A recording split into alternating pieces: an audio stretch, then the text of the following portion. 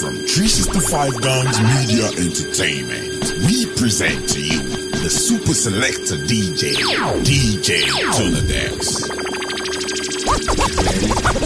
Calling me a monster, calling us fake. No way, no way, no way. Calling me a monster just cause we say it. We're from the block where we reign, where we create back. Association of Lady Pharmacists, ALPs, ALPs presents the 17th Biennial National Conference, Coal Cities 2026. Theme, Women and Resilience, Sustaining Health and Wellness in Challenging Times. Chairman Opening Ceremony, Pharmacist Ike John Ugwu, FPSN, FNAPharm, CEO Pharmacare Support Group. Keynote Address Speaker, Pharmacist Margaret, Baale, B.Pharm, MBA, MSc, FCA, FPSN, Pharmacist, Chartered Accountant and Investment Banker. Guest Speaker, Pharmacist Gabriel, Gambo, Nmadu. Founder, HealthTech Innovations, Kaduna. Workshop topic, Harnessing Artificial Intelligence for Innovative Healthcare Delivery. Chief Host, Pharmacist Ibrahim, Tanko, Ayuba, FPSN, FNAPharm, MIAD, MBA, President, Pharmaceutical Society of Nigeria, PSN.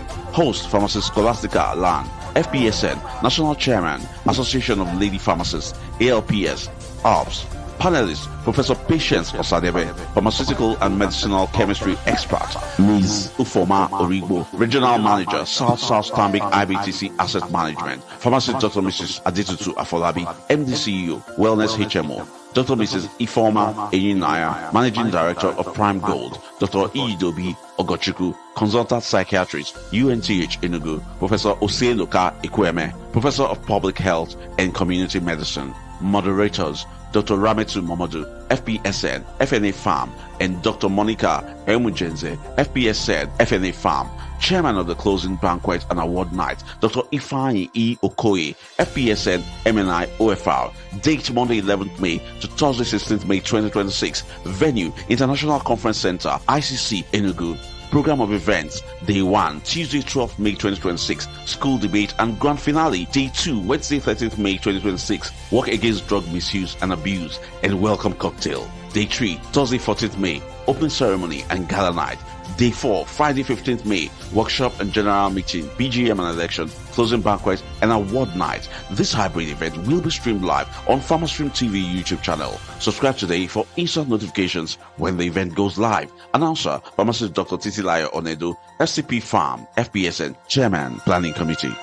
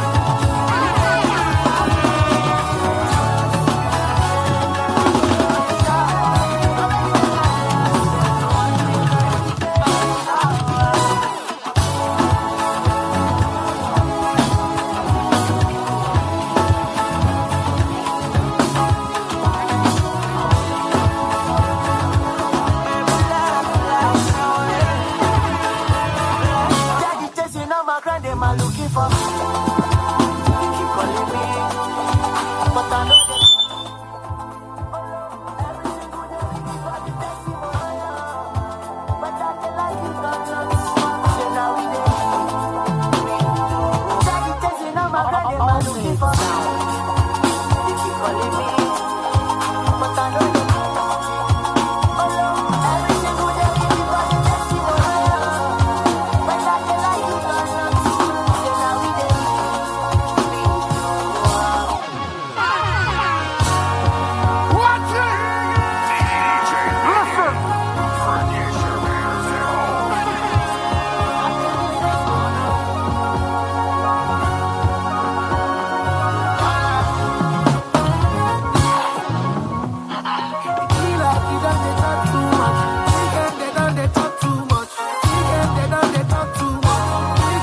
Good morning, distinguished colleagues. If you are for this conference, please come into the hall.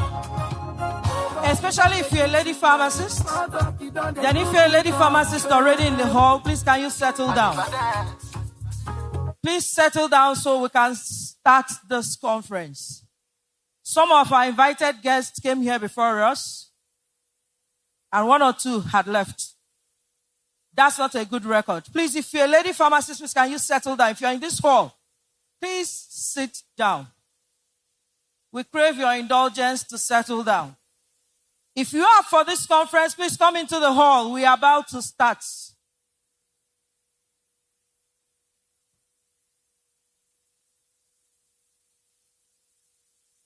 Good morning, distinguished colleagues. The president of the FPSN is in the house, and distinguished fellows of the Pharmaceutical Society of Nigeria. The chairman for this session has been here for hours with his very beautiful, elegant Queen of Steve's wife. She is very recognized too. Their son is also in the house. With me to do this program today is the National Publicity Secretary of the Pharmaceutical Society of Nigeria, Pharmacist Queen Lizette. Please take a bow, Zinekwe. Take a bow, take a bow, take a bow. Thank you so much. And my name is Pharmacist Taboma Isomibe FPSN. Please, can we settle down so that we can run? Media, are you ready for us?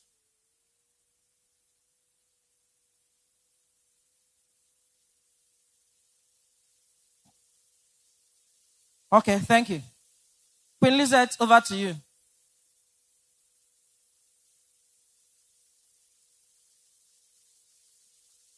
Okay, I wish to welcome us again to the 17th Biennial National Conference of the Lady Pharmacists. And please, we want to have a company presentation before we take on our recognitions.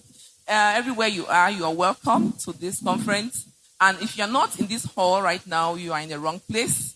I crave your indulgence for everyone to come in, sit down, settle, and let's start our conference. Please, we're supposed to have a company presentation. If they're ready, they can signify so we can take on that while we start on with our other recognition. Sea Green Pharmaceuticals, please. Sea Green. Thank you.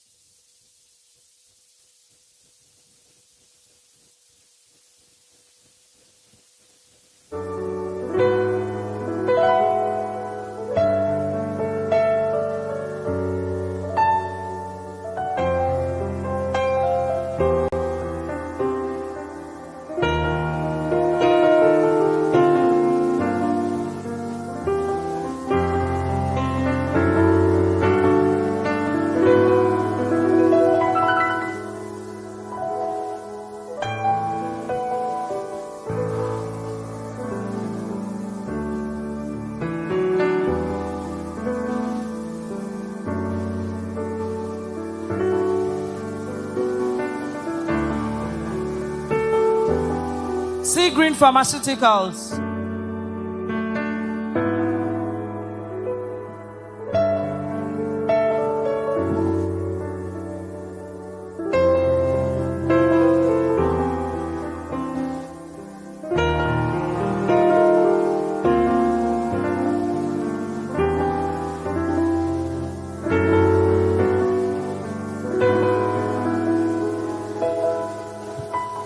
Representative of Sea Green Pharmaceuticals. Your time starts now. While waiting for Sigwin Pharmaceuticals, let's take some recognitions. Let's recognize some key pharmacists that are here with us already.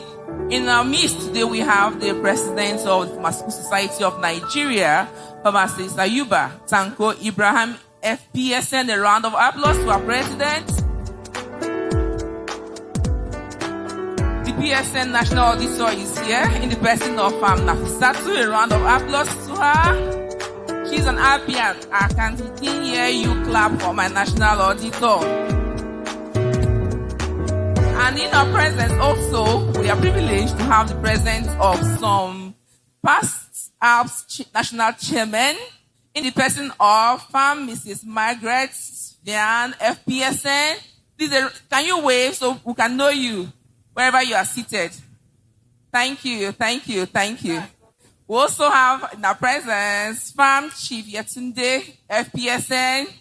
A round of applause. She's our past chairman. These are our living ancestors in ALPS. Recognize you. Then we also have in our midst Farm Mrs. Victoria Ugwu, FPSN. Yes, keep clapping. Thank you so much. And we also have in our presence here the Vice Chairman, BOF, Farm Dr. Ramatu Mamodu, FPSN. I also want to let you know that in this place today, she's also representing the chairman of BOF, Farm Uche Apakama. Oh, he's coming. Okay, thank you. Please, that's our vice chairman. Please wave. The vice chairman with all the T's in BOF. Thank you, ma. Thank you, ma. We have in our midst here, Pharmacist Ifeinwa Oyeri, Enugu PCN Zonal Director, representing the registrar of PCN. Please, a round of applause to her. She's already seated. We have our own chairman of today's occasion, Pharmacist Ugwu. He's here with his lovely wife. Please wave, wave, wave, wave for us to see. And Pharmacist Ugwu, please wave for me too. Thank you, ma. Thank you, ma. You've been here since. We appreciate you all. We appreciate you all. And please, before we start and continue, please, if you're a fellow, I will not be able to call all the names. Please, can you just stand up for recognition? All the fellows in the house, please. The round of applause, can they just stand for recognition? Yes, it's not easy. You should be clapping, you should be clapping, you should be clapping. All those YPGs I'm seeing behind there. We thank you, we thank you, you thank you. I'm seeing all their faces. Okay, let me not make any mistake. Please, you can have your seat again. Okay, we also have here, if you are an ALPS Merit Award winner, can you take on your stand up? Let's see you and recognize you specially. The round of applause to them. These are the Merit Award winners for ALPS. Please, we appreciate you all for making out time to be here with us. And also, before I step down for Sigwin Pharmaceuticals, let's also recognize the presence of all the state chairman and secretaries. Stand on your feet. Let's see you and recognize you. Please, let's clap for them. They are the people that push forward ALPS in all the states in Nigeria. Please, clap for them. Clap for them. Be clapping for your states and for other states. Yes, recognize. I'm seeing their faces so that I will not make that mistake again. Thank you. Have your seat. So, Sigwin Pharmaceuticals, are they here? I also have some recognitions here. Chief Mrs. Etela Sogwa, former provost of IMT, also a former commissioner. Can I see your hand? Yes. Round of applause. Okay, Chief Mrs. Etela Sogwa is also the permanent secretary in Enugu State. Please, is she here? Thank you, ma. Oh, okay. Please, a round of applause to her too. And we have in our midst Professor Ifeoma Okoye, consultant radiologist with UNTH, convener of Breast Without Spots worldwide. That's huge. A round of applause. Where is she seated? And I'm seeing some people I'm supposed to recognize. Professor Ukwe is here. If I stand here, I don't recognize her. She will hit me on the head if I come down from this stage. Please, everybody, you are here. You are welcome.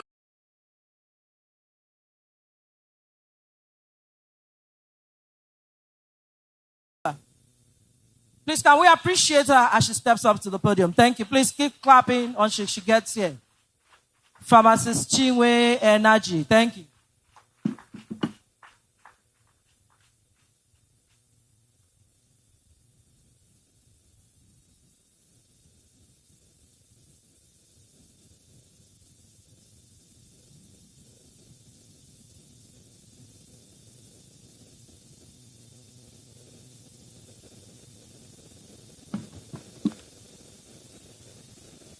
Good morning, everyone.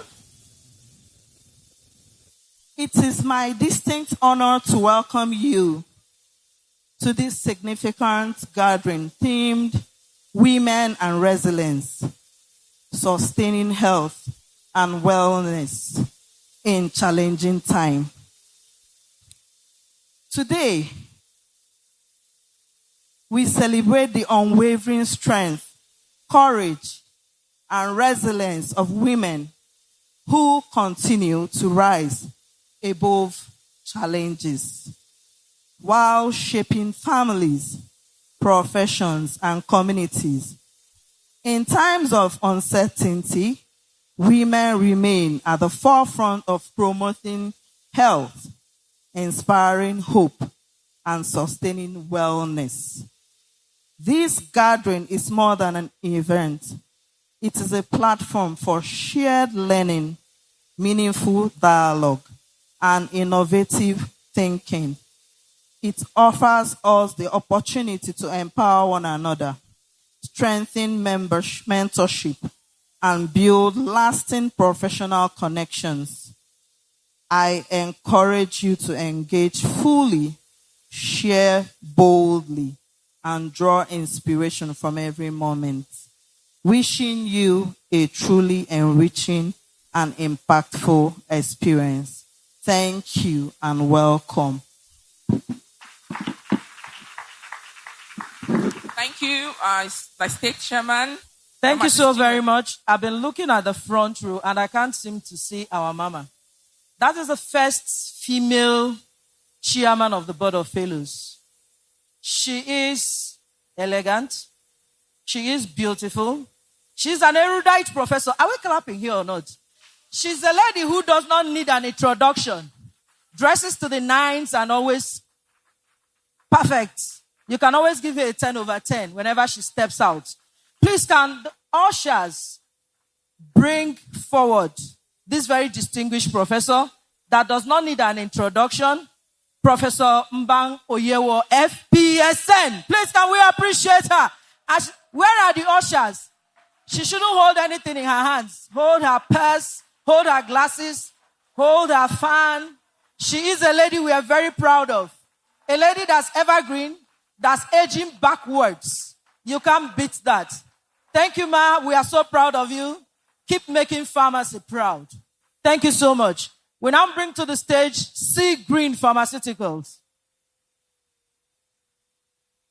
Stephen, are you ready? Okay, please, if you have we have a missing jewelry in our custody, you can meet us at the back to receive it. We also want to recognize the presence of Dr. Adetutu Afolabi, Wellness HMO Panelist. Please, a round of applause to her. She's here. Sea Green.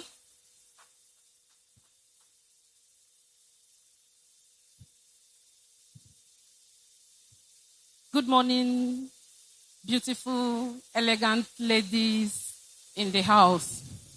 My name is Mrs. Evelyn Okorie from Sea Green Pharmaceuticals Limited. First, I want to appreciate every lady pharmacist seated here for your love you have showed Sea Green over the years. We want to appreciate you because without you, we will not be where we are today. You don't only prescribe, you dispense. And we are grateful. At this point, I want to announce to you that Sea Green has even added to her portfolio. We now have our artemether lumefantrine 8480. We also have our ulcer kit. The 8480 has come in gel, soft gel. We also have an ulcer combi kit, Helifast, and we have our pentazocine in the house. Thank you so much. Today, we want to look at vulvovaginitis. Today we want to look at vulvovaginitis. These are ranges of our products.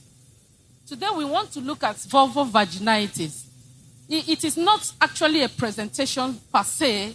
It is a call for us to have this burden and partner with Sea Green to let this burden out of the society.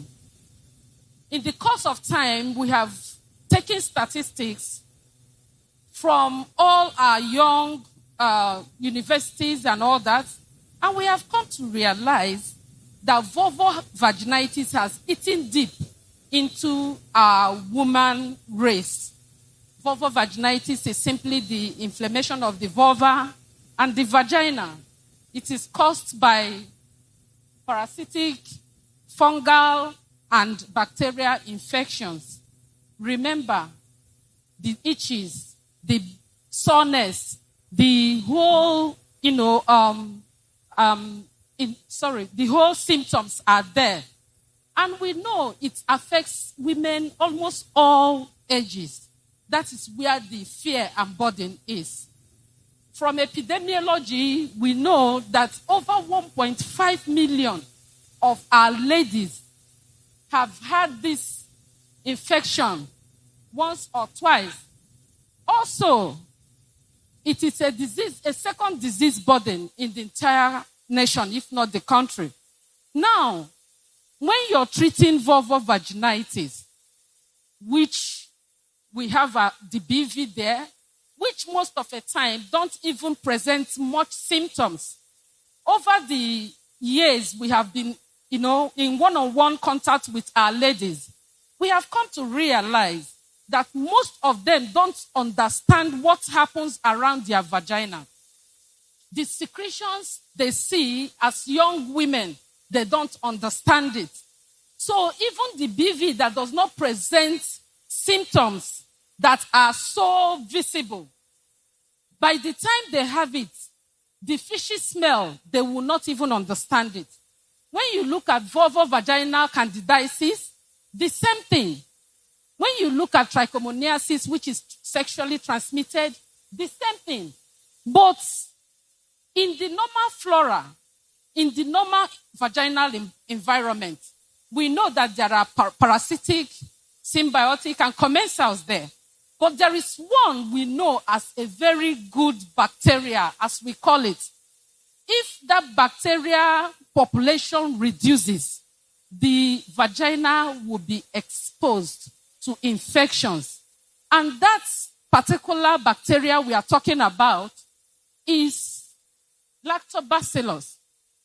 What is the work of lactobacillus? Lactobacillus excretes hydrogen peroxide that creates a harsh environment for the bad bacteria to come in. It also releases lactic acid that maintains the acidity of the vagina. I mean, slightly alkaline nature of the vagina. You know that when a woman is menstruating, the estrogen level goes down.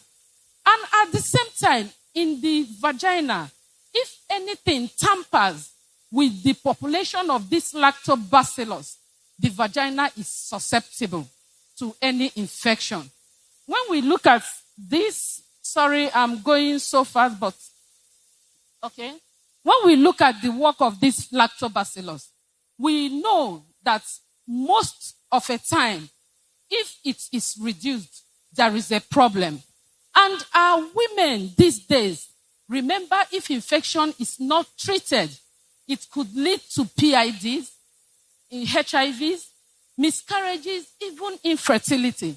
And most of them have taken it as a stigma. Most of them don't even go to hospitals.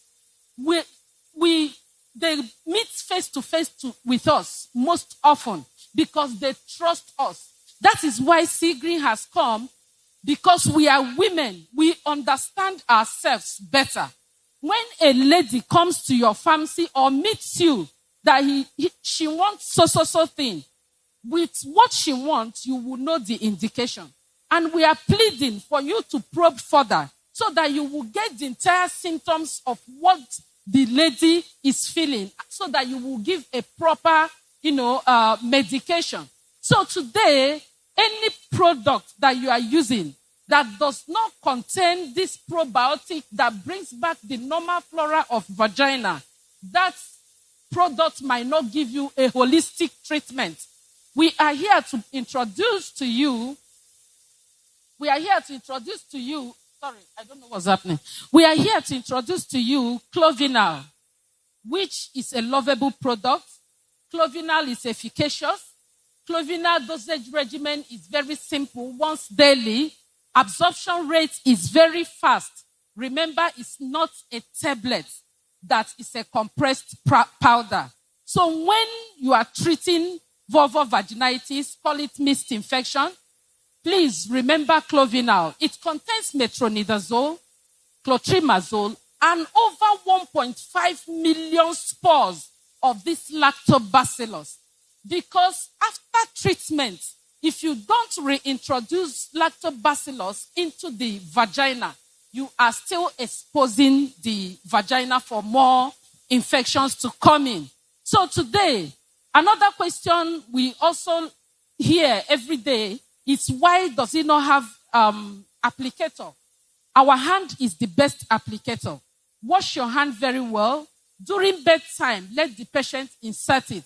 Another problem we have with Clovinal is non-compliance per se, non-completion of the dosage by women. Women have come up to us in the course of our job and all that.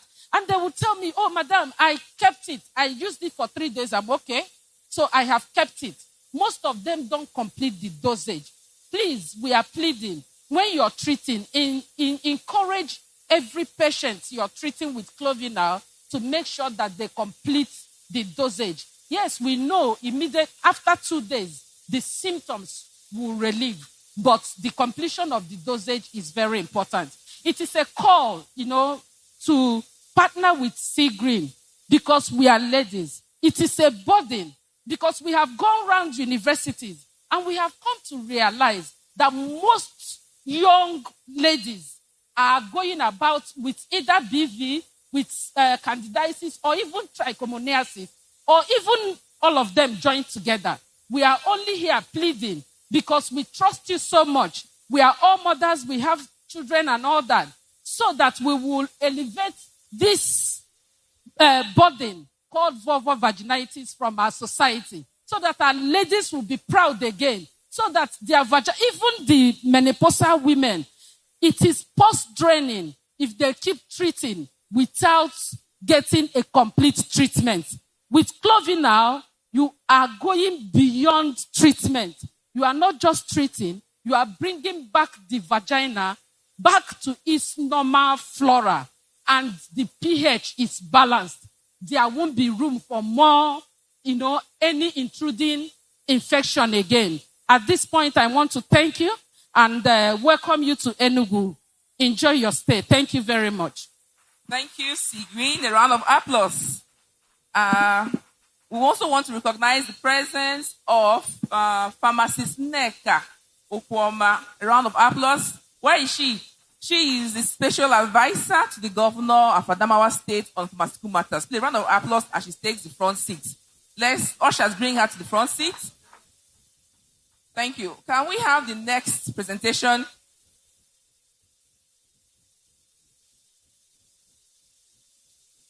Mega Life. Are they ready? Mega Life.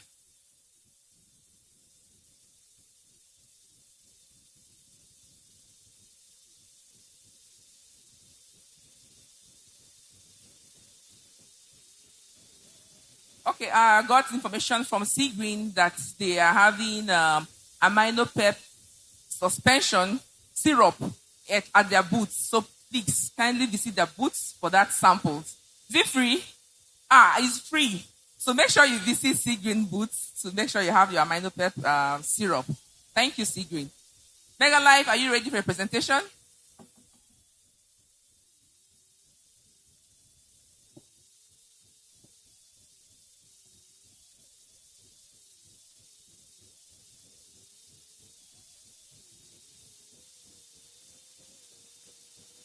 While waiting for Mega Live for their presentation, CPC Chairman, are you ready for your opening remark? CPC Chairman.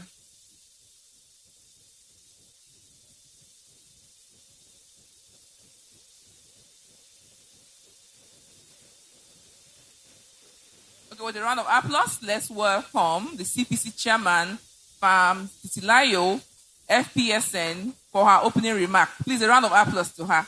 Mega Live, we're still waiting for you. Please, we should be clapping. This conference is a conference with a difference. You can see from yesterday till today how much work she has put into this conference, and I think she deserves some applause. Please, can we give her a round of applause as she come up and give us her opening remark? Please keep clapping for my CPC Chairman. I call her Capacity.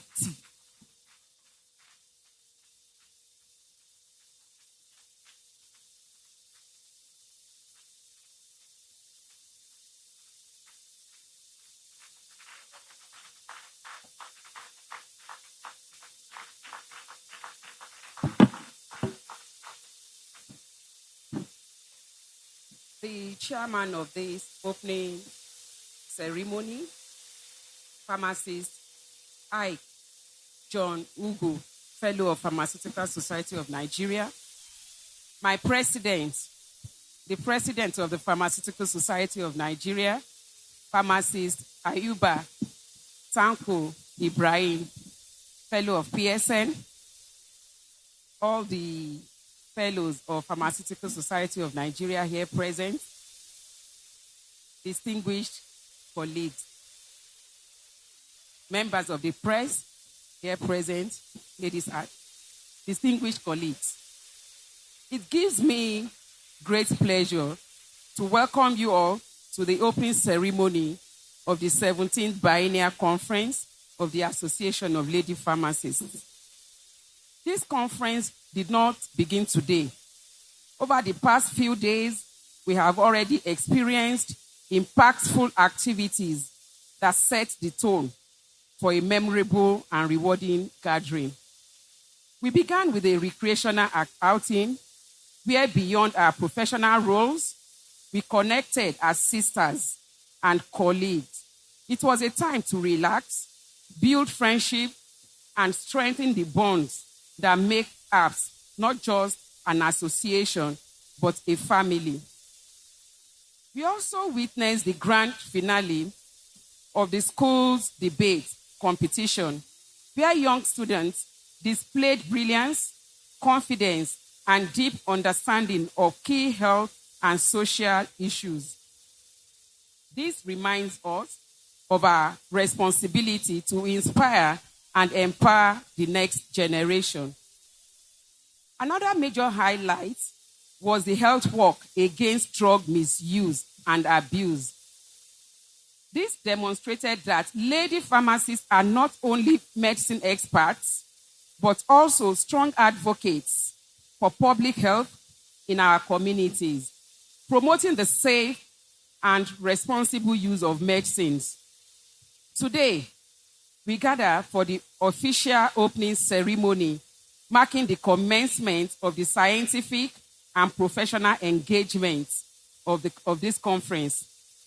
We look forward to rich scientific sessions, professional interactions, and policy discussions that will strengthen our practice and impact. During this conference, we shall also conduct one of the most important responsibilities of any professional body, our elections, where new leaders will emerge to continue the vision and build on the existing foundations. We will also celebrate excellence at our closing banquet and award night, recognizing individuals who have distinguished themselves by service, leadership, and commitment. As we declare this opening ceremony underway, I encourage us all to participate actively, network intentionally, learn deliberately, and enjoy the fellowship this conference provides. Let this conference strengthen our commitment to professionalism, service to humanity, and the advancement of pharmacy practice. On behalf of the organizing committee, I warmly welcome you all and wish you a successful conference. Thank you, and God bless you all.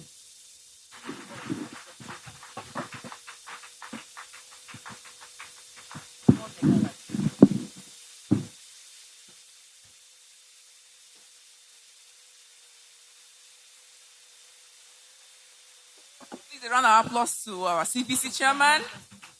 She has welcomed us, and she has told us that wherever you see, you are free to take, because she is the engine house of this conference. Please, we're still waiting for Mega Life for the company presentation, and also waiting for the government protocol so that we can establish protocol and kick off our conference. Mega Life, are you now ready? Not ready.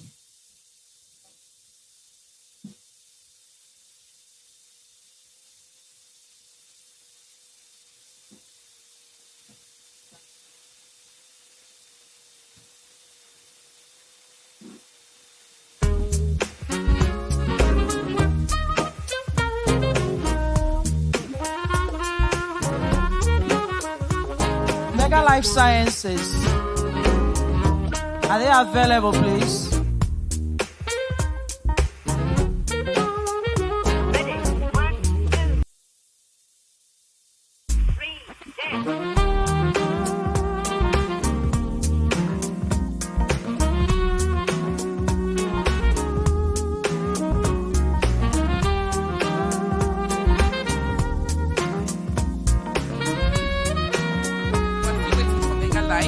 While waiting for Mega Life, can we make welcome our own national chairman out? Are you ready?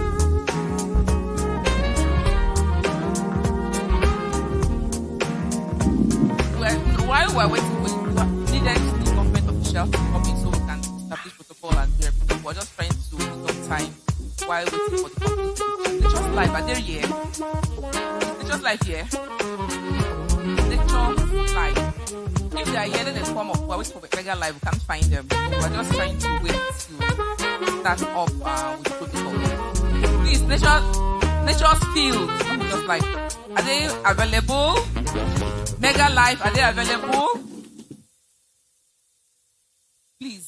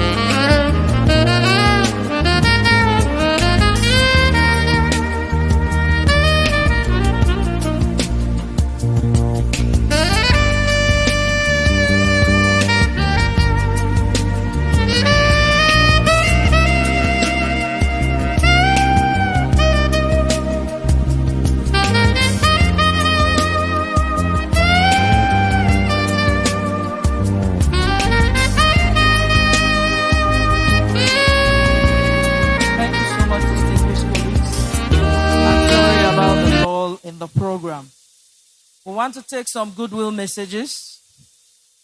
First on the list is from another distinguished professor, a professor we are very proud of, and that is no other person than Professor Mrs. Cecilia Ihuoma Igulo, OON, FPSN. She is the past president, West African Postgraduate College of Pharmacists, vice president, Nigerian Academy of Pharmacy, Vice Chairman, ECOWAS Regional Council for Health Professional Education. She is a professor whose citation reads like a textbook. She had wanted to deliver this goodwill message herself, but the Nigerian network wouldn't let her. So we invite this very elegant lady here, Pharmacist Dr. Somire, to do us the honors of sounding and looking like Professor Cecilia Iguilo, OON, FPSN. Please, can we appreciate her? Thank you. Wow. To be honest, I should try and sound like her. But truly, mommy is trying to connect. Am I permitted to confirm from her? She's trying to connect. But she said if she doesn't connect, I should go ahead and read. So this is the voice of Dorcas. But you are going to be hearing the words of Professor Cecilia Ihoma Iguilo, OON. Please take note. All right, so I would have been happy to hear my mommy's voice, but I will try my best. Okay? So this is goodwill message to the Association of Lady Pharmacists of Nigeria by Professor Mrs. Cecilia Ihoma Iguilo, OON. She is the past president, West African Postgraduate College of Pharmacists.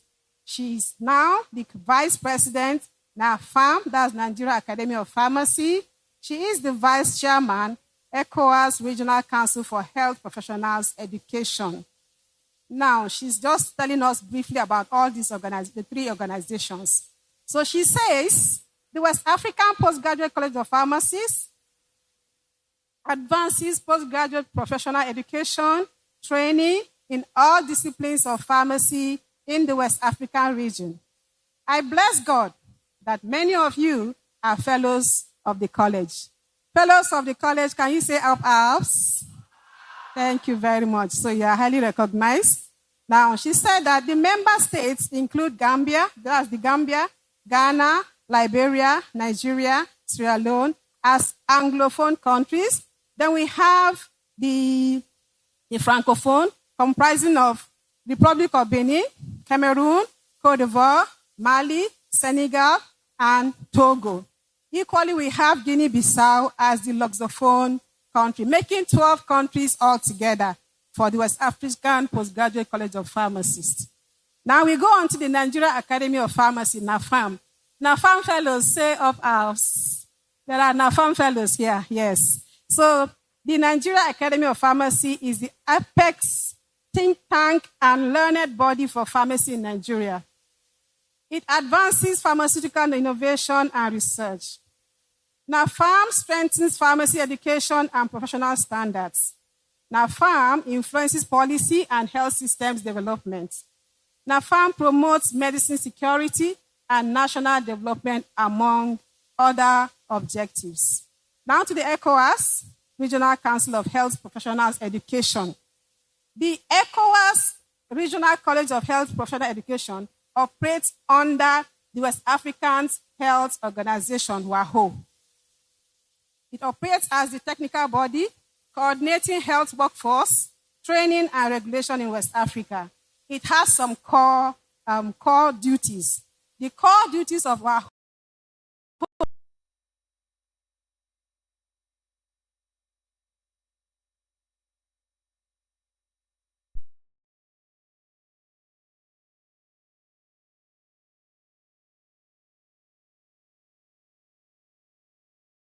networking and a safe, successful conference. May your resilience continue to be a beacon of hope in all your delivery services across Nigeria. Congratulations once again, and best wishes for a memorable conference from Professor Cecilia Ihoma Iguilo, OON, through Dorcas Nyala Somire. Thank you. Yes, thank you so much. You did so well. A round of applause to Professor Ihoma Iguilo, OON, FPSN. We thank you for that goodwill message. In our presence, we have some chairman of technical and interest group. With a round of applause, let's make welcome the presence of the ACPN chairman, Pharmacist Ambrose Eze is here. And as he's greeting, he's coming up to take his goodwill message, as we're also recognizing him now. Please be clapping as he comes in. I heard he's the first son of PSN. My president would let us deliberate on this later on. Pharmacist Ambrose Eze. And also here is the son of the soil in Enugu State. Please, let's keep clapping to this erudite son of PSN. Whether he's the first or the last, we're going to deliberate that in the stakeholders meeting. Please, thank you. We also want to recognize the presence of the CPAN chairman, Dr. Maureen Wow, for a round of applause this year. Yes, she's also an ALP, and thank you, my ACPN chairman.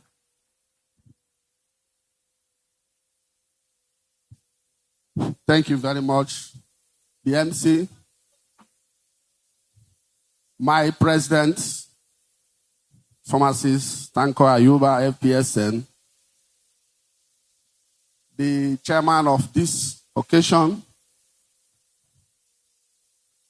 fellows of Pharmaceutical Society of Nigeria here present, Merit Award winner, distinguished community pharmacist awardee, ladies and gentlemen.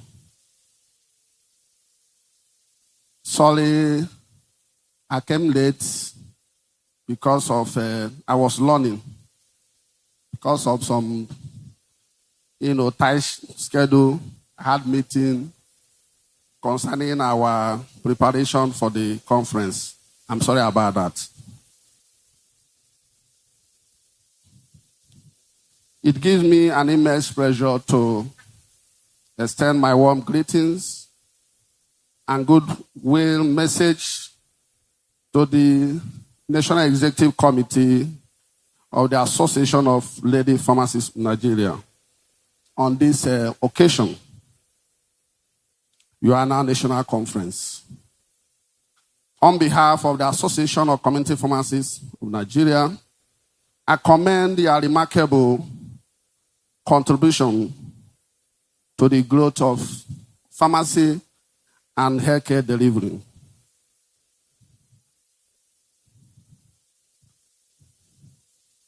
Your leadership in healthcare delivery, services and pharmaceutical practice, and national development, your dedication and professionalism, and resilience continue to inspire excellence. Sorry, the first son, second son, last son, everything son of the PSN. We want to please recognize the arrival of the distinguished First Lady of Enugu State. Her Excellency Chief Mrs. Nkechinyere Ihoma Mba. Please, can we appreciate her? Please, can we be upstanding? She is here represented by the wife of the Speaker of the House of Assembly, Enugu State House of Assembly. Please appreciate her. And as soon as she gets to her chair, we take the national anthem, the first stanza and the third stanza that is going to act as the opening prayer. You're welcome, Your Excellency. The national anthem, please.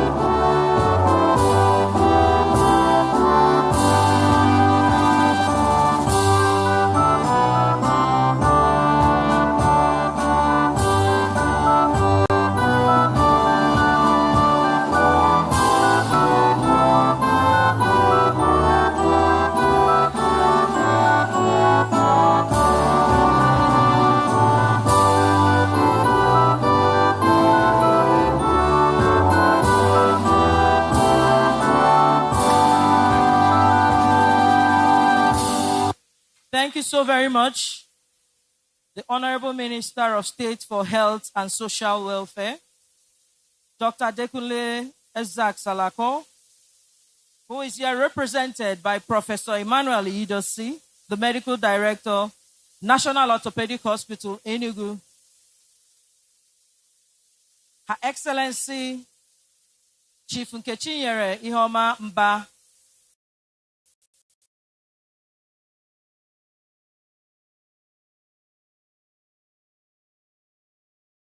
To serve as your chairman.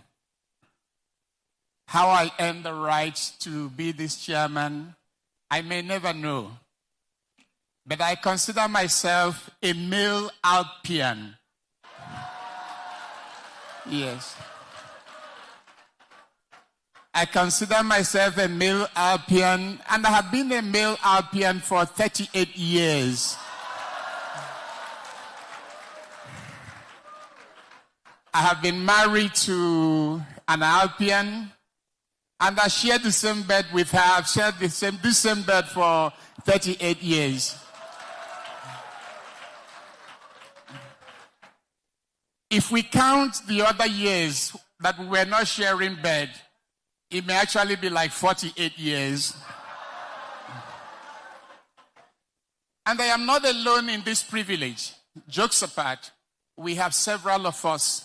Yesterday, I tried to task myself into remembering how many of us male pharmacists that are married to female or married to ALPians, and I could easily count up to 15. Even in this hall, we are many. Yeah. The likes of Deji Shinoiki, the likes of Professor Larry Baale, even Kingsley, even Chris Ehimen, even Tony Oyawole. We are many here. Ifeyinwa Oheri's husband is a pharmacist as well. So we are really many. How I got selected to be the chairman of the occasion, I don't know whether it has something to do with it. But we've been enjoying the company of ALPians in the professional side and in the other room as well.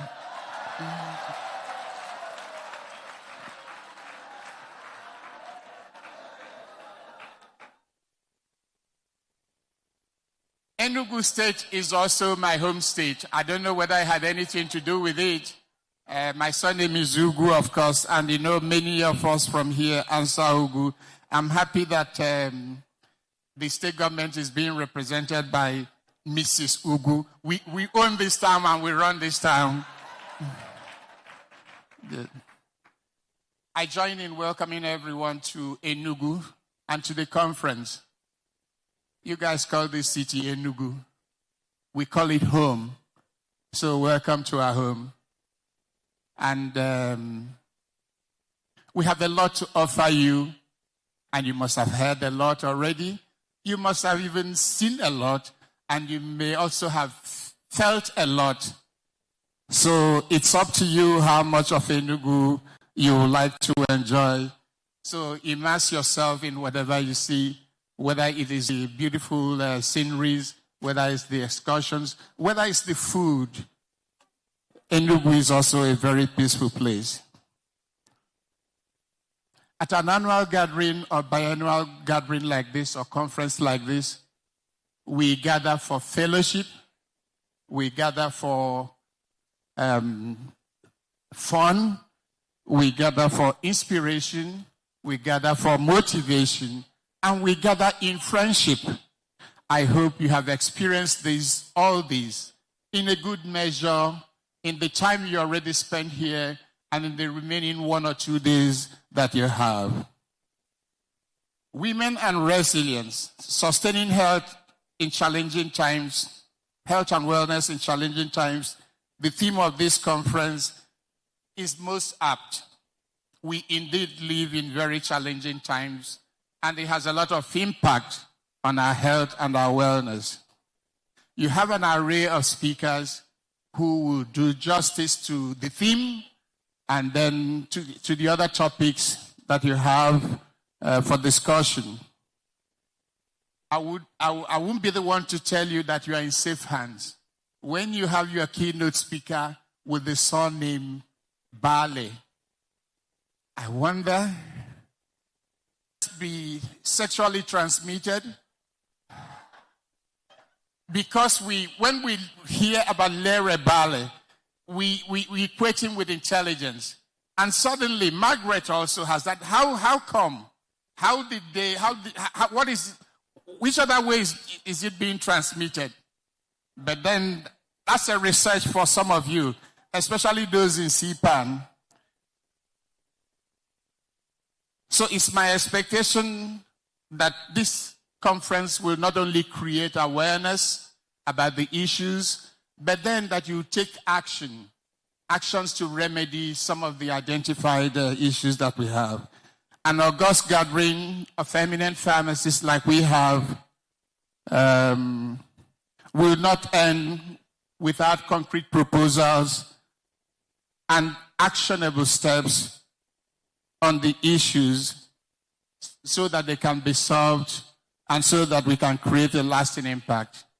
I'd like to welcome you again and to enjoin all of us to participate fully in the rest of the programs as they unfold and to enjoy a great conference. Before I end, I was talking to the Duke Otite, who is also a male Alpian.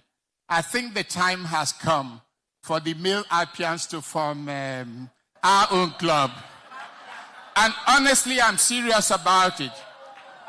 If only for some political capital that we may command. Yeah, because suddenly I'm seeing some political pharmacists that are in our presence, and it's because they know the value of ALPs when it comes to PSN politics. Imagine if we, the male Alpians, form a core group. We at least will benefit from all these vote-seeking people. Fellow pharmacists, I have the joy and the pleasure to welcome each and every one of us again, and I'm very happy to serve as the chairman for the occasion. Thank you very much. Thank you, sir. That applause is not good enough. He's my brother. Can't you see that I'm bugaing? When the chairman of the occasion is erudite, everything is going to flow. Thank you so much, sir. We'll invite the lady who has been driving the bus, the tear rubber bus, because Alpians are ageless. Look at their faces. Lady pharmacists are evergreen. You cannot distinguish between those in their 80s and those in their 30s. Energetic. So she's been driving this vehicle, and she's been a good pilot, and she's done so much. She has left her footprints in the sands of time. We want to recognize her and bring her up here to do her remark. She's no other person than the First Lady of Alps, the African Queen. You can see her with her natural haircut, with steez. The National Chairman of the Association of Lady Pharmacists, Pharmacist Scholastica Menaland, FPSN, standing ovation, Lady Pharmacists. Please appreciate your National Chairman. Keep clapping. Nsuki. Keep clapping until she gets to the podium. It is not easy to lead women who are highly educated, who are highly enlightened, intelligent women, and you come out smelling of roses. That is a great achievement. Congratulations, ma. This is our last conference, actually, as National Chairman. You're welcome, ma. Nsuki.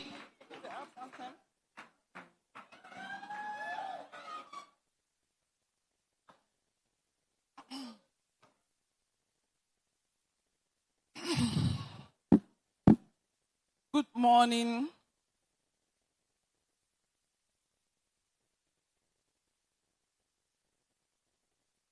Thank you so much on the request of our National Chairman.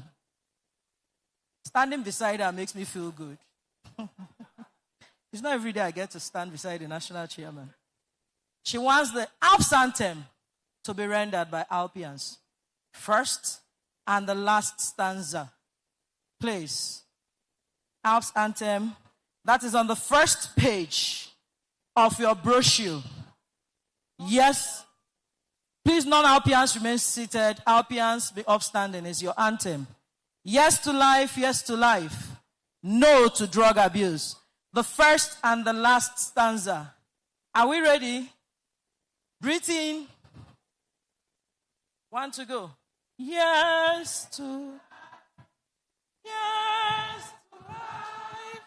No to drug abuse. Yes to life. Yes to life. No to drug abuse. For you, for me, for all of us. No to drug abuse. When in doubt, ask your pharmacist. No to drug abuse. Yes to life. Yes to life. No to drug abuse. Yes to life. Yes to life. No to drug abuse. Thank you very much. Once again,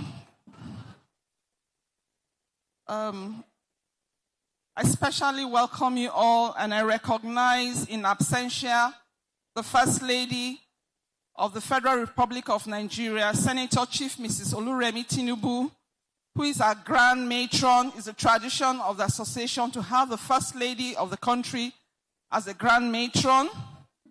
I recognize our chief host, the Executive Governor of Enugu State, Dr. Peter Ndubisi Mba, the First Lady of Enugu State, Chief Mrs. Chinyere Ihoma Mba, ably represented by the wife of the Speaker, Mrs. Chinyere Ugwu, the Honorable Commissioners here in attendance, the representative of the First Lady of Adamawa State, my superwoman, Neka Ukoma, the guest speakers, my president.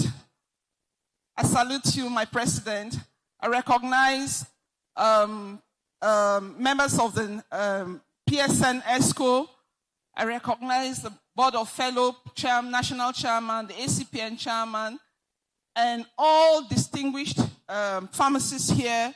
Good morning. I stay on other protocols as established. It gives me great joy and honor and gratitude indeed to God Almighty to welcome you all, our distinguished leaders, royal fathers, government functionaries, distinguished guests, colleagues, and other members of the healthcare team and friends of pharmacy and gentlemen of the press to this 17th Biennial Conference of the Association of Lady Pharmacists. Welcome to Enugu State. No. Nsunekiki. Since the birth of the association in 1988, every 2 years we converge to hold a biennial conference, and we have come a long way. This is our 38th year as a professional body. The next 2 years will be 40 years as a professional body run by women. Let's clap for ALPs. We are conscious of our diversity as women, culturally and professionally. Quite a number of us are in so many other things apart from pharmacy, but we'll pull our resources together and synergize our strength to forge on as a professional body, and this indeed has been very remarkable. We are here in Enugu State. As a people, we have been received very warmly. We visited the Ugwu of Nike. He blessed us and granted us blessings and welcomed us warmly. We have had good relationship with the state government officials through the various courtesy visits we've made here. We've had good time at the Nike Lake Resort, and indeed many other activities preceding this conference showcases the hospitality and the warmness of the people of Enugu State. I especially thank you for opening your doors to receive us in our numbers. We as Lady Pharmacists are is an interest group of the Pharmaceutical Society of Nigeria We have members across the whole country, 36 states and the FCT. And we work in government, industry, administration, public health, community service, and politics. You can see the likes of NECA here, taking up political appointments. Many commissioners are among us, many government appointees. The mother of the day was a former minister in Nigeria, and she is a pharmacist.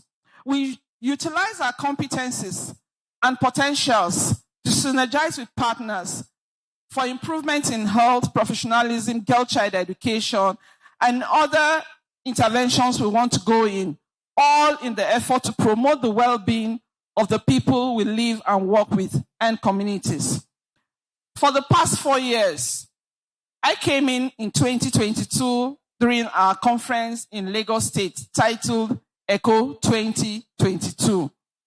And we have worked together with the various state chapters, building on past leadership structures to enhance performance and go on promoting the ideologies and objectives of the association. We've expanded through all the states of the country.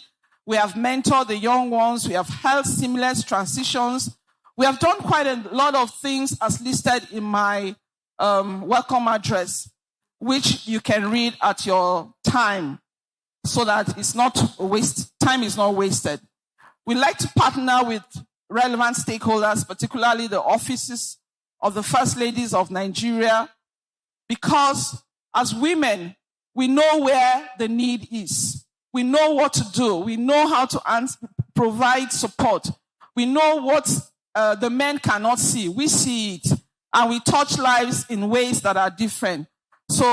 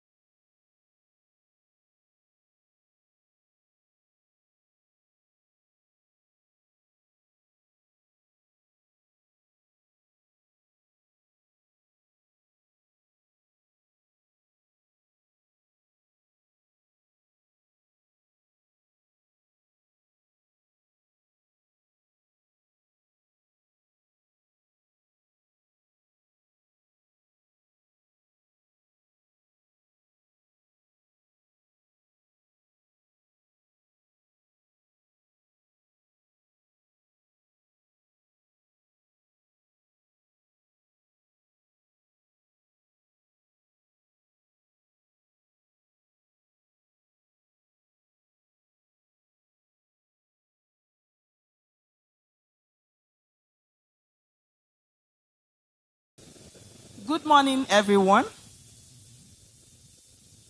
It is my distinct honor to welcome you to this significant gathering themed Women and Resilience, Sustaining Health and Wellness in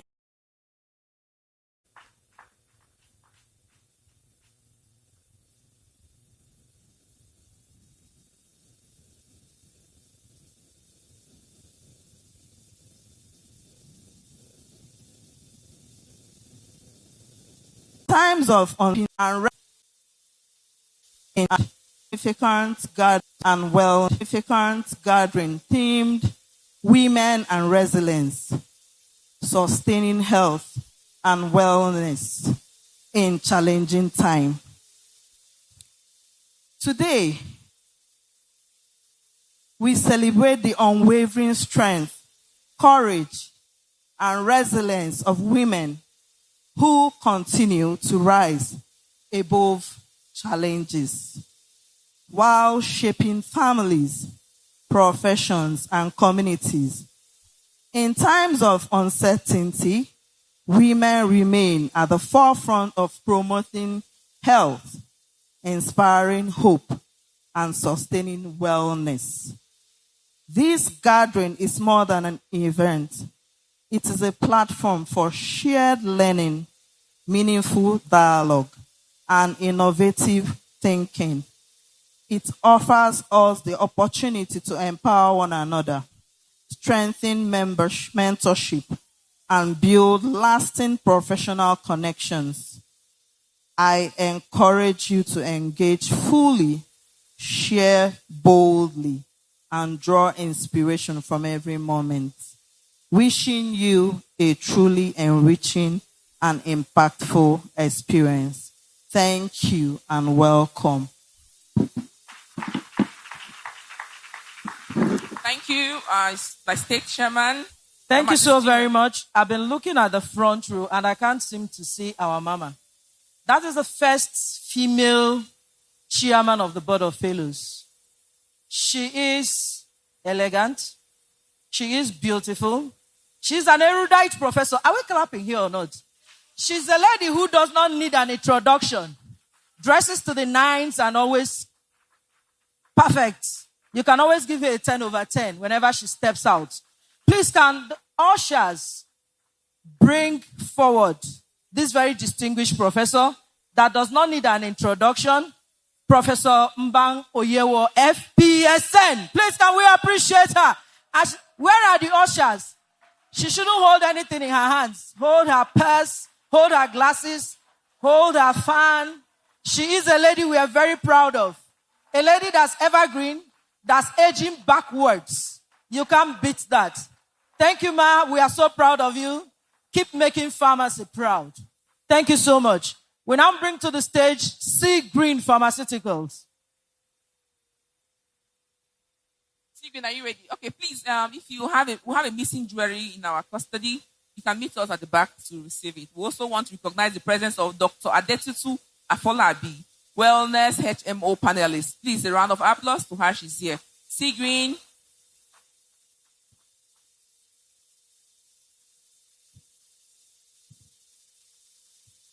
Good morning, beautiful, elegant ladies in the house. My name is Mrs. Evelyn Okorie from Sea Green Pharmaceuticals Limited. First, I want to appreciate every lady pharmacist seated here for your love you have showed Sea Green over the years. We want to appreciate you because without you, we will not be where we are today. You don't only prescribe, you dispense. And we are grateful. At this point, I want to announce to you that Sea Green has even added to her portfolio.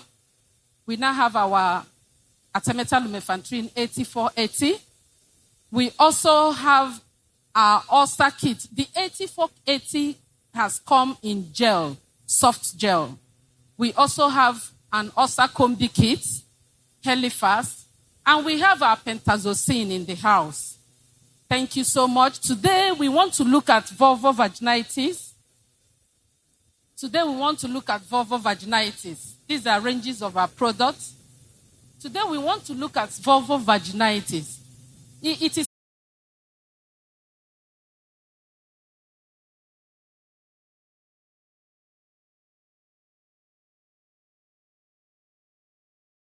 You stand up for the pharmacy anthem, please.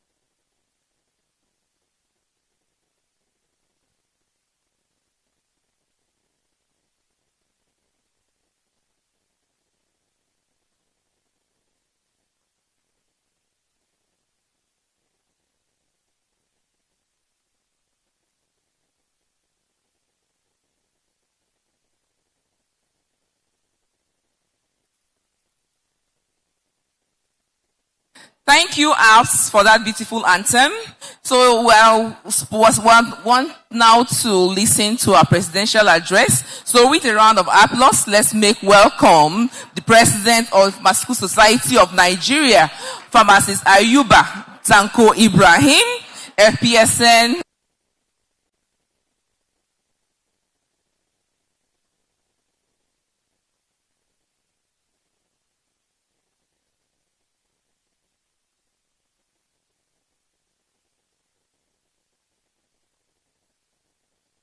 Health also to appreciate us, also to appreciate us. Pharmacy, and he is here live in Enugu to stay with us and also to appreciate us. My president, sir, you are welcome to the 17th annual conference of ALPs. Thank you, sir.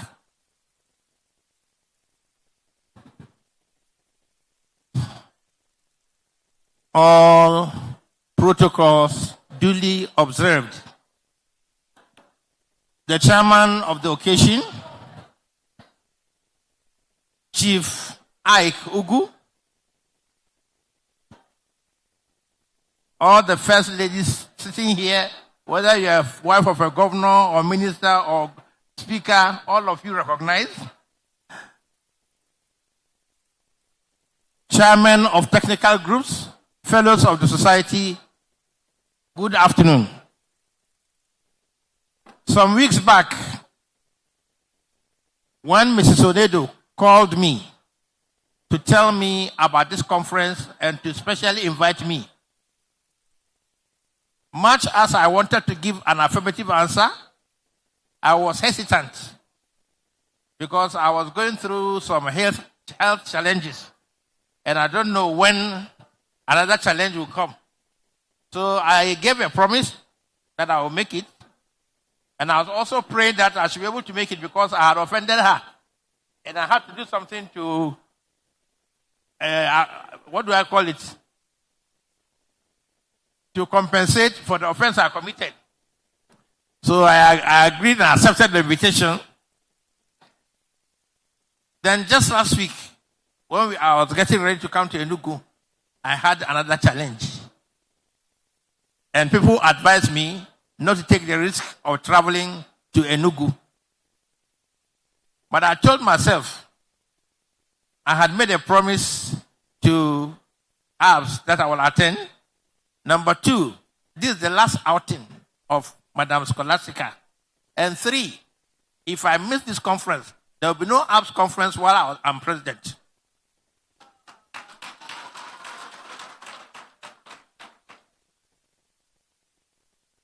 So I took the bull by the horns, went to the NMPC clinic, physiotherapy. I said, patch me up, so that I can go to Enugu.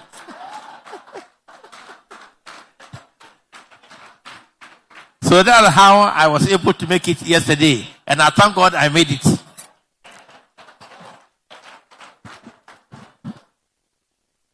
I warmly felicitate with the Association of Lady Pharmacists on the occasion of the 17th Biennial National Conference holding in the beautiful coast city of Enugu. I commend the leadership and members of ALPs for their consistent contributions to professional excellence, healthcare delivery, mentorship, and national development.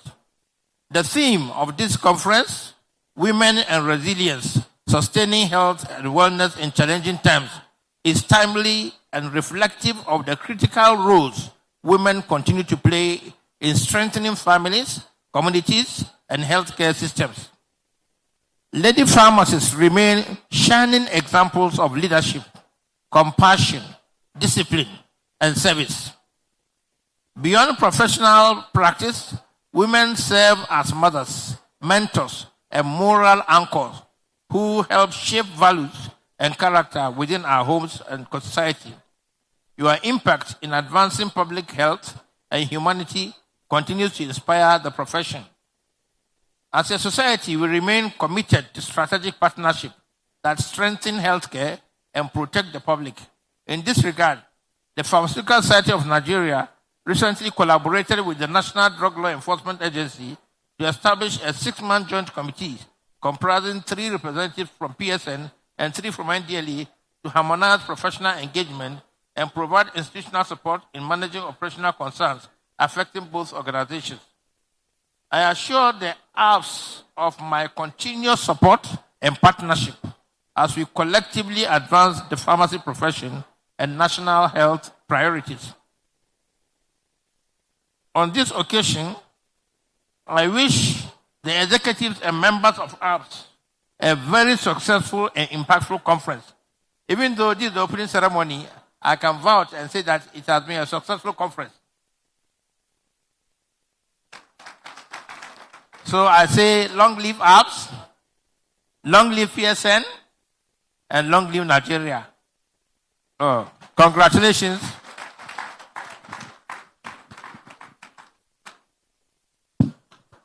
Where are the MCs? Have you want me to continue as MC? No. Thank you, sir. Please, a round of applause to our president. You said, only thing I heard that he said he patched himself up to make sure he was here. I didn't patch himself up. He intentionally wanted to be here, and that's why he's here. Please, a round of applause again to him. In our midst today, we have the Honorable Minister of State for Health and Social Welfare, and he is represented by Professor Emmanuel Iyidabi, the Medical Director, National Orthopedic Hospital in Ugwu. Please, can he come to the front? I heard he's somewhere behind. No, Please. he's here. He needs to do his remarks, sir. Okay. Please, sir. Yeah, come up to you for your remarks. Thank you. Please, round of applause to him. Please, it is noteworthy that he was here as early as 9:30 a.m. and he had to go back to his office to sign some documents. Please, can we appreciate him?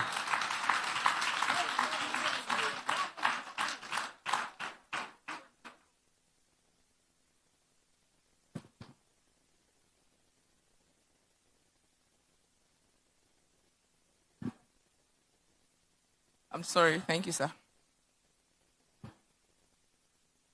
Okay. The president of APN, the president of the Association of Lady Pharmacists, distinguished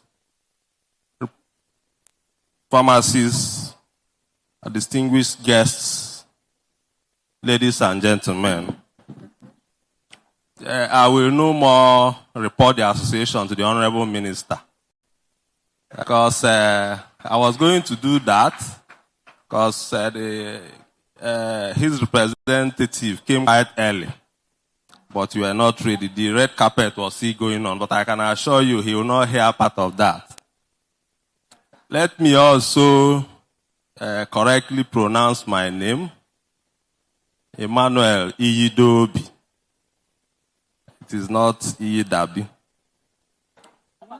So, but it's a great opportunity to represent the Honorable Minister of State for Health, who is a great leader in the health sector. He has shown extreme capacity to lead the health sector, especially in trying times and crises in the country. And he brings you goodwill from the ministry. The Ministry of Health and Social Welfare is a ministry that is in the forefront of ensuring that the Mr. President's renewed hope agenda is being executed to the letter.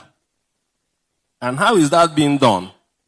It is being done in several fronts. Apart from extensive provision of staff, healthcare professionals for hospitals, there are also massive procurement of equipment. For instance, for the first time, the only modality we don't have in orthopedic hospital is MRI. We have all other radiological modalities, and that is through the support of the ministry. I'm also sure that the ministry is supporting the pharmacy profession in all fronts. One of the ways that the ministry is doing that is the effort of the ministry to ensure that there is local content in pharmaceutical industry. And as you all know, government has set up a process to ensure that as much as possible, majority of medications that we use across the country is manufactured here in Nigeria. This is being pushed hard by your association, and the ministry is supporting it. Now, the theme of your conference, which revolves around women and resilience, is something that, while the pharmacy profession is deepening it, but the resilience of women is something that starts even before conception. As you all know, the X spermatozoa and the Y spermatozoa, the Y has the potential to die 10 times before the X. And it is continued in utero. The conceived female child is more likely to survive than the conceived male child in utero.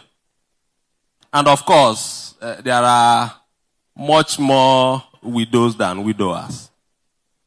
So the resilience of women transcends the history of mankind even before birth. And it is even brought more to the pharmacy profession, and we thank you for that. In our hospital, for instance, the drug revolving fund is the best performing revolving fund in the hospital, and it's headed by women. In fact, over the past decade, women have headed that pharmacy department, and we are grateful for the good job they are doing. In fact, we are now exporting knowledge to newly established hospitals so that they can know how to run a drug revolving fund. And that is one area the Honorable Minister said I must emphasize, that the ministry is working out appropriate measures to ensure that hospitals stop owing those who supply medications. As you may know, the heads of pharmacists of tertiary health hospitals across the country will be meeting soon, if they are not already meeting. And part of the agenda is to design a protocol so that as the medication is being used, the money is being paid. Because we know that if you are unable to recover what you have invested, you cannot continue in the business. Finally, we want to thank you for the support that you are giving the National Health Insurance Agency, and by extension, the SEMSA program, with which the ministry and NHIA is trying to extend universal coverage for health. And this is part of what you are doing. And the ministry and federal government are working around the clock, for instance, to ensure that no Nigerian will have an accident and go to a hospital and is unattended to. And because you also make medications available, we are sure that you continue to support the ministry on that. One way the ministry has supported the pharmacy profession recently is the approval of consultant pharmacist cadre, which the hospitals are now implementing, including at National Hospital in Ugwu. But we want to request that position should not just be a position to earn the specialist allowance. Let it be a position to deepen the pharmacy profession, to deepen training, to deepen manufacturing of medications in the country. Let the compounding units that are now being manned by consultants, let it deepen the out-of-stock syndrome, so that what government has done, you are also expected to reciprocate. Finally, I bring you the goodwill of the ministry and the Minister of State for Health, Dr. Adekunle Salako, and he wishes you a pleasant and fruitful deliberation. Thank you very much. Thank you so very much, sir. Thank you, Minister for State. Sir, you didn't pronounce your name correctly for us. I know we murdered it. Idobi. Idobi. Thank you, Dr. Idobi Emmanuel. Thank you so very much. We want to recognize the presence of Pharmacist Chioma Chukwujeku, PCN Officer, Enugu State Coordinator, Pharmacist Emeka Eloka, Director, Pharmaceutical Services, Enugu State, and one of our panelists that just stepped in, Dr. Mrs. Ifeoma Enyinaigwe, CEO, Prime Gold Ventures, MD CEO, Better Tomorrow for Child Empowerment Foundation. Thank you so very much. As we invite, we're going to have just one goodwill message before we bring up the First Lady to declare the opening ceremony open because she needs to step out for a meeting. Then we'll take the keynote address and some goodwill messages more. Before we do that, we have one very important goodwill message. And this will be delivered by a super beautiful lady who's been here for hours.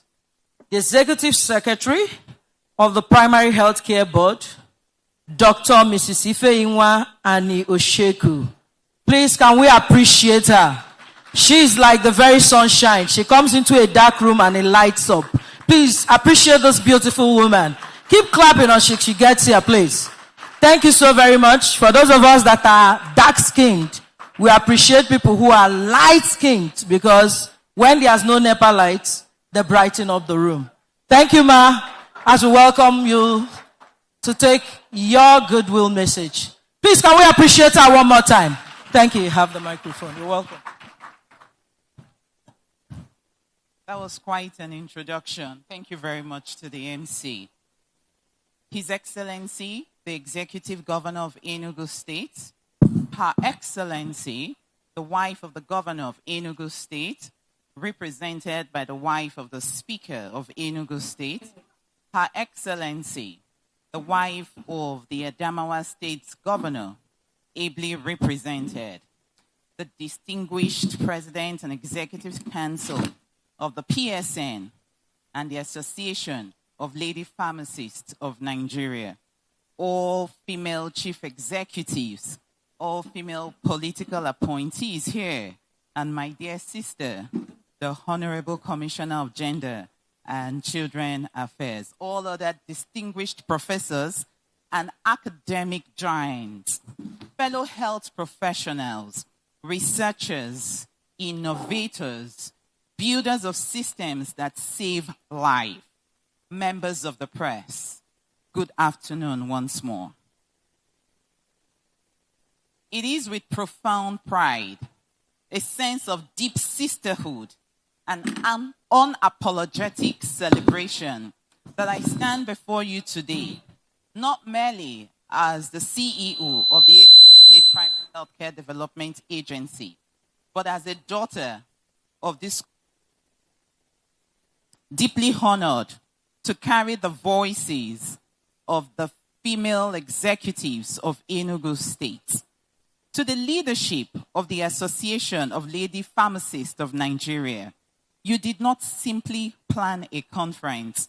You ignited a conversation that this nation and this continent is overdue to have.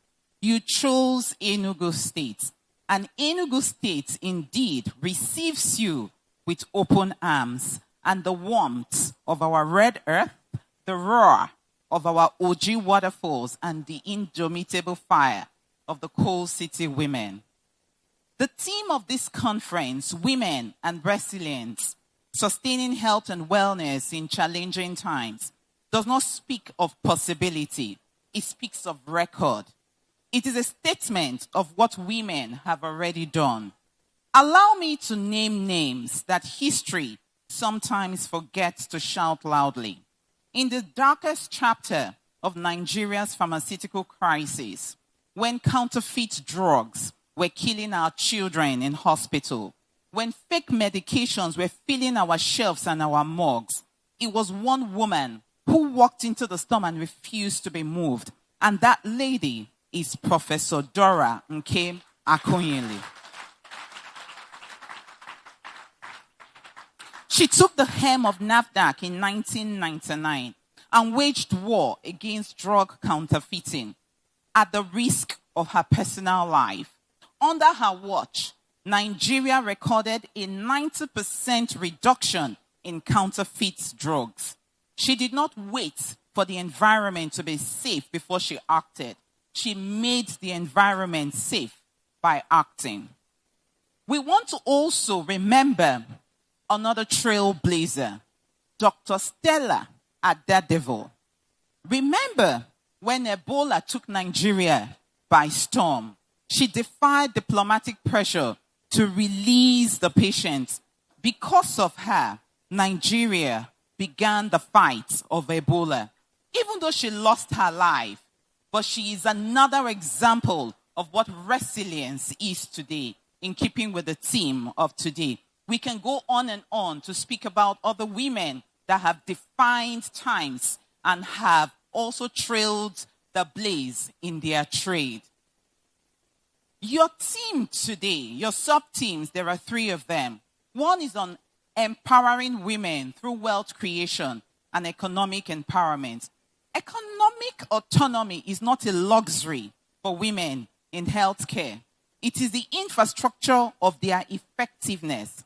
A lady pharmacist whose practice is unfunded cannot adequately stock life-saving medication that her parents need. The system cannot afford to keep women talented but broke. And that's why this team is very important. Speaking on mental health and emotional well-being, we as women, we are trained to hold spaces for others. But sometimes, who holds our hands when we truly need our hand to be held? And that's why one of your sub-themes is also very apt, where we learn the act of also prioritizing our well-being as we continue to hold space for our family and our different potential.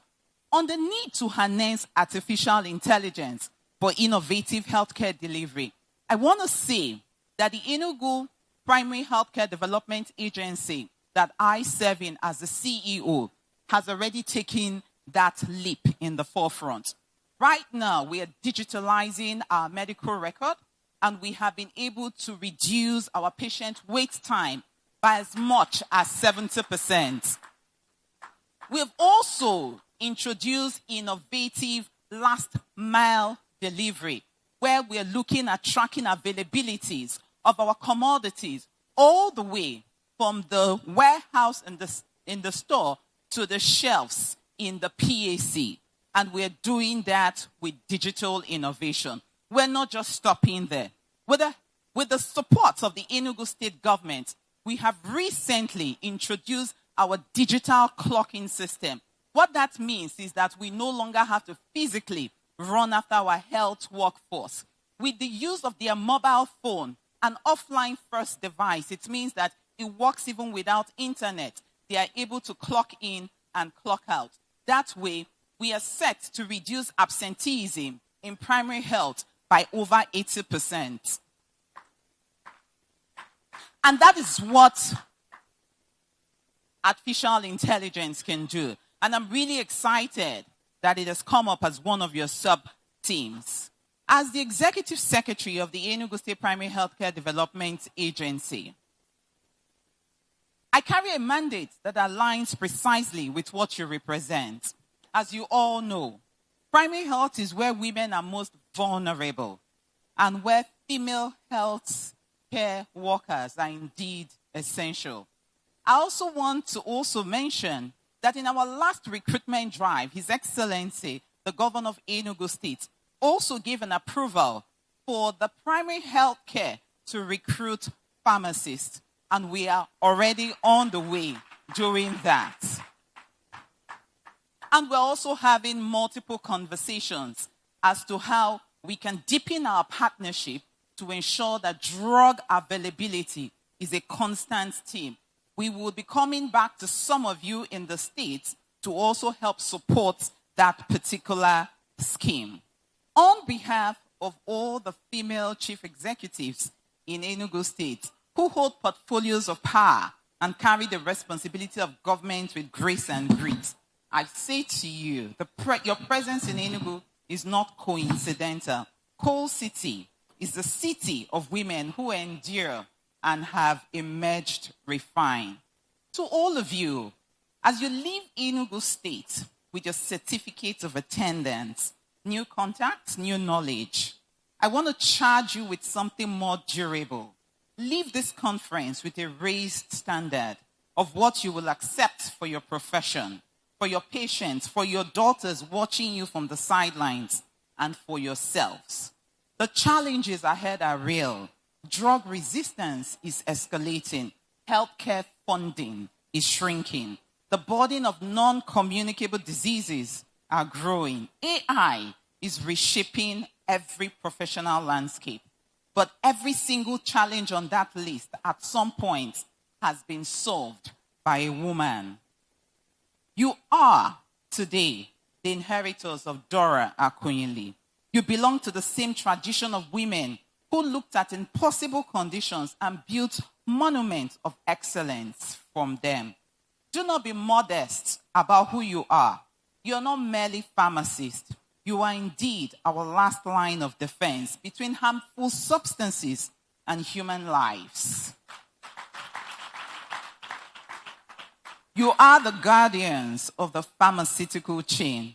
You are scientists, you are entrepreneurs, you are counselors, and you are caregivers, often all in the same working hour. Again, on behalf of all the female executives of Enugu State and on behalf of our Chief Principal of Enugu State, His Excellency, we want to say to all of you here, welcome.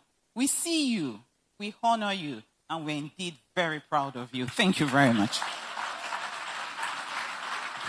Awesome. Awesome. Yes, please, a round of applause. I think that was an awesome message from all the female executives in Enugu State. Thank you so much. Thank you so much. So let's welcome the Commissioner for Children, Gender Affairs and Social Development, Enugu State, Honorable Mrs. Ngozi Eni, for her goodwill message. A round of applause for her. Thank you. Enugu State has beautiful women in executive. Oh, I'm really impressed. So many ALPians. Thank you. Good afternoon, everyone. Welcome to Enugu State, the coal city state. First of all, let me recognize the presence of my madam, the wife of the Executive Governor of Enugu State, Her Excellency Mrs. Nkechinyere Mba, ably represented by the wife of the Honorable Speaker, Enugu State House of Assembly, Mrs. Chinyere Ugwu, and also the representative of the wife of the Adamawa State government. Sorry, I didn't get your name. The chairman of the occasion, the national president of this great association, all protocols duly observed. I commend, it is with great pleasure that I extend my warmest goodwill message to the Association of Lady Pharmacists on the occasion of the opening ceremony of their 17th Biennial Conference in Enugu. I commend the association for its unwavering commitment to advancing healthcare delivery, promoting professionalism, and empowering women in the pharmaceutical sector across Nigeria. The theme of this conference, Women and Resilience, Sustaining Health and Wellness in Challenging Times, is both timely and inspiring, especially in a world where women continue to play vital roles in strengthening families, communities, and institutions, despite prevailing challenges.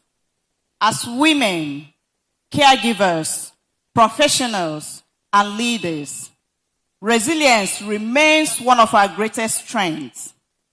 Your contribution to healthcare and national development continue to impact lives positively and give hope to countless individuals and communities. I encourage participants to use this conference as an opportunity to share knowledge, strengthening partnership, and develop innovative solutions that will further improve health outcomes and promote the welfare of women and children in our society. On behalf of the Ministry of Children, Gender Affairs and Social Development, Enugu State, I congratulate the leadership and members of this great association for organizing this remarkable gathering and wish you all a successful and impactful conference. Thank you and God bless you all. Thank you so very much, ma'am. Please, can you, clear your indulgence, Honorable Commissioner. Please just hold on. Because what you do represents impact on the lives of children. That's the vulnerable. Children, women, and social development. The Association of Lady Pharmacists have an award for you. I want to invite the National Chairman of ALPs to please come and present this award to the Honorable Commissioner. Please, can we appreciate our National Chairman?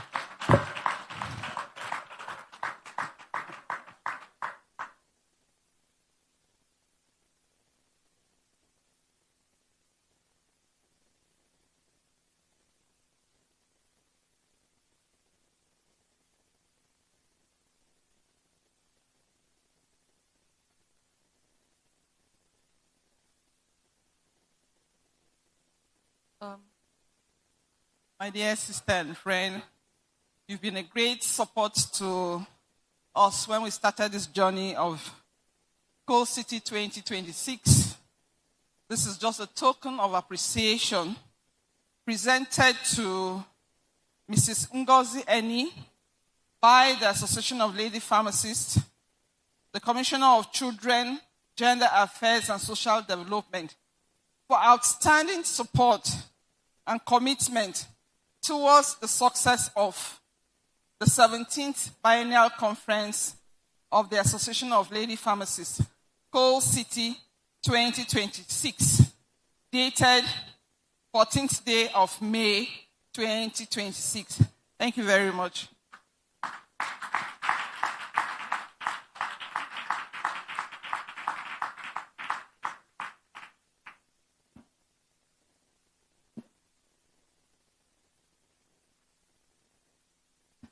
Thank you so much, my Honorable Commissioner.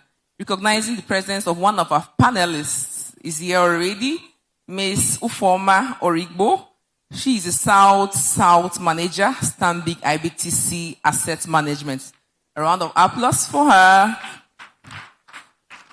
And now for another goodwill message, we want to welcome to the podium Her Excellency Ajia Lami Nmadu Fintiri, the First Lady of Adamawa State, and she is here represented by Honorable Nneka Ukwoma, the SSA to the Governor on Pharmaceutical Matters. A round of applause to our own pharmacist, Honorable Nneka Ukwoma, for the good message from the First Lady of Adamawa State. Please, let's keep clapping. This is a bold Alpian making waves all the way in Adamawa. And she's doing so well. If you were at the colloquium of PSN, you must have remembered her face. She was very, very instrumental. Thank you, ma.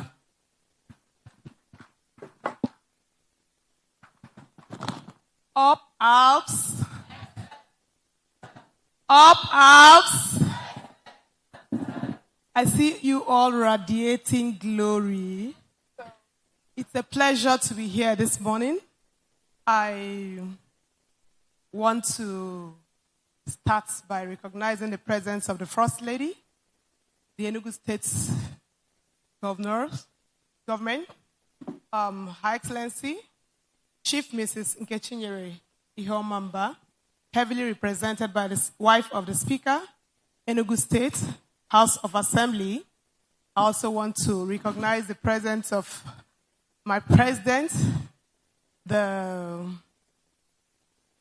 chairman, my very own person, our national president, PSN, and ESCO members present here, national ESCO members, board of directors. The list is long. Please permit me to stand on existing protocol. Yes, because I just have 2 minutes to give my own goodwill message. From the office of the SSA to the governor on pharmaceutical matters, Adamawa State, it is with great honor and pleasure I represent Her Excellency, the First Lady of Adamawa State, Dr. Lami Umar Fintiri, as a special guest of honor at the 17th Biennial National Conference of the Association of Lady Pharmacists, holding in the beautiful cold city of Enugu. Her Excellency sincerely appreciates the recognition and honor to extend to her, as extended to her by the association. She deeply values the remarkable contributions of women pharmacists in advocating healthcare delivery, professional excellence, mentorship, and national development. While she sincerely regrets her inability to participate physically present due to unavoidable official engagement, alongside His Excellency, the Executive Governor of Adamawa State, Honorable Dr. Ahmad Umaru Fintiri, he sends his warmest greetings and best wishes to all distinguished delegates and national healthcare advancement. May it inspire stronger collaborations, innovative ideas, and lasting impact for the benefits of the society. Wishing the association a highly successful, productive, and memorable conference. Thank you once more. I am Pharmacist Neka Ukuma, Senior Special Assistant to the Governor on Pharmaceutical Matters, Adamawa State Chapter. Thank you so very much, Your Excellency. Please, can you hold on? Not so fast, not so fast. Thank you so very much. In recognition of Ajialami Amadofin Tiri's pet project that is humanitarian, that supports women empowerment, she floated the fresh air pro-life empowerment, and she supports indigent families where you have women who do not have food. Women entrepreneurship, food security, promotion of girl-child hygiene is all part of what she does. And for this, the Association of Lady Pharmacists has decided to give her an award. I will invite, with all sense of humility, the immediate past national chairman of the Association of Lady Pharmacists, Pharmacist Victoria Ugwu FPSN. So please do us the honors of presenting this award. Please can we appreciate her as she comes up to the podium.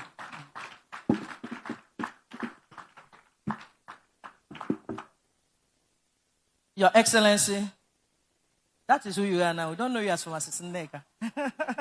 As far as we are concerned, it's Ajia Lami that's standing here. All right, ma'am. Thank you. Our Honorable Pharmacist Neka, Pharmacist Agboma has already read out what the First Lady of Adamawa State has been doing. And on behalf of Association of Lady Pharmacists National, I hereby present this to you so that you will give Her Excellency. Thank you very much.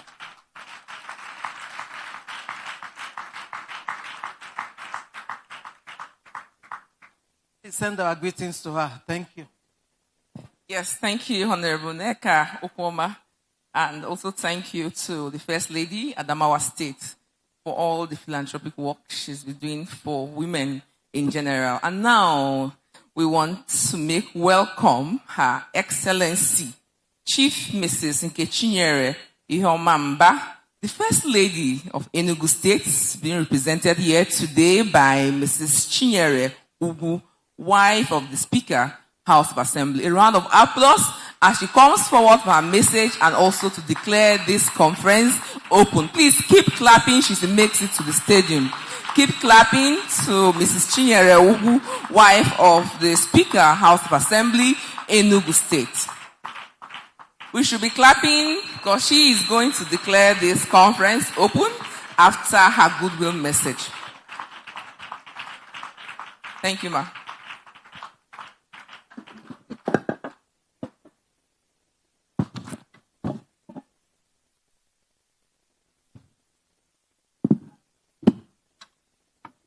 Good afternoon, everybody. Her Excellency, Chief Mrs. Nkechinyere Ihomamba, Honorable Mrs. Nneka Ukoma, representing the First Lady of Adamawa State. You are welcome, ma. President of Pharmaceutical Society of Nigeria, FPSN Tanko Ibrahim. Registered Pharmacists Council of Nigeria, FPSN Ibrahim Ahmed. Chairman of the opening ceremony, Pharmacist Ikechukwu John Ugwu. The Commissioner for Children and Gender, Mrs. Ngozi Eni. The Executive Secretary of Enugu Primary Health Care, Mrs. Ifeyinwa Ani Icheku. The SSA Special Duty to Her Excellency, Barrister Mrs. Chidima Egon.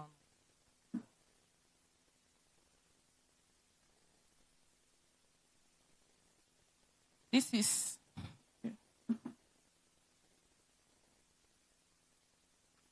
National Chairman of Association of Lady Pharmacists, Mrs. Scholastica Lane. Father of the Day, Barrister Julius Igwe, Dr. Barrister Julius Naji. Keynote speaker, Margaret Baale. Her Excellency's speech, a very warm welcome to Enugu State, the heartbeat of the Southeast, a beacon of progress in Nigeria. It is an immense joy that I stand before you today as the First Lady of Enugu State, officially declare open the 17th National Biennial Conference of the Association of the Lady Pharmacists. This landmark gathering, trailblazing women, the unsung heroes of our nations, health sectors, you are fierce guardians of health, the compassionate of warriors, healing families and fueling Nigerian future. Your presence here underscores the vital role of a woman in a pharmacist in a world where healthcare demands innovation and resilience. Your passion, Enugu State celebrates you as pillar of progress, especially in advanced maternal and child health drug safety and equitable access to medicine, area close to my heart in our pivotal. By the Association of Lady Pharmacists, your pet project, Custos, embodies reduction of infants and mothers' mortality, healthcare, women empowerment, and everything that is good for women. We crave indulgence of our very distinguished, erudite professor, the meaning of elegance and epitome of elegance, Professor Mbang Oyo FPSN, to present this award.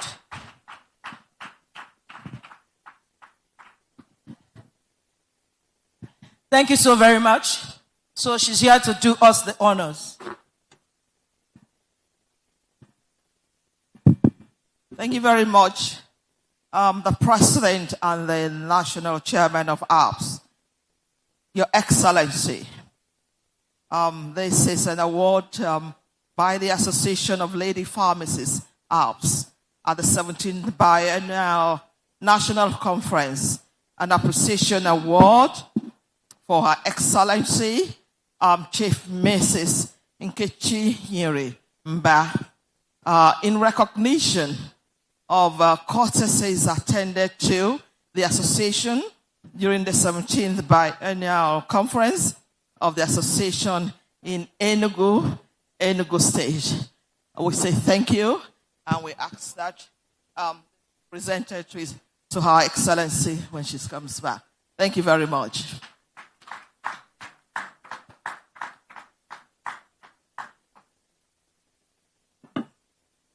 Her Excellency, Chief Mrs. Nkechi Nyeri Mba, on behalf of Her Excellency, I appreciate you.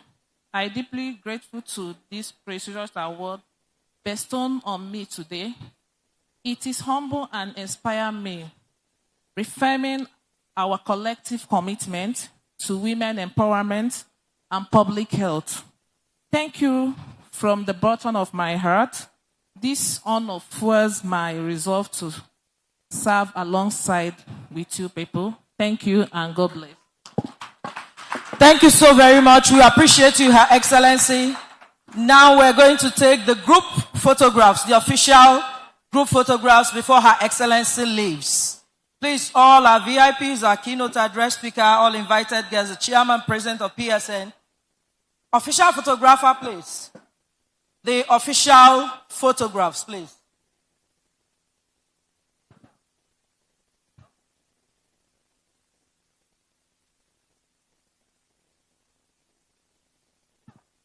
Past national chairman of ALPs, please join the official photograph. All past national chairmen of ALPs in the house, please. ACPN chairman, BOF chairman, PSN chairman, ACPN national chairman, that's what PSN chairman, BOF chairman, BOF chairman, Dr. Ukamako Okoye, please, FPSN. The representative of the Minister of State for Health, place the official photographs. Photographers, please, can you do the arrangement and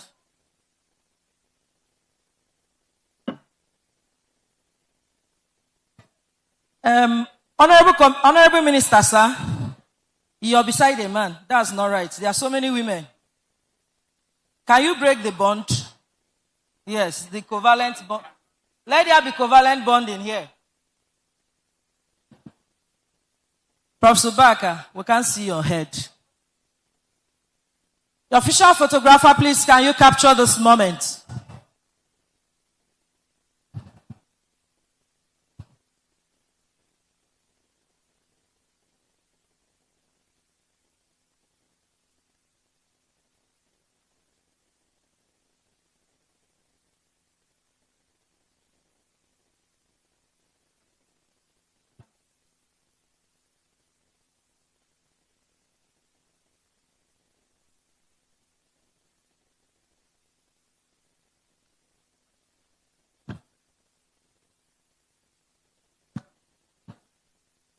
Thank you so very much.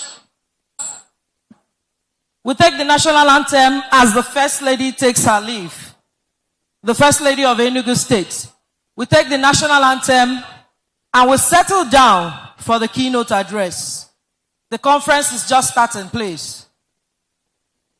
Media national anthem, please. Just the first stanza. Thank you.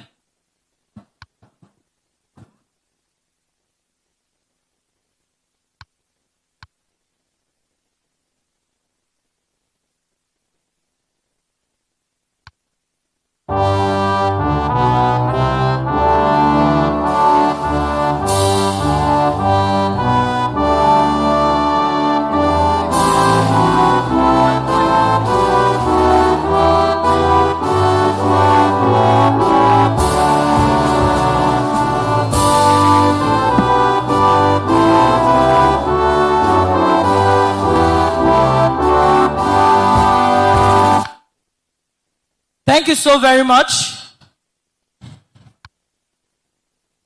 We settle down for the keynotes and we invite the representative of the national chairman of NAPA, Nigeria Association of Pharmacists in Academia, Professor Catherine Stanley, who's represented by Professor Adiola Kola Mustafa. We invite them for their 2 minutes goodwill message. Please, is the representative of the NAPA national chairman here?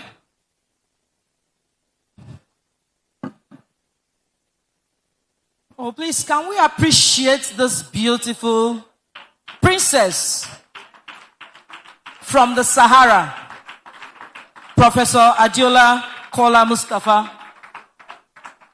Isn't she elegant? Beautiful. She is representing the national chairman of NAPA.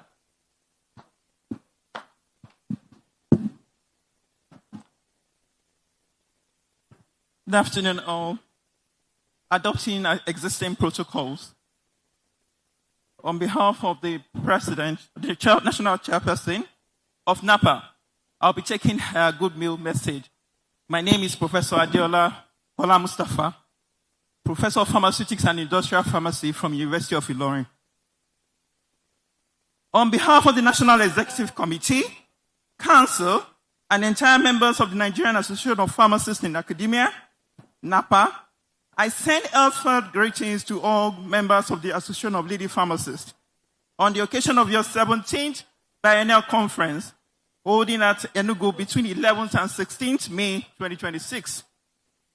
The theme of the conference, Women and Resilience, Sustaining Health and Wellness in Challenging Times, is very apt for such a time as this. As home and nation builders, the health of women deserves top priority. And I make bold to say that women's health is the nation's health. It is a fact that when a woman is indisposed, the home and by extension, the nation is indisposed. It is therefore, particularly in these challenging times, where wars, conflicts, political unrest, and harsh economic realities place a disproportionate burden on the health of women and children. ALPs must be in the forefront of advocacy on issues that affect the health and wealth of women, children, and the vulnerable members of our communities. As women and mothers, yourselves, I urge you as seasoned healthcare professionals to close your ranks and uphold and support each other. I urge every member of ALPS to rise up to the challenge of being your sister's keeper. Lend a helping hand and when and wherever possible to a sister, friend, or colleague in distress. Let someone be happy because of you. Enugu, the coast city, has a lot of tourist attractions and relaxation spots. I encourage you to find time to relax and unwind to improve your mental health and all-round wellness. Together, we can build healthier women that will build a healthier nation. Once again, I congratulate you on the successful hosting of your 17th Biennial Conference and wish you all useful deliberations. Thank you. Thank you, ma'am. Thank you so much, representative of NAPA. We appreciate you for that good message, Prof. Now, let's make welcome the Registrar of the Pharmacy Council of Nigeria, Pharmacist Babashehu Ibrahim, FPSN, and today he is being represented by Pharmacist Ifeinwa Ohieri, the Southeast Zonal Director of PCN. A round of applause as she comes forward for the goodwill message. Be clapping. Keep clapping. Yes, Pharmacist Ifeinwa, you're welcome, ma. Thank you, Lizette. The chairman of the occasion here present, Pharmacist Ike John Ugwu, FPSN president here present, the national president, chairman of ALPS. I bring you greetings from the registrar of the Pharmacy Council of Nigeria, Pharmacist Ibrahim Babashehu Ahmed. Please, for some reasons, he's not able to come in person, but he sent across his goodwill message, and I read. It is with great pleasure that I, on behalf of the management and staff of the Pharmacy Council of Nigeria, facilitate with the national chairman and the entire membership of the Association of Lady Pharmacists on the occasion of your 17th Biennial National Conference. The theme of this year's conference, Women and Resilience, Sustaining Health and Wellness in Challenging Times, is fitting. Lady pharmacists have demonstrated, in spite of all odds, that they are not only custodians of medicines, but have also empathetic leaders. They are also empathetic leaders, educators, and pillars of health within our community. The capacity to remain resilient in these challenging times is a testament to the character, competence, and dedication that the ALPs has nurtured over the decades. The Pharmacy Council of Nigeria remains committed to supporting the Association of Lady Pharmacists in its quest for professional excellence. As you deliberate on strategies to sustain health and wellness, I urge you to continue being the vanguard of pharmaceutical care, ensuring that every intervention is driven by competence, integrity, and a commitment to patient safety. May this 17th Biennial Conference be a period of fruitful deliberations, strategic networking, and reviewed vigor. I wish you all a successful and impactful conference. Congratulations. Thank you so much, Pharmacist Iri. We want to give an award to the Honorable Minister of State for Health and Social Welfare, being represented by Professor Emmanuel. Please, can you come up to the stage? And we want our own president to be the person that is going to give this award. So let's make welcome our President, Pharmacist Ayuba Tanko Ibrahim, as he comes to the stage to give this award to the Honorable Minister of State for Health and Social Welfare. He is represented here today by Professor Emmanuel. A round of applause for them. We should be excited that our president is mounting this stage, and we should be shown in the way we applaud him as he makes it to the stage. Please, a round of applause for our president as he comes over and give this award to our Honorable Minister.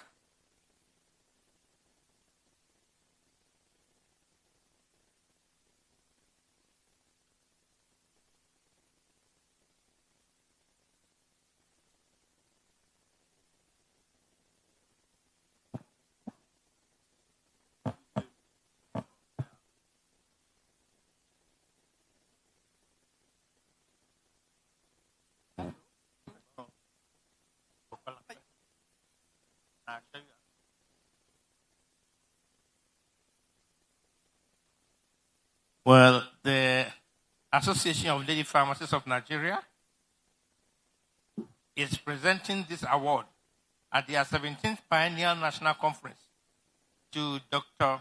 Isiaq Adekunle Salako, Honorable Minister of State for Health and Social Welfare, in appreciation of his role as guest of honor at the opening ceremony of this conference. Congratulations.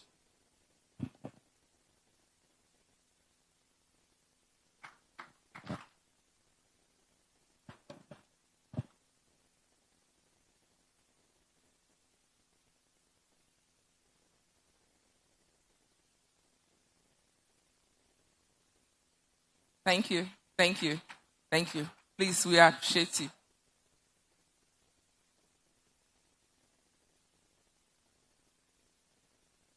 Thank you so very much.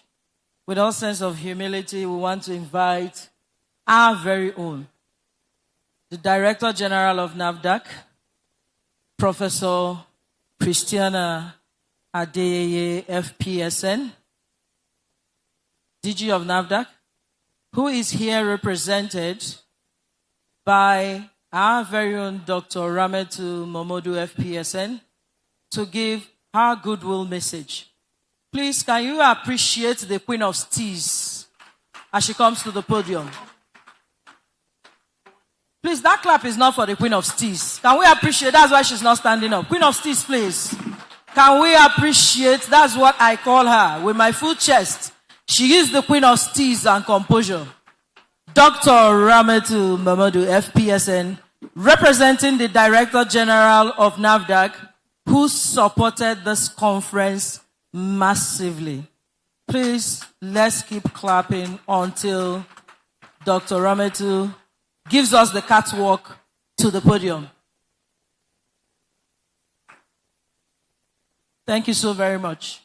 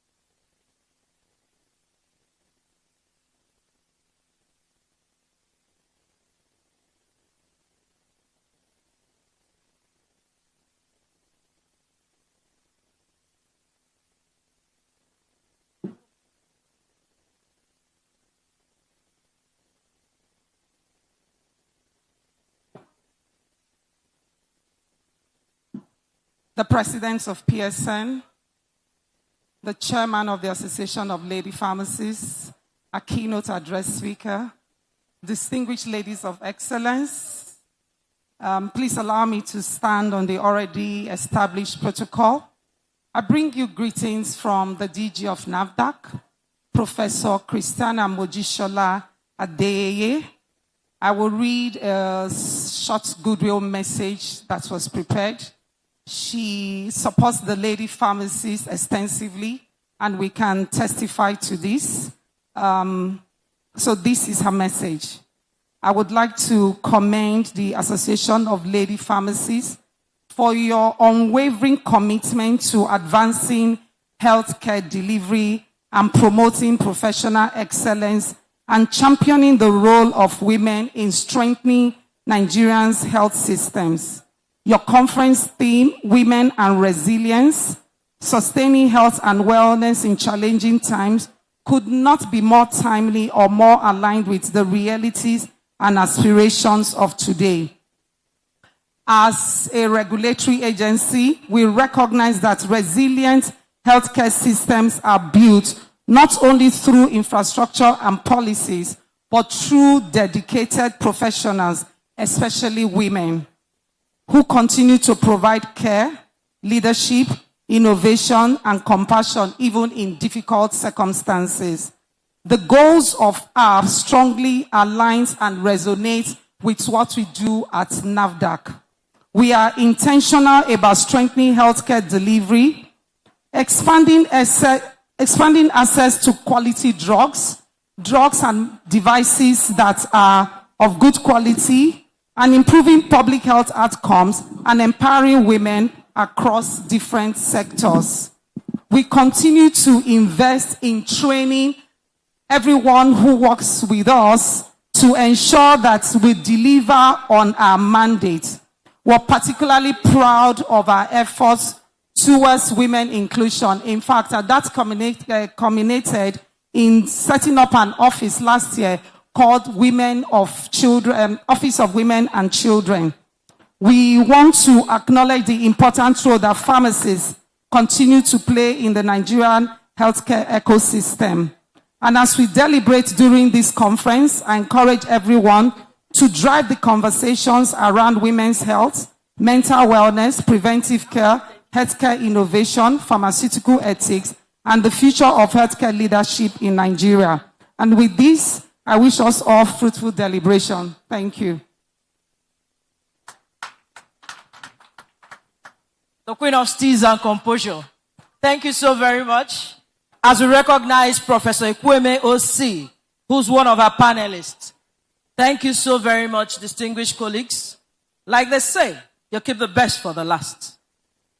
We now invite, with a sense of responsibility, the keynote address speaker to the podium.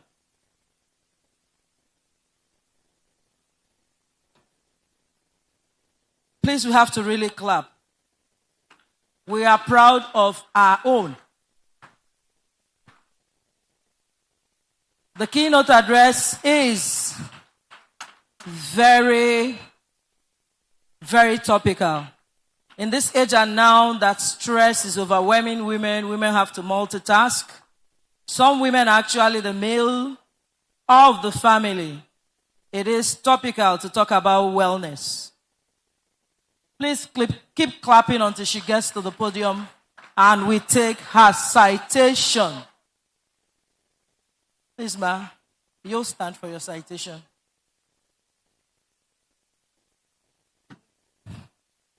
Pharmacist Mrs. Margaret Baale, B.Pharm, MBA, MSc, FCA, FPSN, is a pharmacist, a chartered accountant, an investment banker, and an entrepreneur. Permit me to say a female-preneur. She is a distinguished professional whose career reflects intellectual courage, versatility, and sustained excellence across multiple disciplines. She graduated from the prestigious Baale University, so she's an Abusite, great Abusite, laying a strong scientific and ethical foundation that will shape her future achievements. Driven by a passion for continuous growth, she earned an MBA, qualified as a fellow chartered accountant, and obtained an MSc in investment management, mastering the worlds of finance, governance, and capital markets.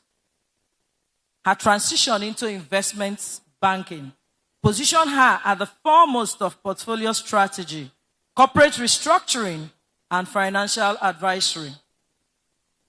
Mrs. Baale, an accomplished female-preneur, has successfully integrated healthcare insights, financial expertise, and strategic thinking to build and manage sustainable ventures that create value and contribute to economic development.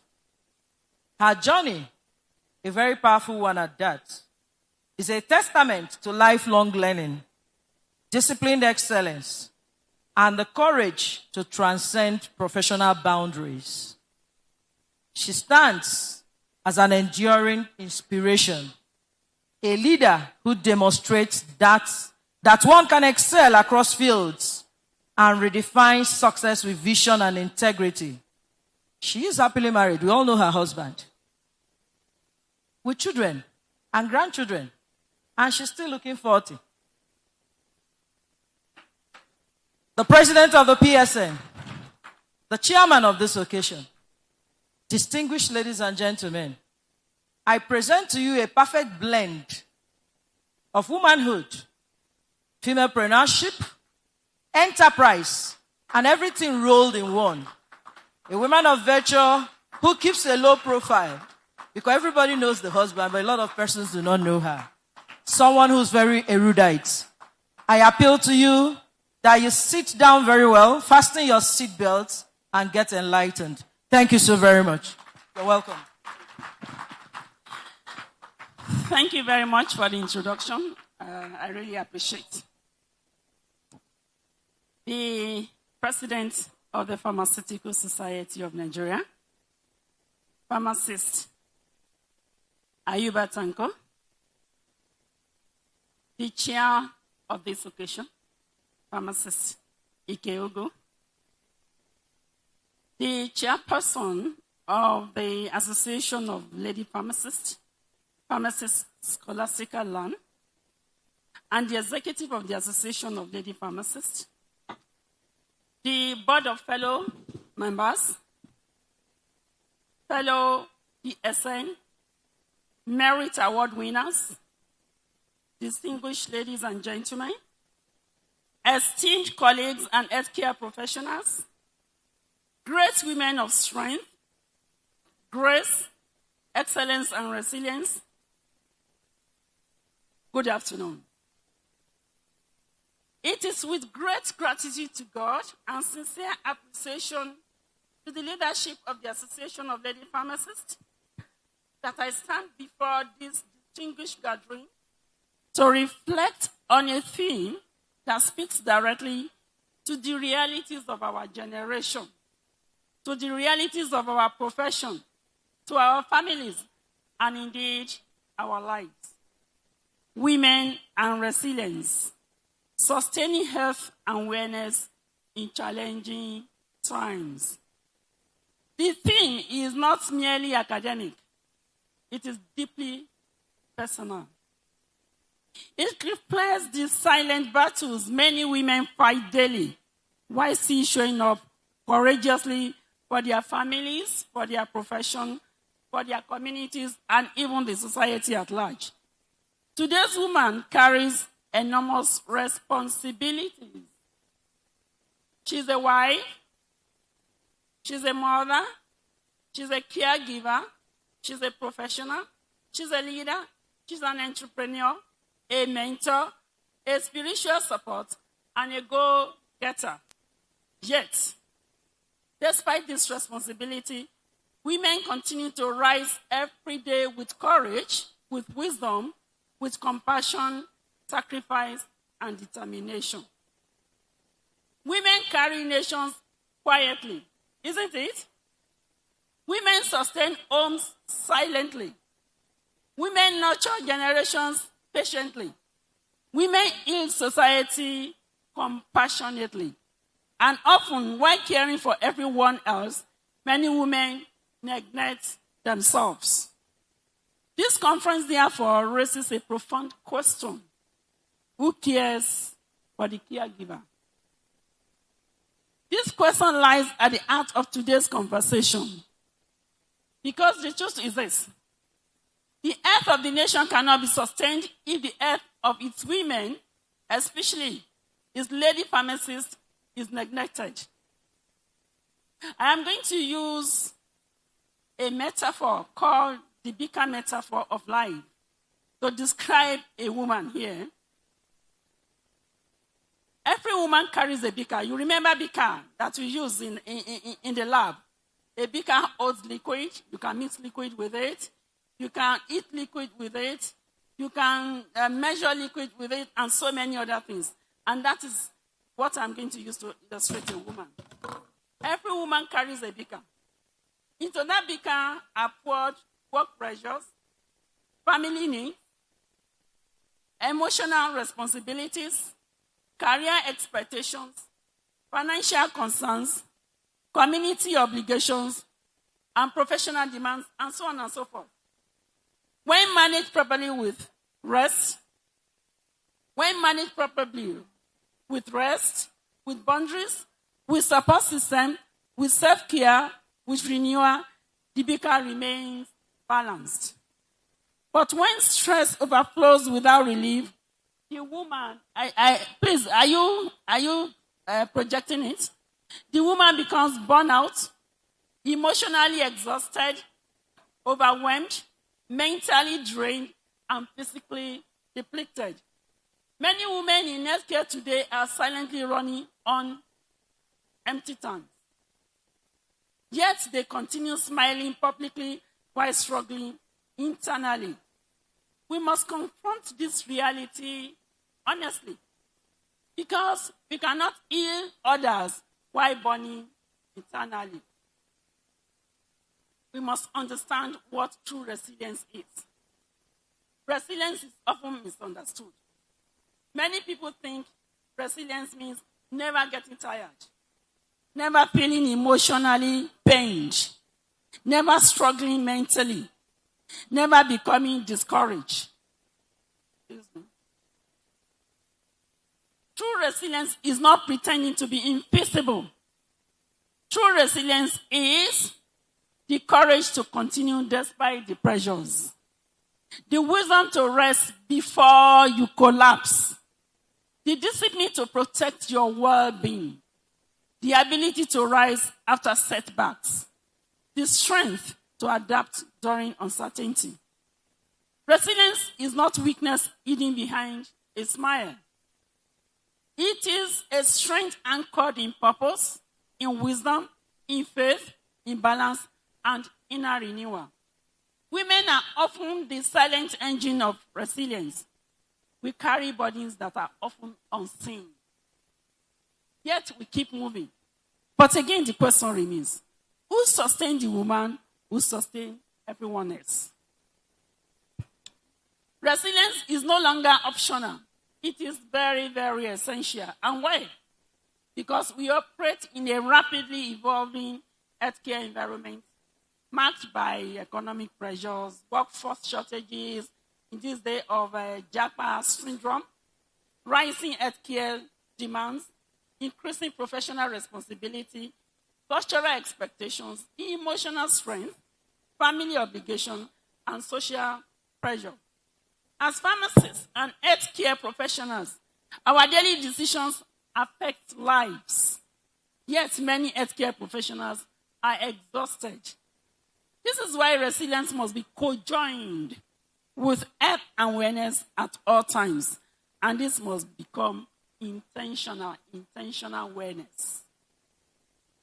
One of the strongest truths from these addresses is resilience cannot exist without health and wellness.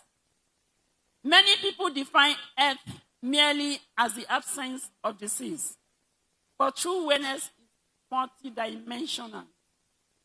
It includes physical wellness, mental wellness, emotional wellness, social wellness, spiritual wellness, and professional wellness.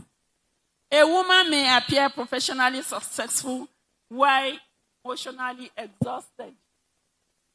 She may look physically healthy while mentally overwhelmed.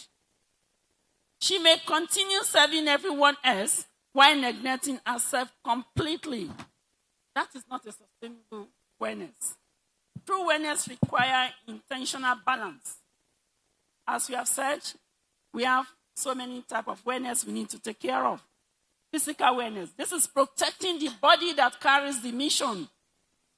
A healthy body improves energy, focus, productivity, emotional strength, and resilience. When the body breaks down, resilience collapses completely. Women must intentionally eat well, sleep well, exercise consistently, hydrate intentionally, attend regular medical checkup. I will emphasize on that. Attend regular medical checkup. If I ask people who are 45 and above here, who has ever gone for colonoscopy, I know the answer will be very few.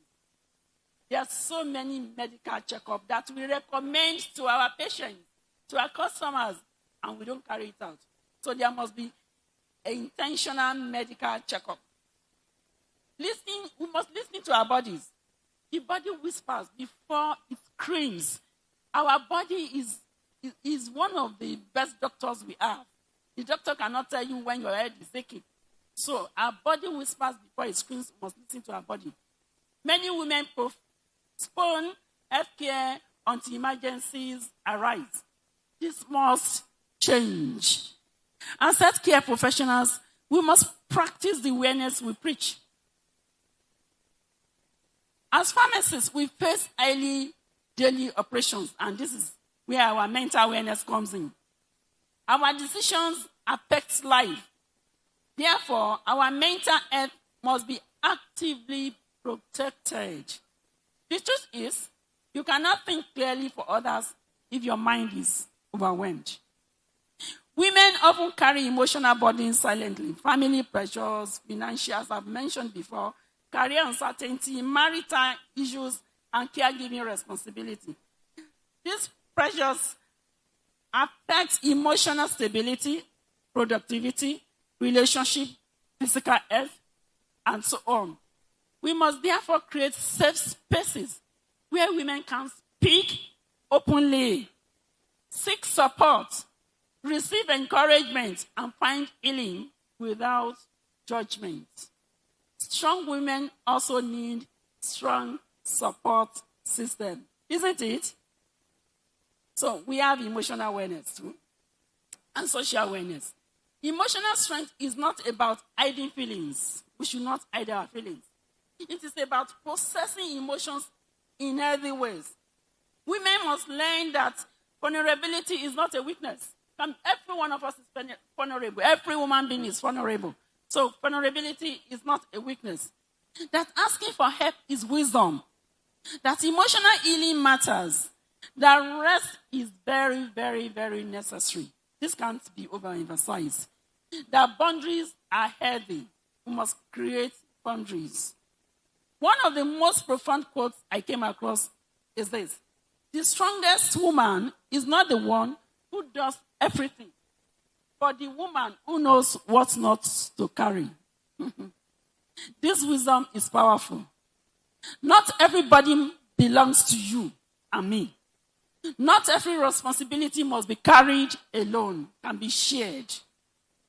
And we need to talk about our professional awareness. We work where men work, and so we need to have professional awareness. Women must move from merely coping at work to truly thriving professionally and personally. Professional awareness includes continuous learning, settling healthy boundaries, seeking mentorship, which we can give here as sisters, pursuing purpose-driven careers, balancing work and personal life. Because when a woman grows professionally and protects her well-being, she does not just build a career, she builds a legacy. So a call to action. As healthcare professionals, we must become intentional about our health and wellness. I therefore encourage every woman here today to schedule her time, her health, the same way she schedules her work. To stop normalizing exhaustion. Oh, I'm tired. Oh, it's just a little thing. No, you don't normalize it. When you are exhausted, you are exhausted. Protect your mind the way you protect your professional license. Every one of us here protect our professional license. So we must protect our mind that way. We must eat intentionally, not just anyhow. We must rest intentionally and hydrate well. We must learn to say no without guilt, and also to say yes without resentment. We must build healthy boundaries, seek help when necessary, prioritize peace. Prioritize your mind peace. From your mind flow the issues of life. So prioritize peace. Try as much as possible to protect your mind. Protect your emotional well-being. One of the most important truths we must take home today is this: do not wait until your body forces you to rest. Choose to rest before it becomes a diagnosis. This statement can save many lives. The role of faith, purpose, and inner strength. One of the great sources of resilience is purpose. Women who understand their value, who understand their identity and purpose, develop deeper emotional strength. Faith strengthens strength. Hope strengthens resilience. Faith also strengthens resilience. Purpose strengthens resilience. So as women, we must constantly remind ourselves that we matter. You matter, I matter. Our health matters. Our peace matters. Our life matters. And our future matters. Challenges are temporary. There is nobody without challenge. Anybody without challenge does not want to grow. We grow in our challenges. But the strength developed through them can shape destiny. We build resilience families also, communities and nations. Healthy women contribute significantly to healthy families, healthy workplaces, healthy communities, healthy nations.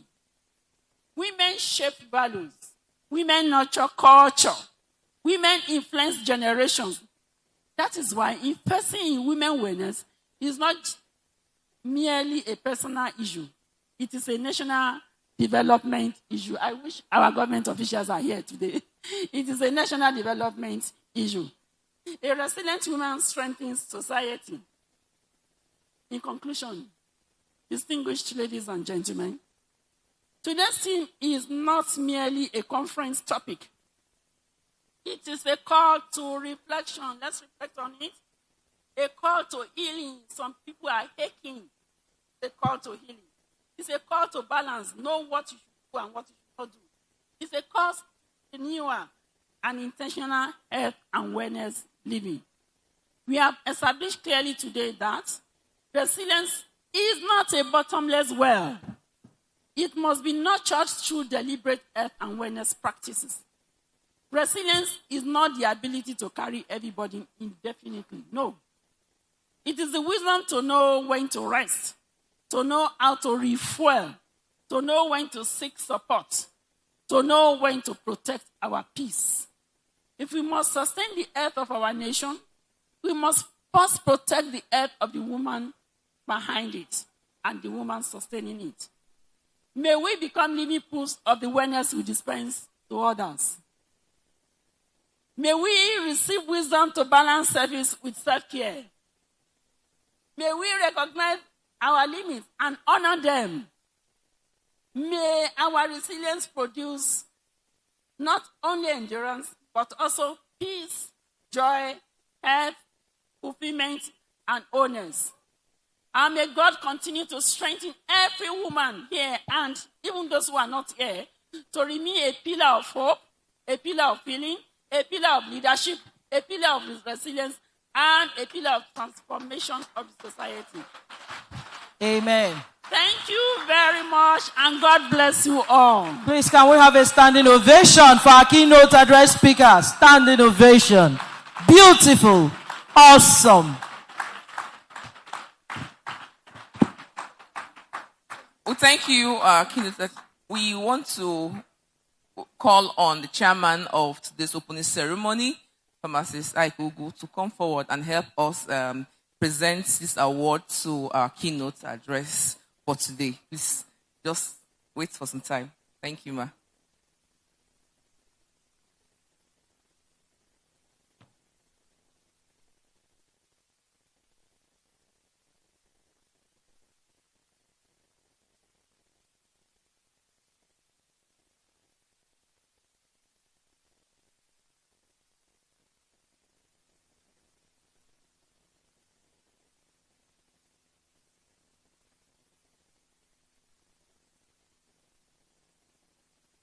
The PSN president, the ALPs national chairman, fellow pharmacists, I have a very happy duty to perform, and it is to present this wonderful appreciation award from all of us to the one and only guest speaker of this keynote speaker of this 17th Biennial Conference. I said it before, when you have a keynote speaker and her surname is Baale, then you do not have any doubt in your mind that she would deliver. And did she deliver? She over-delivered. She over-delivered. Thank you, ma. A lot of beautiful things are written here. I just have the duty, very happy one, to present this to you. Thank you, ma.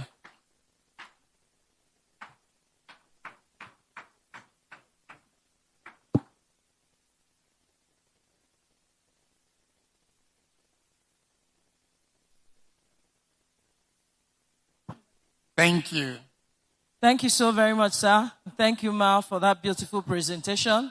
We want to invite Whole Shield Pharmaceuticals for a 5-minute presentation, even as we recognize the coordinator of the Board of Fellows in Ugwu State, Pharmacist Dr. Cyril Aniwike, FPSN. Sir, you're welcome. Please, can we appreciate him? Whole Shield, please, you have 2 minutes to do this. Carrot Top, get ready. Nature's Field, get ready. Thank you.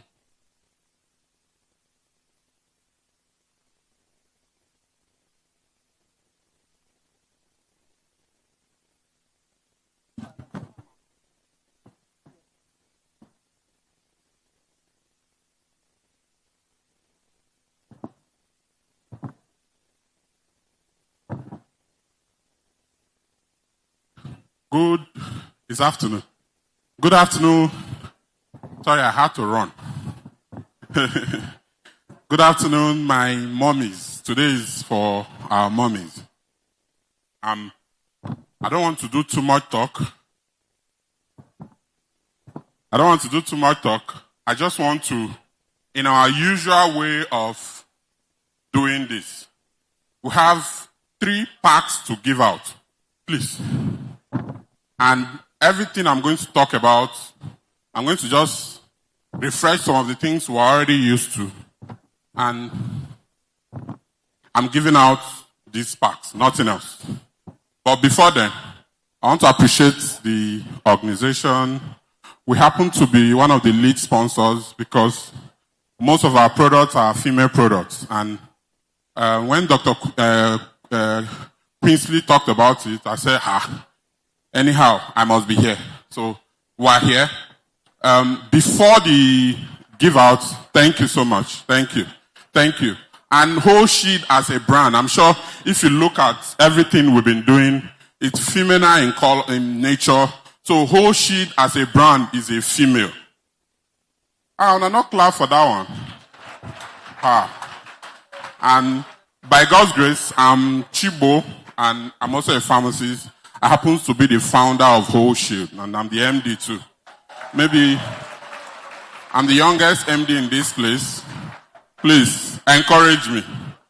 After the presentation, I want to see all of us at our booths who are the owners of that beautiful booth outside.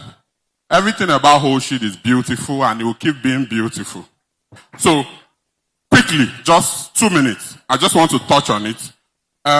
The essence of Whole Sheet is not because we don't have enough vitamins or enough minerals. The essence of Whole Sheet is to bring innovation in the nutraceutical space. That's all we're doing, nothing else. And that reflects in all our formulations, all our products. Please pay attention. Remember, we have question and answer after this. And it's all going to how I'm going to give out my goodie bags, and the rest are in our booth. So, the essence, like I said, it's moving nutraceuticals into therapeutics. Gone are those days where you have bobo. Gone are those days where you can add it. We are now at the point where they can be therapeutic. And that's what Whole Sheet stands for. So,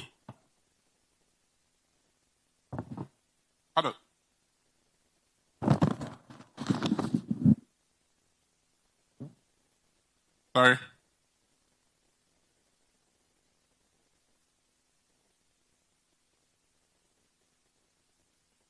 Fast, so my time is going. 1 minute has gone already. Look, okay. Let's go back small. Go back. Okay. Are we going front or back? Okay. You don't finish them. Thank you. No, thank you yet. No, thank you. Okay, but let's start. Okay, maybe you're running from there. 1. Okay, I can. Okay. Okay, I'm the one controlling now. Okay. You've seen some of it. So, the primary reason, I've already talked about this. Our formulations are not generic formulations. Our formulations are multi-blend that gives therapeutic outcome that are synergistic in nature.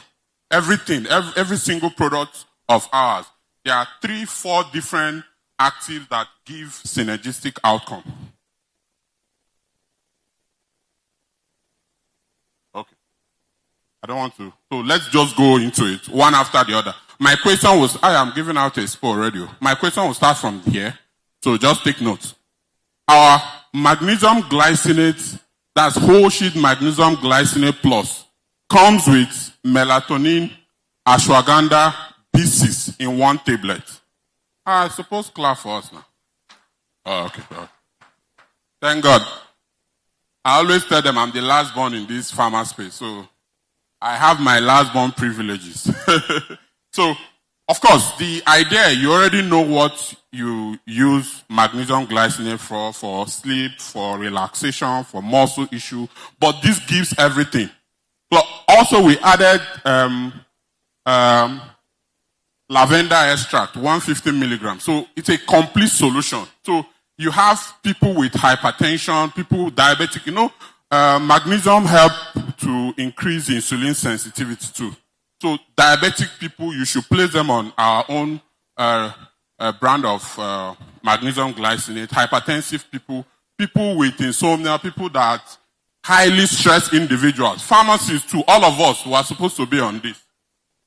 All of us was highly stressed people. Mothers, you are going through a lot on a daily basis. You are supposed to be on our magnesium glycinate, please. Then, this is our own brand of joint formulation. I'm just going to touch on the unique, apart from the over 30 different actives that it contains, it also contains collagen. And the collagen is not the plain collagen. This, I'm sure you are familiar with the new innovations in API. Collagen, UC2 collagen is the new collagen that knocks off 2 zeros from the usual collagen. So it contains UC2 collagen, contains the normal collagen, curcumin, everything. It's over 30 different actives. And it not just only helps to rebuild the joint, it helps to also relieve pain. So it's a very, very effective. We also have some samples. You can ask for sample when you come to our stand. Our ArthroShield. This is our probiotics. It comes with probiotics, prebiotics, cranberry, and digestive enzyme in one capsule. The dose is usually twice daily. So all I'm doing is just to introduce the products to you. Our evening primrose, we have one of the highest concentration of evening primrose in Nigerian market. Is 1,200 milligram of evening primrose. It comes with Vites. Vites is key to hormonal issues in women. So it comes with 1,000 milligram of Vites and fish oil, 1,000 milligram of fish oil. This is those two subgels daily. This is also a fantastic one. One of our fastest is our calcium ascorbate. This is not vitamin C. This is calcium ascorbate and is the buffered form. You know that the plain ascorbic acid has GI issues. So we introduce 100% calcium ascorbate and it comes with quercetin. Quercetin, that's 500 milligram of quercetin, zinc, selenium, and bioflavonoid. So it's your ultimate antioxidant in one tablet. Vitamin E, fish oil, and CoQ10 in one. I think I've done too much talking. I want to do my giveaway. How many of us are ready for the giveaway? Yes. Lucky, come. So let's start with this. Let's start with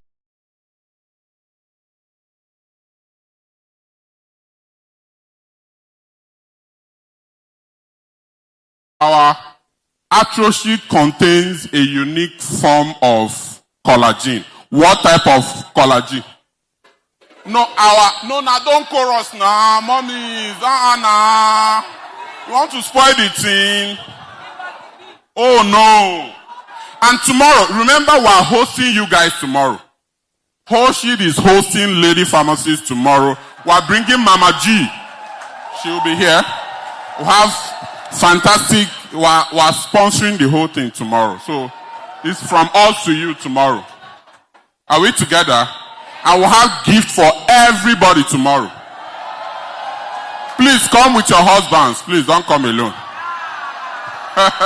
Are we carried? Okay. So number one, who is winning my... Hey. See, I'm going to be biased. She's my madam in NASDAQ when I was in internship. Please, see this my madam. Whatever she answers is right. Let her answer, please. You see too, she got it. Give her. No, it's my madam. She's my madam. Thank you so much. Hey, my second madam, Net Pharmacy. Wahala go there today. Okay. Second question, second to the last question. Okay, I've done here. Let me face this side now. Second to the last question. Our magnesium glycinate. We are here behind you. If not, we'll cut My your two time. mamas are behind. We'll cut your time. Today go out. So let's do here, then we'll do here. So here now, our magnesium glycinate comes with melatonin. How many milligram of melatonin? Wait, calm down now. How many milligram of magnesium glycinate and how many milligram of ashwagandha? 3. You need to get the 3. This auntie. Which one? Yes. Which one? 3 on, she got it. So please put your hands together for her. Put your hands together for her. The final one. Every other thing, come to our booth. We are here. I'm here throughout today, tomorrow. So the final one here. Bring this. Okay. Our vitamin C. 2 questions in 1. Our vitamin C comes in what buffered form? And what is the what is the concentration of the quercetin in our vitamin C? 2 questions in 1. See mama here. Okay. Yes, ma. Another of my madam. Yes, ma. Mama, you're looking at the phone now. Nah. Okay, go on, don't mind me. Yes. What is the form of vitamin C in whole sheet vitamin C? Mama, na half. Okay, back. Okay, we should give her. If you want us to give her, say I. The eyes have it. Please give it her. Thank you so much. Thank you so very much. God bless you. Please ensure you come to our booth. Mama, thank you. Thank you so very much, distinguished colleagues. The chairman of Board of Fellows is back in the hall. So with all sense of responsibility, we want to invite the chairman of Board of Fellows, Pharmacist Uche Apakama FPSN, for his brief goodwill message for ALPs. Please, can we appreciate the BOF chairman? Please, can we appreciate him? BOF chairman, please. Yes, sir. Goodwill message, sir. Please, Carrot Tops, get ready. Nature's Field, get ready. Before we go over to this panel session.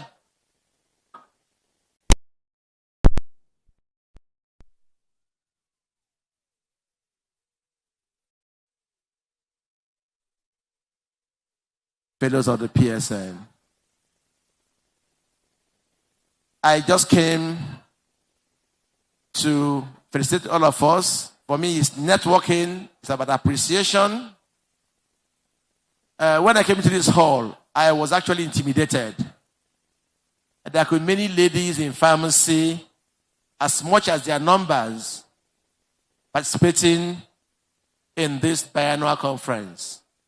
And as the chairman said earlier, I believe we have the force to change pharmacy overnight. Because when you go to PSN conferences, we don't see as many ladies in PSN conferences. So if we have this number in our conferences in PSN, you can actually change the numbers and the purpose driven by the PSN. At a time like this, society needs people who are committed as you are. Because all of you came on your own without sponsorship. You paid your ways to Enugu, the hotels, and the very high airfares. It shows that actually ALPs is engaging in the PSN sphere. So I want to encourage ALPs, our national chairman, and the incoming chairman, I'm sure, chairperson after this event, that this resilience you're showing in our home, in the workplace, in the profession and organizations should reflect and show in the value that pharmacy has in this country. I saw the first ladies and all that matter. The other room works very, very well, effectively. And many of us are in Ziaza room. We therefore can affect policies and programs of government. We can speak to the powers that be in the subtle, soft manner that our mothers and our daughters speak to parents and speak to husbands and spouses. May you have a wonderful celebration. And for our members who are here, just to remind us that between the 15th and 16th of July this year, fellows shall converge at the Marriott Hotel Ikeja to share in a mid-year meeting. And in particular, on the 15th of July, there will be our 8th public annual lecture series, and we shall be addressing matters of health insurance and the position of pharmacists in health insurance and society. So I welcome all of you to that ceremony. I welcome our fellows to the mid-year meeting, and I share the greetings from the Board of Fellows to say thank you, ALPs, for allowing me to have this moments with you. God bless you all. Thank you so much, sir. Please, can we appreciate the Chairman, Board of Fellows, Pharmacists, Uchenna Pakama, FPSN. Thank you, sir. Thank you so much, Pharmacist Uchenna Pakama. I call him my MD extraordinaire. I happened to be one of his students during my IT. He's a wonderful person. A round of applause again to him. So now we want to call on the chairman of NAIP, Pharmacist Bankole Ezebilo. Today he's being represented by Pharmacist Adetutu Kolawole for the NAIP Goodwill message. A round of applause to Pharmacist Adetutu.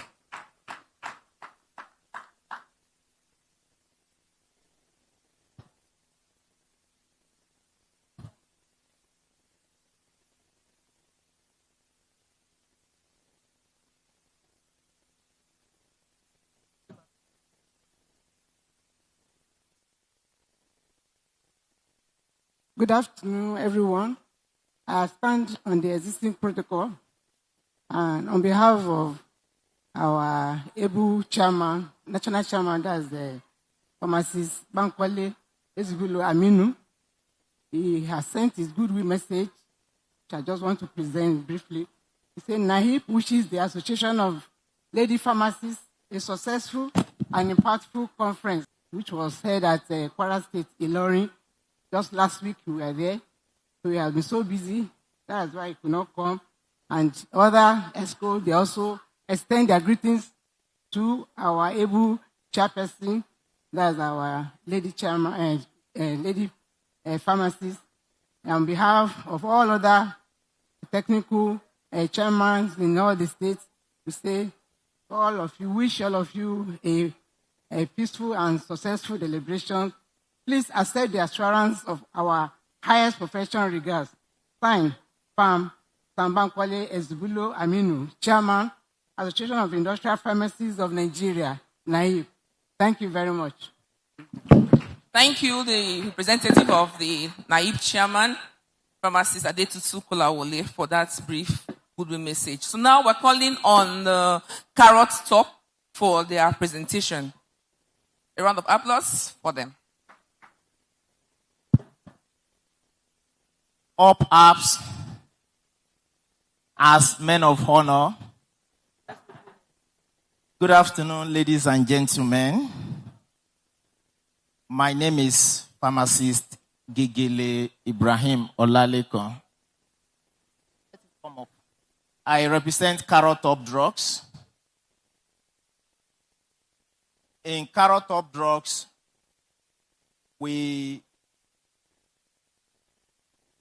my time is going. In Carrot Top Drugs, we are fertility and wellness solutions company. We have products that take care of fertility cases and also products that can help manage different wellness cases of wellness, as one of the speakers said the other time, either internal or external. So we have different product ranges that can take care of different cases. So today we are going to be looking at some of the products. Please let the slide come up.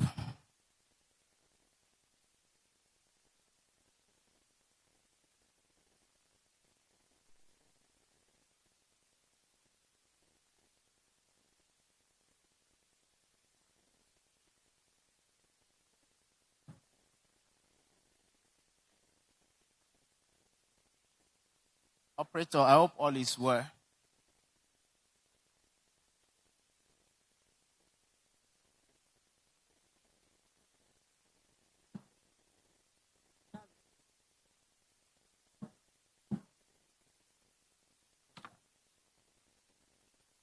Okay, Carrot Top Drugs, we are fertility and wellness solutions company, like I mentioned earlier.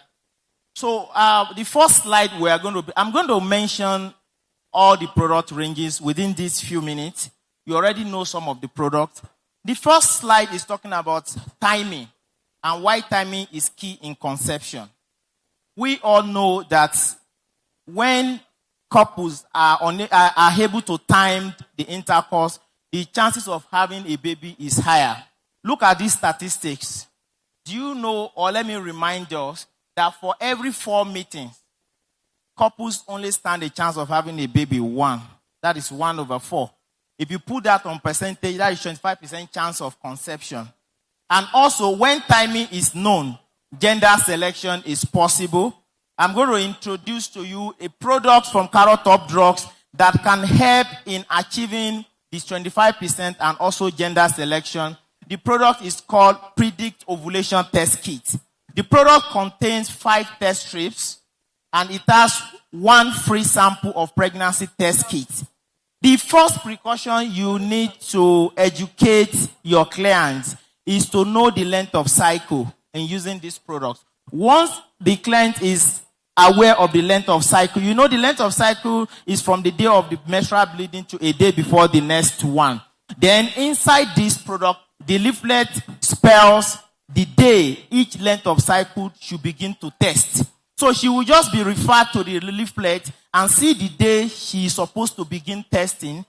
The urine sample is to be used, not early morning urine, because this product uses luteinizing hormone. And luteinizing hormone may not be visible early in the morning.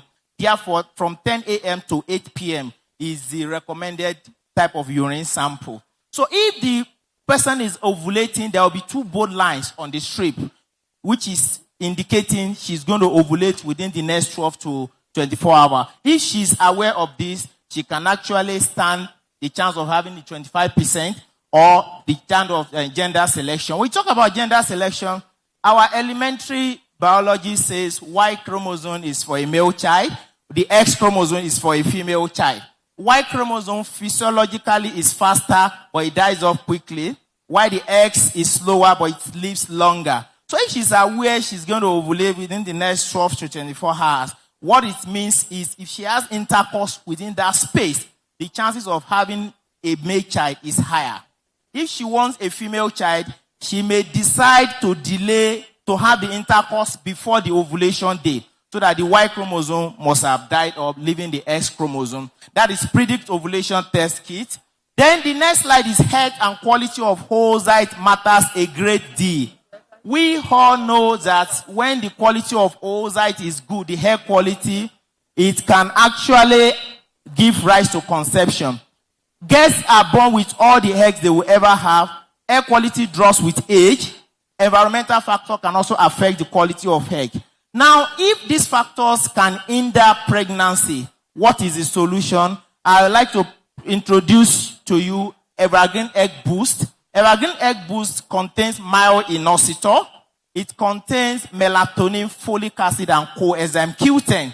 The CoQ10 and myo-inositol helps to protect the integrity of the egg. The CoQ10 and myo-inositol supplies the energy so that the nucleus of the egg remains valid, while the melatonin serves as an antioxidant to prevent the egg from oxidative damage, and the folic acid helps to prevent other congenital deformity. So Evergreen Egg Boost is to be taken 2 BD for a period of 3 months. But remember, it has melatonin. in the event where the patient complains that is making her to feel sleepy during the day, all the four can be taken at bedtime. Dealing with idiopathic infertility in women. We all know that idiopathic infertility is a kind of infertility where the cause cannot be explained. It can be caused by hormonal imbalance, irregular cycle, PCOS. What is the solution to this? I want to introduce to you Evergreen Formula for Women. Evergreen Formula for Women has 4 categories of ingredients. It has an antioxidant in vitamin A, C, and E. It has zinc and folate. The zinc helps the egg to be able to be fertilized. Why the folate in it helps to prevent other forms of congenital anomalies. It contains vitamin B12. The B12 in it helps to supply energy to the mitochondrion of the egg. Why the vites in it, one of the ingredients, helps to balance hormones. That is Evergreen Formula for Women. Then let's look. Hello. Vaginal dryness can be a barrier. We meet cases like this where ladies complain about vaginal dryness. I want to share these statistics with you. 75% of TTC report increased vaginal dryness due to intercourse. Why are they reporting this? Intercourse on demand around ovulation, fertility medications, fear of failure.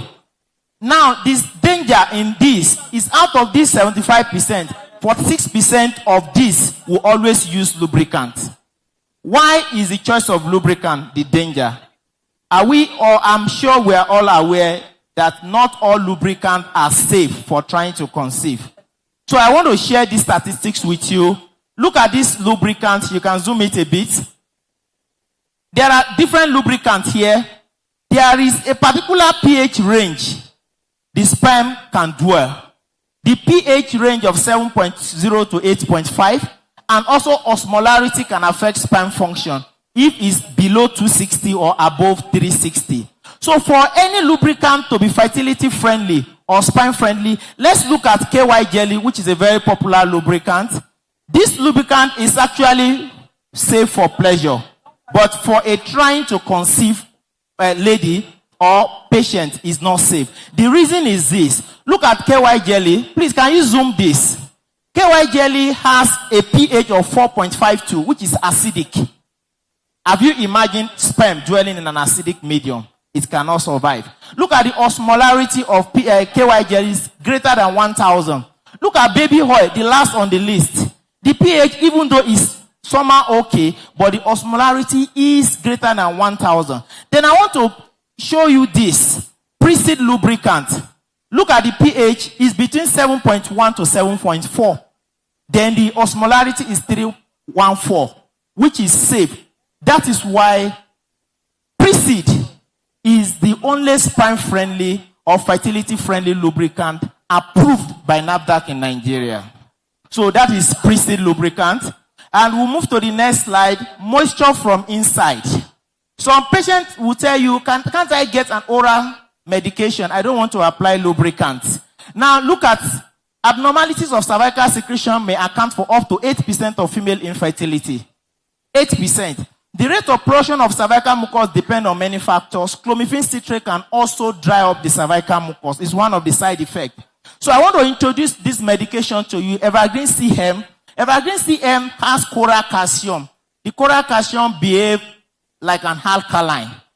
Between the day 3 and day 14 of a cycle of a woman, the vagina is acidic. And the reason is because it secretes its lactic acid naturally. And that it is the function of the naturally secreted cervical mucus in the body that should neutralize the acidity after the ovulatory phase.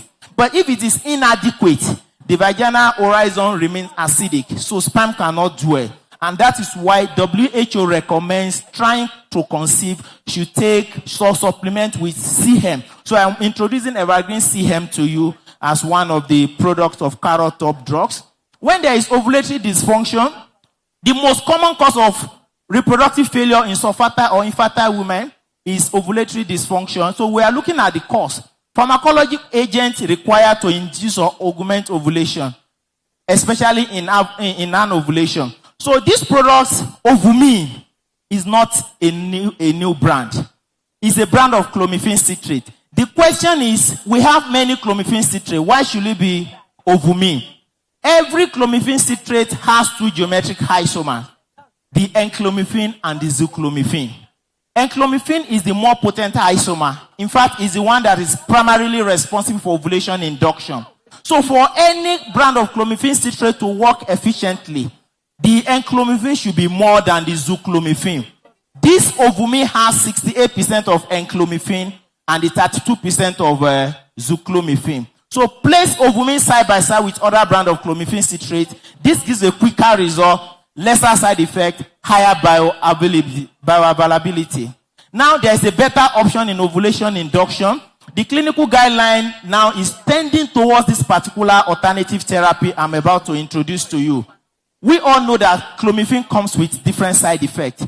The better option I want to mention in this gathering today has higher ovulation and pregnancy rate in PCOS. It has a lower risk of multiple pregnancy, better endometrial receptivity, and shorter half-life. And the product I'm talking about is Letromine, which is a brand of Letrozole from Carrot Top Drugs. Then we'll look at fibroid when it's serving as an interference between the patient and the pregnancy. We all agree that fibroid can actually be an hindrance. So this is Fibroflux. Fibroflux is a clinically formulated product from Carrot Top Drugs. It has three categories of ingredients, three types of major ingredients. The epigallocatechin is a green tea extract. It has vitamin D3 and B6. This product works by stopping fibroid of blood supply. The process is called anti-angiogenism. It stops the angiogens. It works by preventing proliferation of fibrous cells. It works by serving as an anti-inflammatory agent, and also it stops fibroid. It makes fibroid not to be able to accumulate extracellular mass. This product is also one of the products of Carrot Top Drugs. We'll look at sexual dysfunction in women, pain during intercourse. I want to introduce to you a product, Action for Women. The action for women is to improve libido in women, especially in menopausal age. And I want to also mention male fertility. In male fertility, there is a product called Evergreen Formula for Men, which is used to manage low sperm count.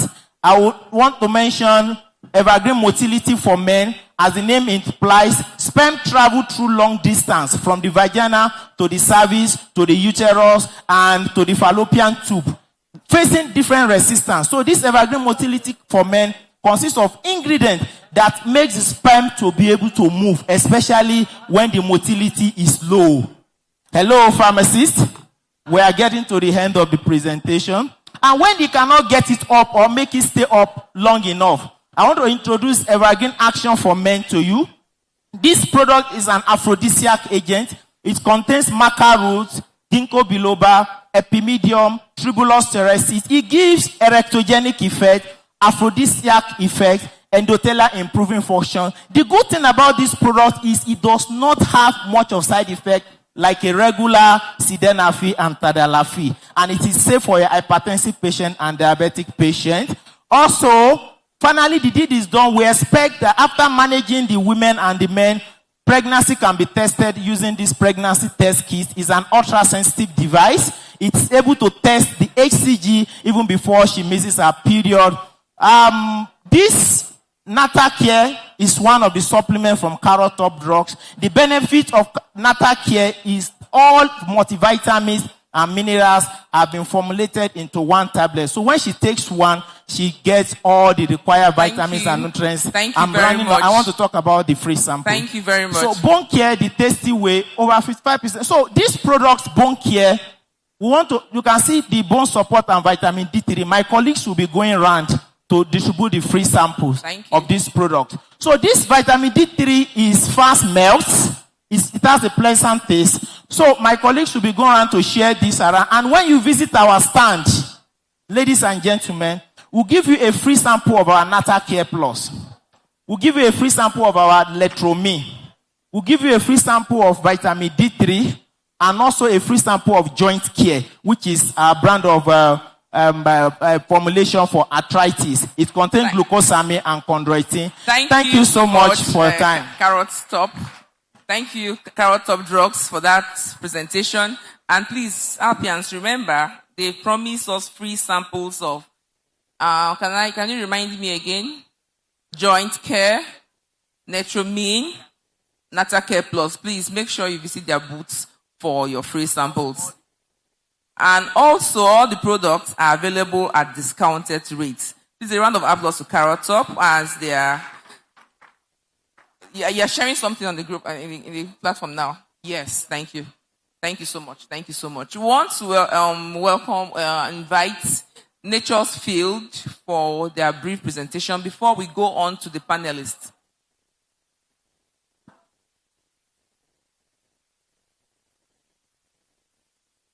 Are they here?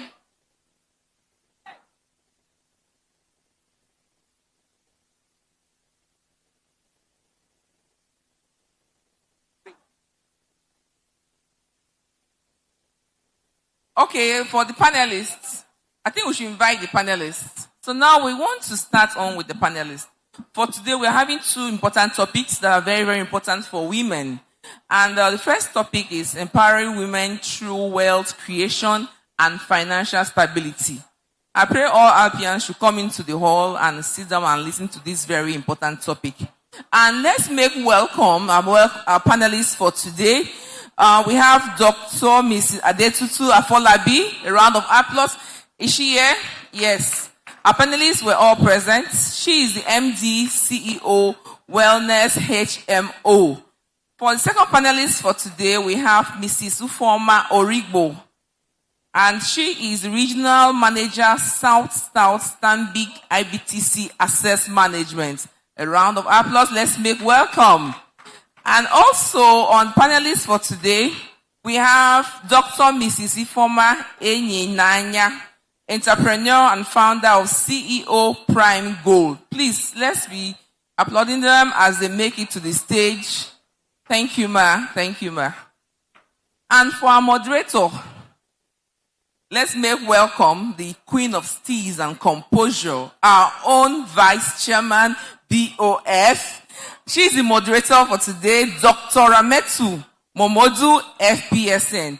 And maybe if you don't know, she's the Director of Narcotics and Controlled Substances Directorate of NAFDAC. Please, let's keep welcoming her as she makes it to the stage. So she's going to take this mic over from me and going to moderate this session that is on empowering women through wealth creation and financial stability. Stay tuned. She's here. You're taking the microphone from me. Thank you very much. Hello. I know it's been a long day, but this is going to be a very interesting conversation. Money and health. So I want to encourage everyone to pay attention. Welcome, distinguished panelists. Does everybody have their microphone?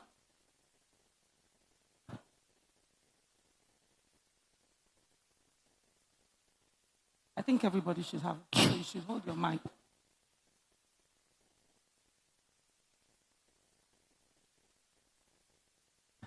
Oh, they don't have their own microphone. Only two. Half four. Okay. That's fine. Okay, the president of PSN, from Tanko, Ayuba, the chairman of this occasion. Just allow me to sit on the already established protocol because time is far gone and we are struggling a bit with time. Distinguished panelists, ladies of excellence, all ALPians here, it's an honor to moderate this important conversation on empowering women through wealth creation and financial stability. Women carry vision. They nurture families. They build communities and support dreams, often without equal access to financial opportunities, ownership, investment knowledge, and economic influence. But today, we are going to discuss all that because the narrative is changing. Our distinguished panelists are going to inform us, they will educate us on what they have done, because they are all very successful in their different endeavors and spaces. Today we have women leading businesses and building generational assets. We will be discussing how women can build, multiply, and sustain wealth through generations. But first, I will introduce our distinguished panelists. Let me start with Ifeoma Kesina Origbo. She's the Regional Manager, Stanbic IBTC Assets Management Limited, with over 19 years of experience in finance, relationship management, and business growth. She's passionate about building strong partnerships, driving results, and creating lasting impact. Mrs. Ifeoma Eyinaya Igwe is a communication expert, entrepreneur, and humanitarian with over 20 years of experience in public relations, business development, and community empowerment. She leads Prime Gold businesses and serves as the executive director of Beth Chef, while championing support programs for women, children, youths, and survivors of human trafficking and gender-based violence. She's widely recognized for her commitment to service, leadership, and sustainable development.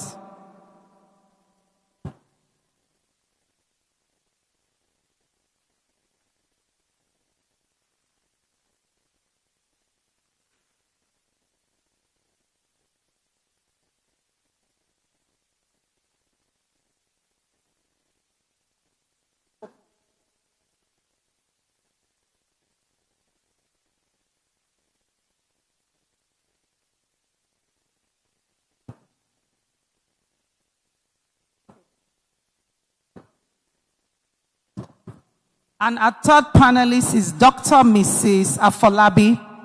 She's passionate about helping people make intentional lifestyle changes to elevate their health and well-being. She's a pharmacist by training and a relentless entrepreneur by choice.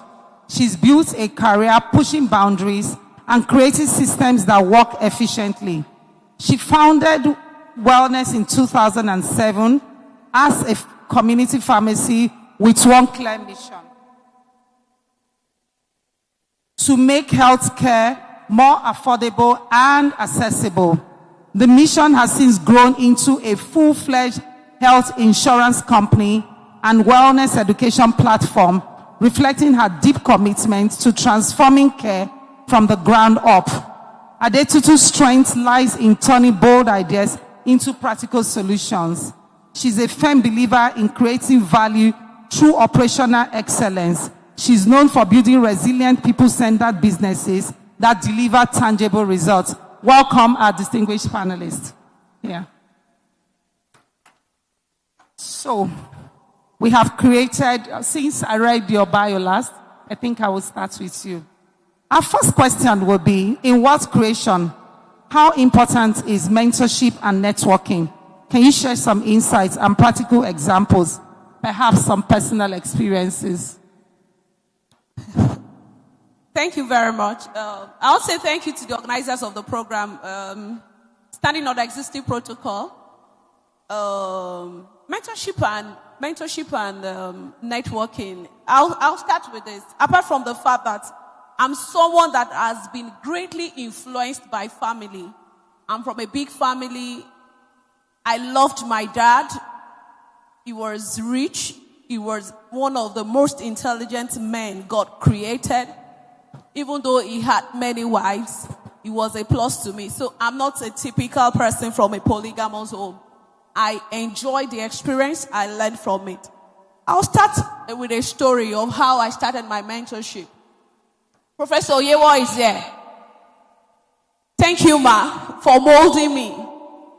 So sometimes in 1998, I contested to become PAN's vice president. The then Prince president was now told to step down because of his academic performance. And she said, I had to step in. I went back to her and told her I can't step in. I just wanted to be the second. Ma, you said something that has not allowed me to disappear or shrink in life. He said it's okay to be a second, but don't ever underestimate your capacity to lead. Being a second is a preparation to be at the top, and therefore you have to step in. And that was how I stepped in. And that was the beginning of mentorship for me. I did not know it was called mentorship until I started raising money. You see that singular thing she told me.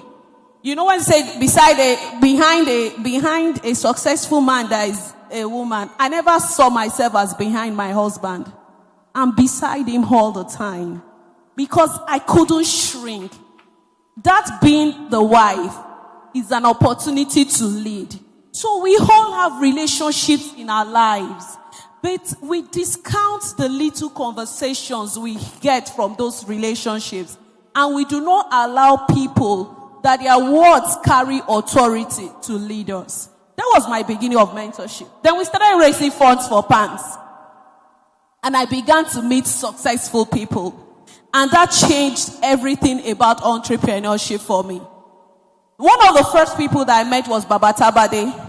So we are told, we're sent to school. Go to school, get better, become competent. You see, competence will open doors for you. Just like I became past president because I was the best in my class.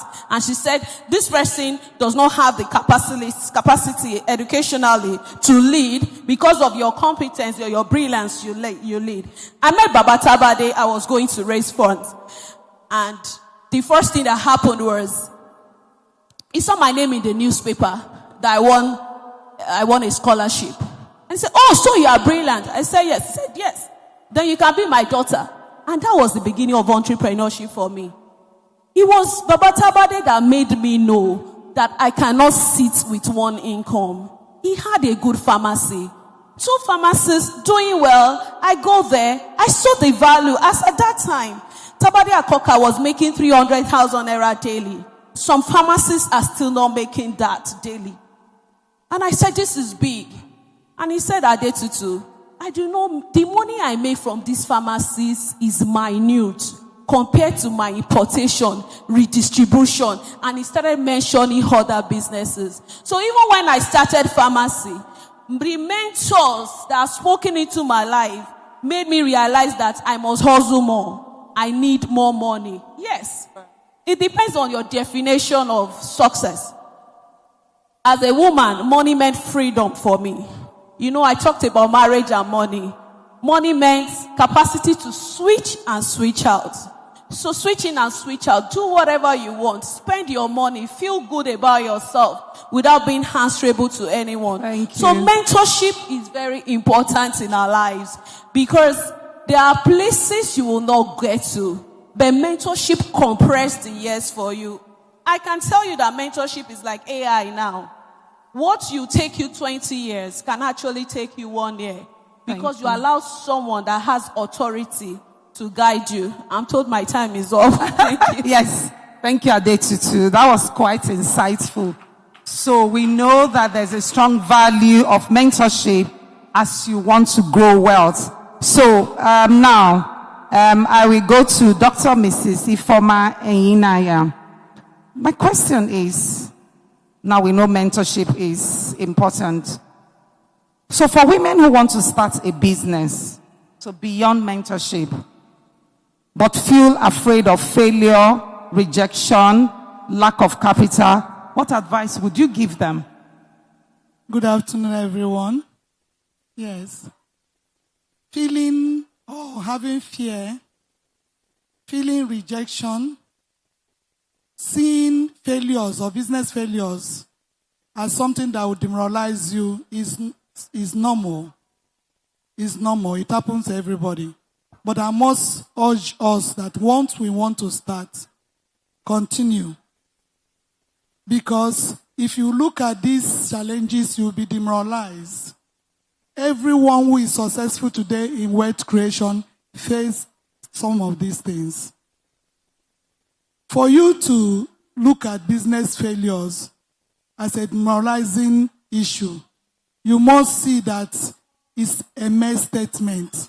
It's not an identity. So business failures are common with businesses, but don't stop because they will come. Then if you have fear, what you need to do is to start, even when you are not ready. The consultations you make, the questions you ask, the passion that has driven you into that business will reduce fear and restore confidence.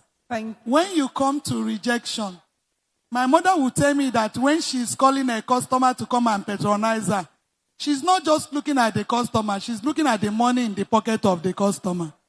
So if she calls you and embarrasses her, she will just go her way because it's the money that is in your pocket that refuses to come to her. So all I'm trying to say is that there is a value, there is a unique idea in every business opportunity. So if you feel rejected in one, that doesn't mean that you don't have that idea. It means that you've not reached your target audience. So you continue striving. You have to be resilient in order to see that one day that particular idea you have will meet someone's needs. Thank you very much. Thank you very much, Dr. Ifoma. So rejection is only temporary. You will meet your crowd. You have an ecosystem that needs you. And now that takes us to Ufoma Origbo. We see that you're passionate about building partnerships. And that speaks to both networking, and we see that you're also passionate about creating lasting impact. Now, we would want you to tell the women, many women are hardworking, but still financially unstable. In your opinion, what is the difference between working hard and building wealth strategically? Thank you very much, and good afternoon, everybody.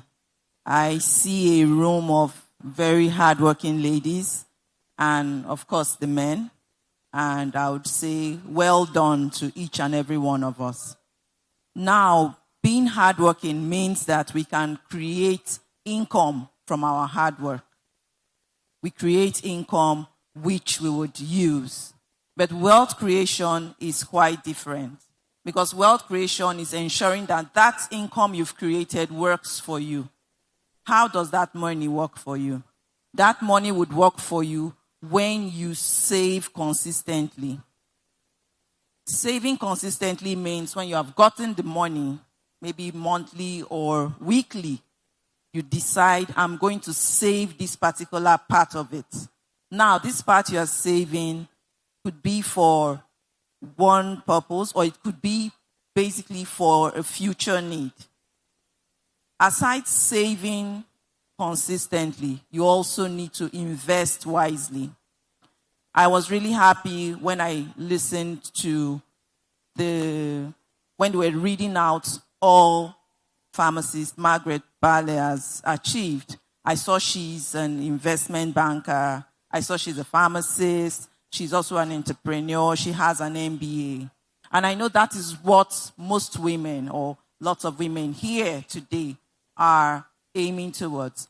You can no more rely on just one source of income to say it's going to take you to the end point. No. You need to ask yourself, what more do I need to do? Aside being a pharmacist, what else can I add to what I'm doing? And sometimes creating multiple sources of income seems difficult, but not really. Ask yourself, what is your passion? What do I do effortlessly? There are so many things that you do for friends and family, and you charge nothing for it. But those are actually things that you can charge for and start earning a multiple income stream from. And finally, I would also want to encourage us, when you are investing, invest wisely. When you want to invest, ensure you know what you are investing in. We've heard of the MMMs and the others, where people rush in for fantastic interest, and at the end of the day, they lose their capital. So ensure when you want to invest, ask yourself, this interest that seems too good to be true, is it real? Would I lose my savings?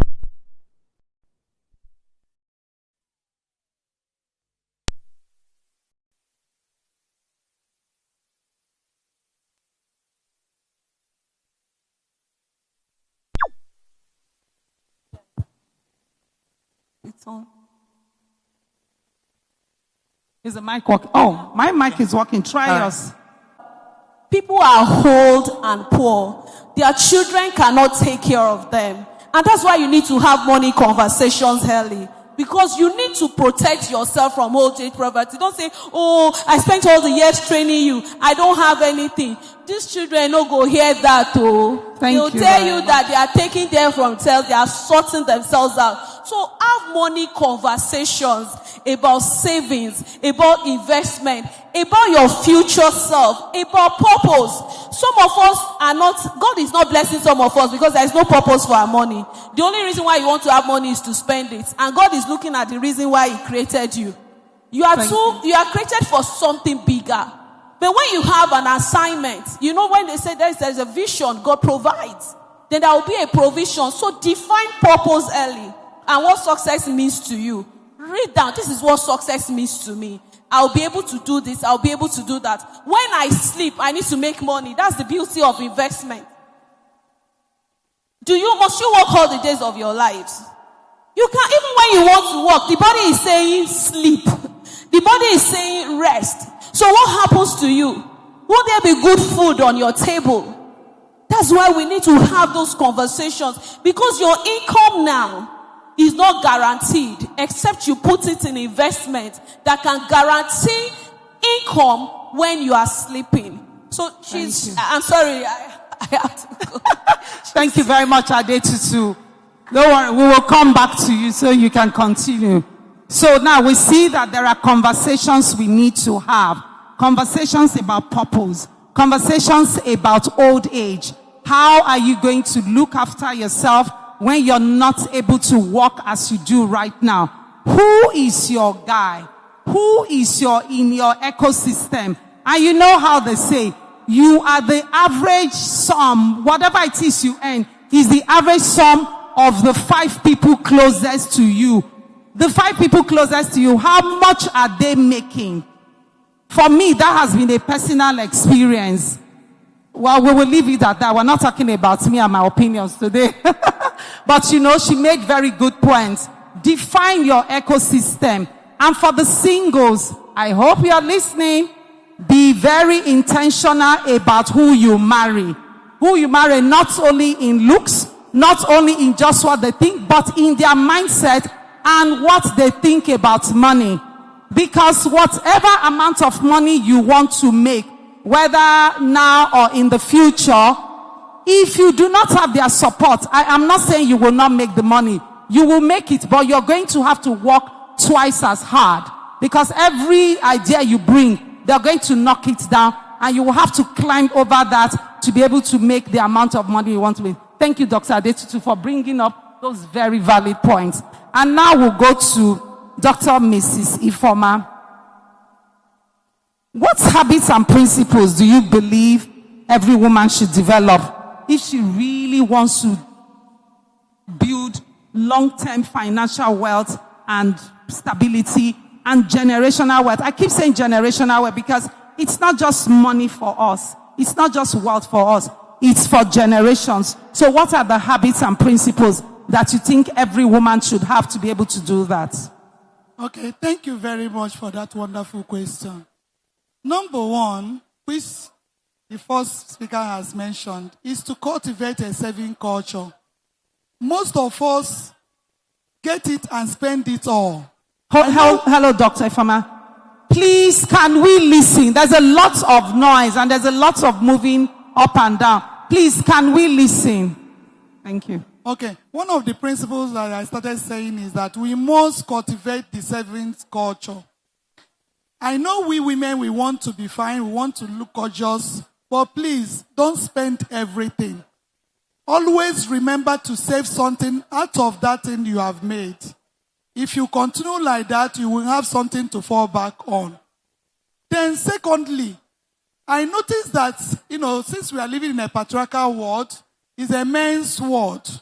And it becomes difficult for us women to create generational wealth because we don't have the support of our spouse or our husbands. It becomes easier when your husband and your children are supporting you in wealth creation. Why do I say this?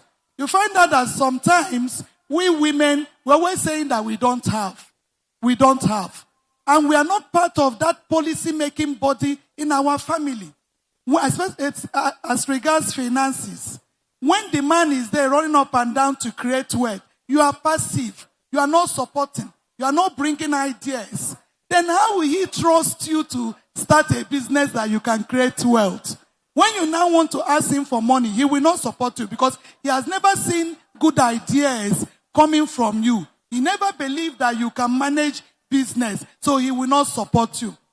I faced this kind of problem in my own when I started, because I was coming from a polygamous home where my father felt that women should not be trained. I happen to have this fear that if I tell my husband that I have this and I have that he will start, using it against me. What I did was that I started investing. When I get to point of no return, you know what I mean by point of no return? Point where he can no longer stop me. I will go back and tell him. He will shout, but at the end of the day, I'll finish up my investment. We continue like this until at a particular point in time, difficulties came. We have economic problem in the society. And when he had a problem, I now brought out my money and gave to him. And he started asking, is it from this business that you are doing that you are getting this money? I said, yes, that is the business. Till date, my husband is a great supporter of what I do. So it becomes easier. I can go out of my way to make an investment without coming to beg him to support me. So that is one of the things we women have to do. Make sure you try to get the support of your family so that you can start creating wealth. Then the other one is for you to build multiple streams of business. Because a lot of us, out of fear of failing, out of you don't want to take risk, you depend on earning income. Income earning is good, but you have to consolidate it. You have to sustain it before you can be wealth creation. So what do? You make sure that this one you have done is doing well. Get into another. Be consistent, but don't leave that one. Because this one that is not doing well may one day be the one that will give you a brand name. Thank you very much. Thank you very much, Dr. Ifeoma. So we have heard you need the support of your spouse or of your partner, but that should not stop you. Keep building, keep investing until you have his support. Thank you very much. And now we'll go to Ufoma Origbo. And the question will be, what will be the single most important advice you will give women here today to build multiple streams of income and to be financially independent? Okay. Thank you. And I'll say thank you to my previous speakers, Dr. Ifeoma and Dr. Adetutu. They've made what I want to say really easy. So I think the most important thing I would say is start afraid. Start afraid. Start even if you are uncertain. Start doing that investment even if you think you are not going to succeed in it. Start doing that business even if you are afraid it's not going to make it, but start. I think one thing I also want to say is when we listen to, from what they've said actually, from what they've said about investing, from what they've said about saving, we might have the misconception that you need to have a lot of money to start investing. No. There are several investment vehicles that start with modest sums. And by modest sums, I mean very modest sums. I'm not going to bore us with so much calculations or information, but I'll just tell you that there are mutual funds that start with a minimum of 5,000 naira. I would quickly give an example because now the equity space is actually doing very well. By equity space, I mean the capital market. We're having a test. We wanted to test something at the office, and I was one of the people to test. I put 5,000 naira in one of the funds in March. And after putting that 5,000, it's not one of the main accounts I use. I left it. I checked 3 days ago. I checked on Monday. That 5,000 is 6,000 naira. And I kept on telling myself, yes, I'm here, right? If I had put in 500,000, that makes it 600,000. If I had put in 5 million, that makes it 6 million. That means in a space of 2 months, that 5,000 naira has grown by over 20%. Now, that is for this period, right? And that is because it's equity-based. But what I'm telling us is, you don't need to wait to get the 500,000 or the 5 million or the 1 billion. You can actually start small. You can start afraid, not just investing. Those business ideas that you are writing somewhere or that is just playing around in your head, you can actually start putting it down on paper so you can start it. And I think when we do that, really, the sky would be our stepping stone. Thank you. Thank you very much, Former. Thank you. Now, so as we round up, in one sentence, one advice, one sentence to this group. To create wealth, to multiply wealth, and to have lasting wealth. One sentence. It is difficult. Try. It's going to be the same question, so start to think. One sentence, one. She said I should say one sentence, and it's very difficult. I just want to say an expression first. Okay. When I met my mother-in-law, she used to say something. I'll translate into English. Owo lowo, baba igoya. Àìlówó lọ́wọ́, baba ifoya. She's always saying when you have money, it gives you confidence to step into places. It gives you confidence to think about tomorrow without fear. And when you don't have money in your pocket, it makes you a fearful person. So, for a woman to be resilient, that means resilience is ojaboko for. Omo na bouncing. You fall and you turn back. You return to your position and exceed where you are. So, dear woman, get all you can about financial literacy. Know what works for you. Run with it. And together, we can all be prosperous. Thank you very much. And now, Dr. Ofoma. Okay. In my closing remark, I would like women to be resilient. I want women to be focused. I want women to build business integrity. Please, don't pay bad. Don't pay good with bad. Try to make yourself, amiable. Try to make yourself become someone who people can trust. Don't eat anything somebody gives you because you want to build wealth. I pray that as we do this, we remember to be healthy, because it's only a healthy person that can be productive. Thank you very much. Thank you very much, Dr. Ifoma. And Ufoma? Okay. Last words? Yeah, thank you very much. One sentence? Yes. So the sentence would be, let's seek opportunities. Let's seek opportunities for investment. Let's seek opportunities to create multiple streams of income for ourselves. And let's seek opportunities to be more so that we can provide for the future, our future generation as it stands. Thank you. Thank you very much, distinguished panels. And I believe we have received very good gems about wealth creation and lasting financial stability today. There are different things. Who's your guy? Build an ecosystem of people, of like-minded people. Marry somebody who is like-minded, especially when it comes to money. Have integrity. Have multiple streams of income. Trust your partner and make your partner trust you. And from Ufoma, we heard build multiple streams of income and start small. Don't be afraid. No matter how small it is, just start. The most important thing is to start, and whatever it is you're doing, do it afraid. And with that, we have come to the end. Thank you, distinguished panelists. Thank you very much for your wealth of knowledge that you have shared this afternoon. Thank you.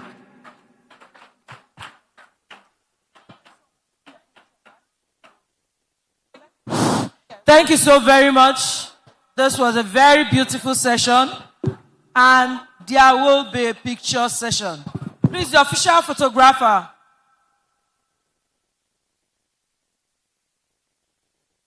Official photographer, please. Picture session.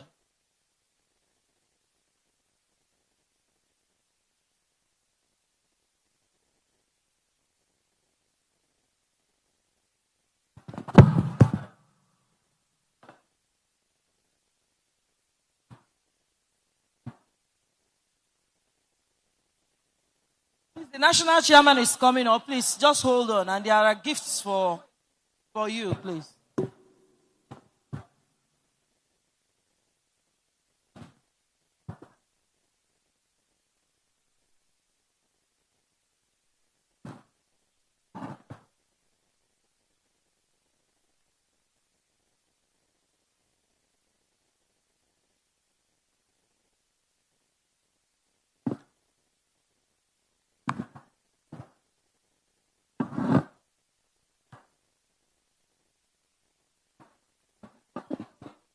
Please, can we appreciate them again? Thank you. Picture session, please. Official photographer. The unofficial photographer, Pharmacist Ikoyi, please. You need to capture this. Thank you.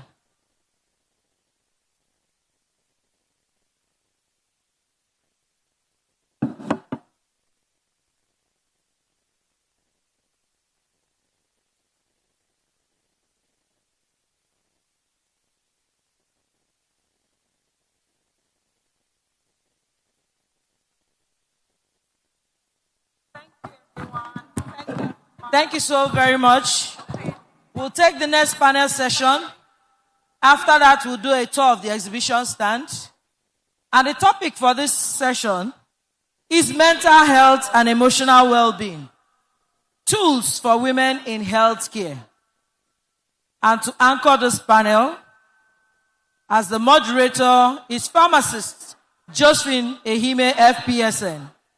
She is the founder and CEO of Net Pharmacy, holds a B.Pharm from University of Benin, a certified Canadian pharmacist, fellow of the Pharmaceutical Society of Nigeria, member of the Canadian Pharmacists Association, and British Columbia College of Pharmacists, Vancouver, Canada. Certified Natural Product Advisor with a Live Academy Canada. She is a fellow of Vital Voices Global Partnership, a fellow of WIMBOD, which is an arm of WIMBIZ, Women in Business and Public Service, a certified business coach with Growth Institute, Austin, Texas, public speaker, trainer with John Maxwell Leadership Team. She's an alumnus of Pan-African University.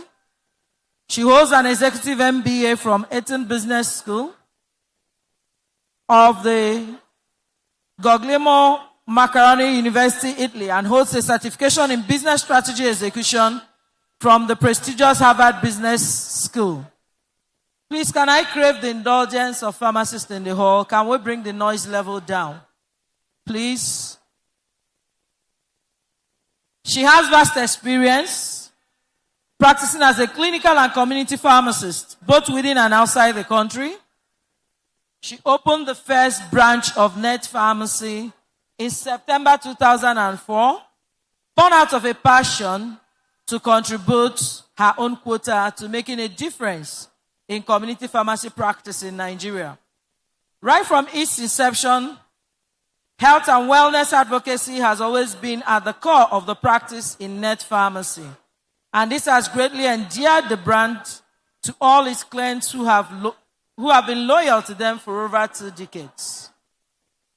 She is a recipient of a couple of awards, among which is Pharma Alliance 2014 Inspiration Award, Distinguished Community Pharmacist Award 2021 from ACPN, Trek Africa Pharmaceutical Personality of the Year 2022, University of Benin Alumni Award of Excellence 2022, special recognition by Guardian newspaper as one of the 50 value-driven CEOs of excellence in 2022, Merit Award from the Pharmaceutical Society of Nigeria, Lagos State 2024, Fellow of the Pharmaceutical Society of Nigeria 2025. Pharmacist Josephine Ehime FPSN is an active facilitator of several business, leadership and mentorship sessions within and outside the pharmacy profession. She's a very strong advocate and mentor for women and has served as a mentor at WIMBASE and Women in Healthcare Network, WIHCN. She is an avid reader and believes strongly that you are only as good as the books you have read. Distinguished colleagues, ladies and gentlemen, please can we once again appreciate Pharmacist Josephine Ehime FPSN.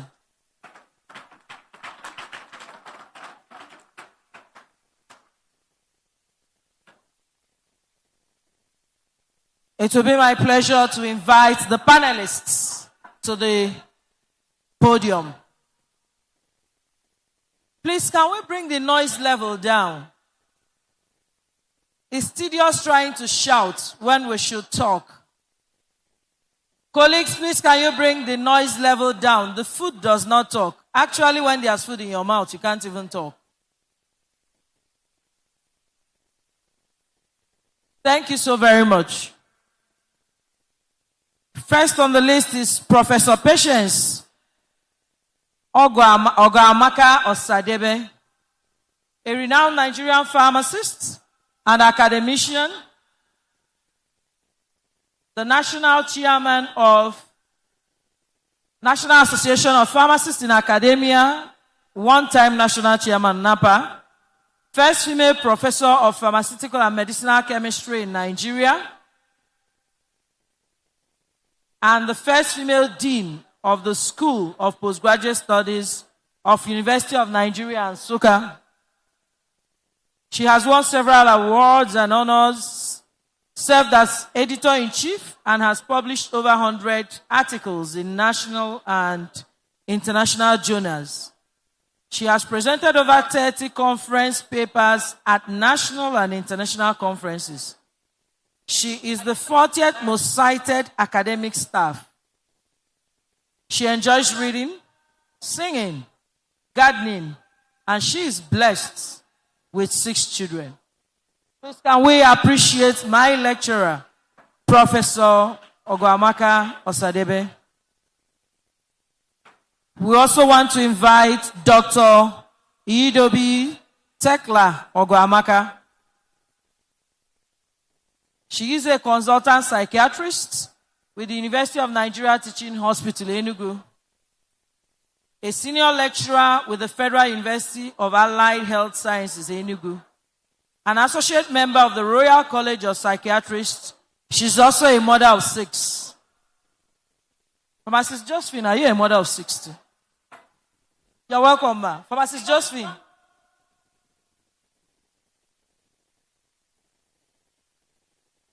Then on the third panelist is Professor Oseloka Ekweme, currently the Director, Institute of Public Health, UNN, and the Dean, and also the Dean, UNN. Okay, sorry, I'll take that again.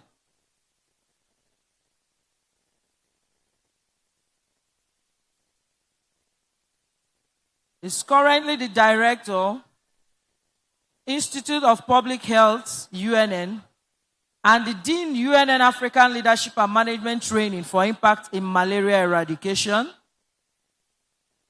He is the Bishop and General Superintendent, Christ the King Apostolic Church, Nigeria.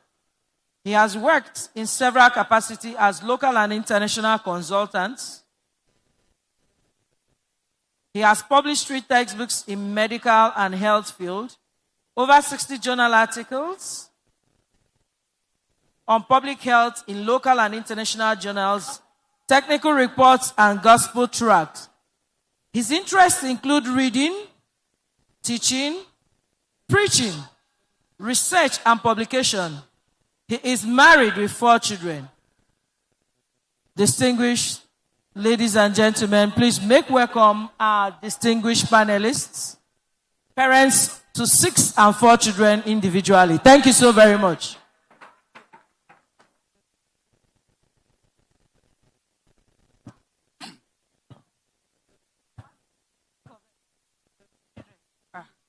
Thank you so much. Don't mind Pharm Agwoma. She's intimidating me. I'm sitting among panelists who have 6 children. So I probably need to go back again and try again.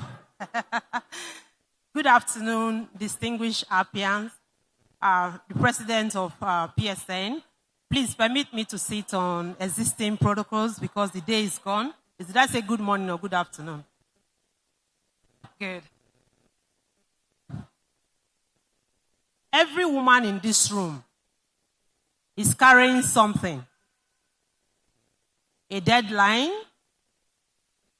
a patient, a child, a business, a burden that no one else sees. Do we agree? Yet somehow, women still show up. They still care.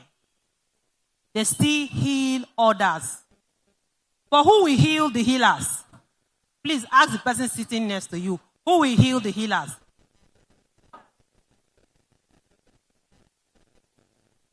So many women are functioning normally on the outside, while silently they are emotionally depleted. That is why this conversation matters. Our panelists, as have been introduced, are very highly accomplished and knowledgeable in this topic. Dr. Idobi is a consultant psychiatrist. So she works daily with the realities that many people hide behind smiles. When you ask somebody, how are you? What do they say? I'm fine, even when they are not fine. Professor Patience Osadebe, I was just speaking with her. She's the first female professor of pharmaceutical and medicinal chemistry. I told her, wow, I merely survived undergraduate chemistry, and you are a professor of chemistry, pharmaceutical chemistry. I doff my hat for you, ma. So she's a trailblazer who broke barriers in academia long before many women were even given chance to sit on those tables. And Right Reverend Professor Ekweme is a unique voice sitting at the intersection of public health, leadership, and faith. The theme of this panel is mental health and emotional wellness, tools for women in healthcare. So having said that, I want to start with Dr. Idobi. Based on your experience, what are the common or likely mental issues that a female healthcare professional will battle today?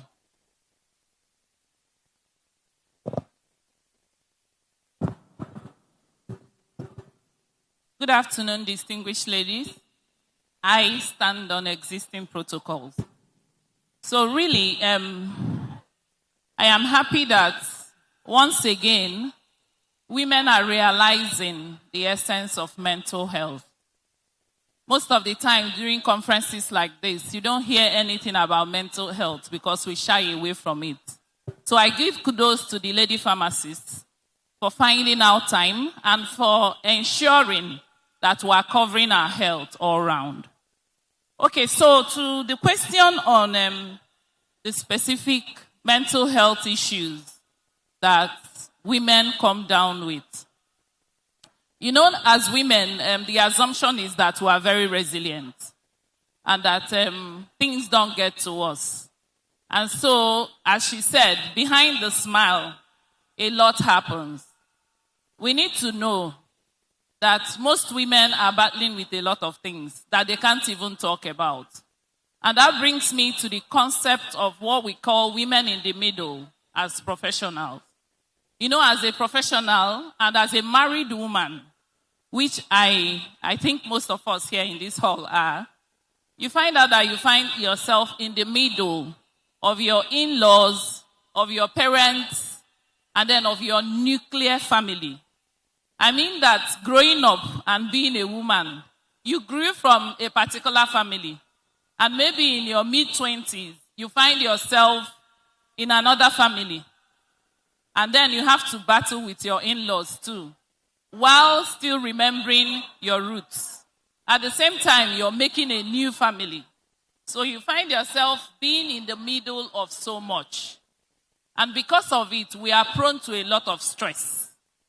A lot of stress. In addition to that, becoming a professional has its own additional stress amidst all the things I've already enumerated.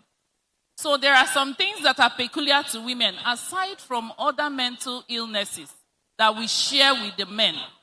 There are some that are much more peculiar to us. I give an example with depression and mood disorders. You have twice, we women have the prevalence of 2 times the number that men have. And so if 2 women suffer depression, 1 man is suffering depression. You understand what that means. And that goes with anxiety disorders. And there are mental health issues that are peculiar to us. You don't expect a man to start having postpartum blues, postpartum psychosis, postpartum depression. They are peculiar to us by the nature of us being women. And so what accounts for this is what we know, partly, and sometimes we don't know.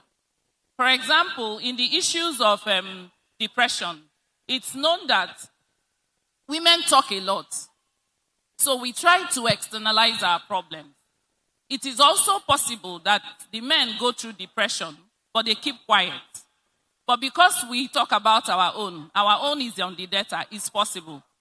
We also know that men try to use coping mechanisms that are abnormal. You see a man that is going through depression, he takes to drinking. Women who go through depression, they try to seek for help. And then by the resilience that are built into us as women, for example, there's something that is called the long arm of serotonin. Now, people who inherit the long arm of serotonin tend to have more resilience.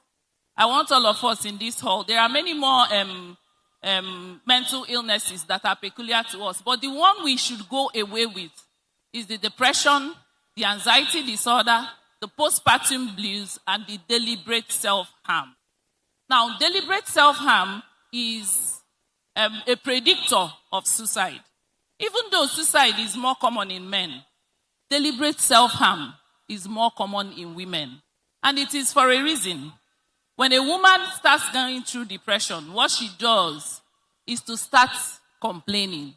And so she attempts to bring attention to herself using the deliberate self-harm. I was trying to say that it is important we know that the same way we talk about our physical health, we should start talking about our mental health, because there are also ways of preserving mental health. Thank you. Thank you so much. Very, very aptly said. I'm very sure maybe more than 2 decades ago, people did not know anything about postpartum depression, or it's not as, we are not as enlightened as we are now. So things like that are real, you know. And she said one of the ways that women are able to cope more than men is that they talk, you know, unlike men that keep it to themselves. So the types that she recognized are the deliberate self-harm and then the postpartum depression that we spoke about. So, Professor Osadebe, having successfully navigated multiple leadership and personal responsibility over the years, what strategies will you recommend to female pharmacists here on how to achieve work-life balance? First of all, do we think work-life balance is possible? Is there anything like balance? Yes, so let her talk about that. Yeah, thank you for the opportunity. The first thing a lady pharmacist will do is to have a personal mission, vision statement, and go ahead to have a family mission, vision statement. That will now put you in a limit. You will not want to do everything you see.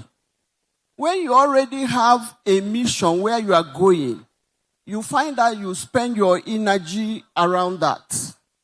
So it is very important that you have a vision. Clarify your vision and mission statement so that you won't want to be everywhere at the same time.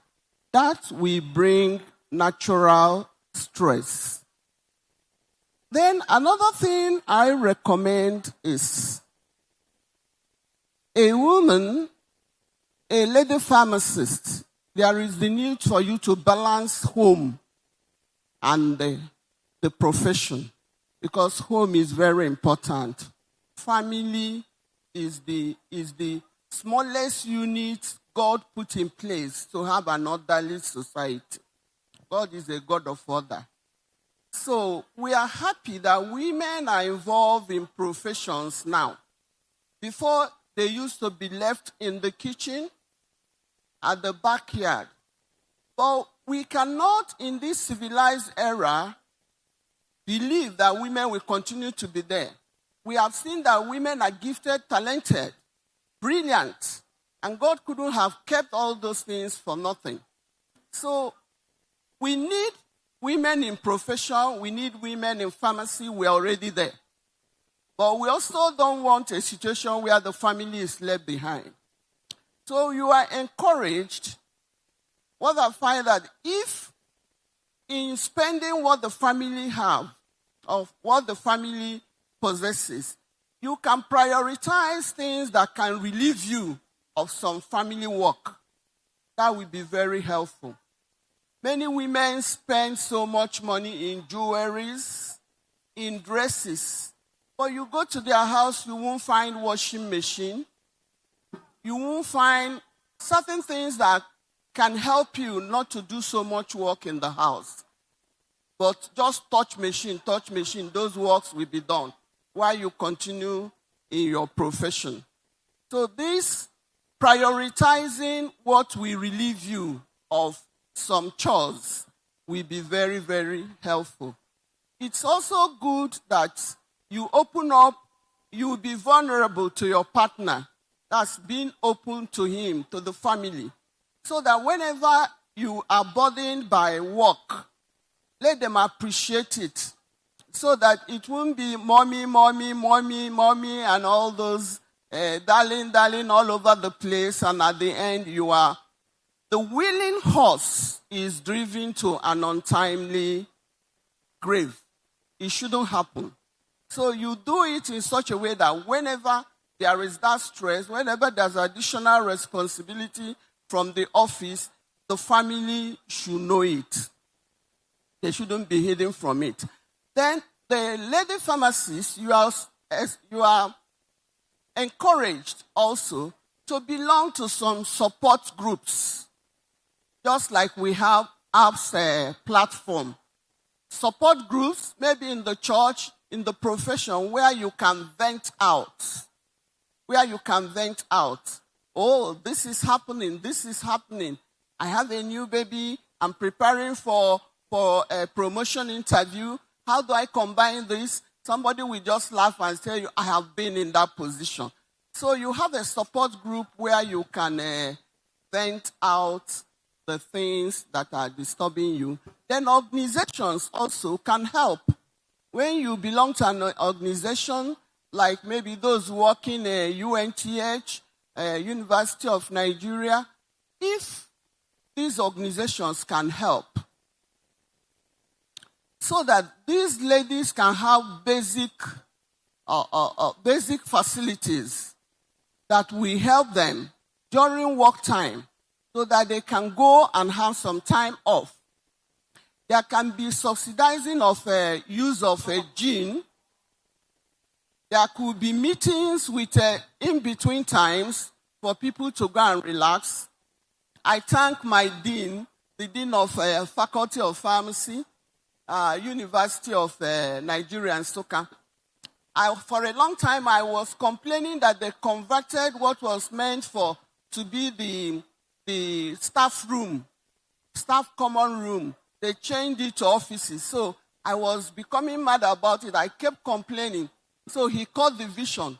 He said, don't complain anymore, madam. I'm going to provide a resting, refreshing place for us. So today, last week, they didn't launch a place, very beautiful place, where we can go and stay after lectures and talk, take tea. Those things also help to relieve stress. Thank you. Thank you so much. Thank you. Just to paraphrase, she spoke about personal vision, mission. I know there are families that have mission and vision statements. How many of us are committing to having personal mission, vision statements starting today? Because there's your own. Oh, she even has her own there.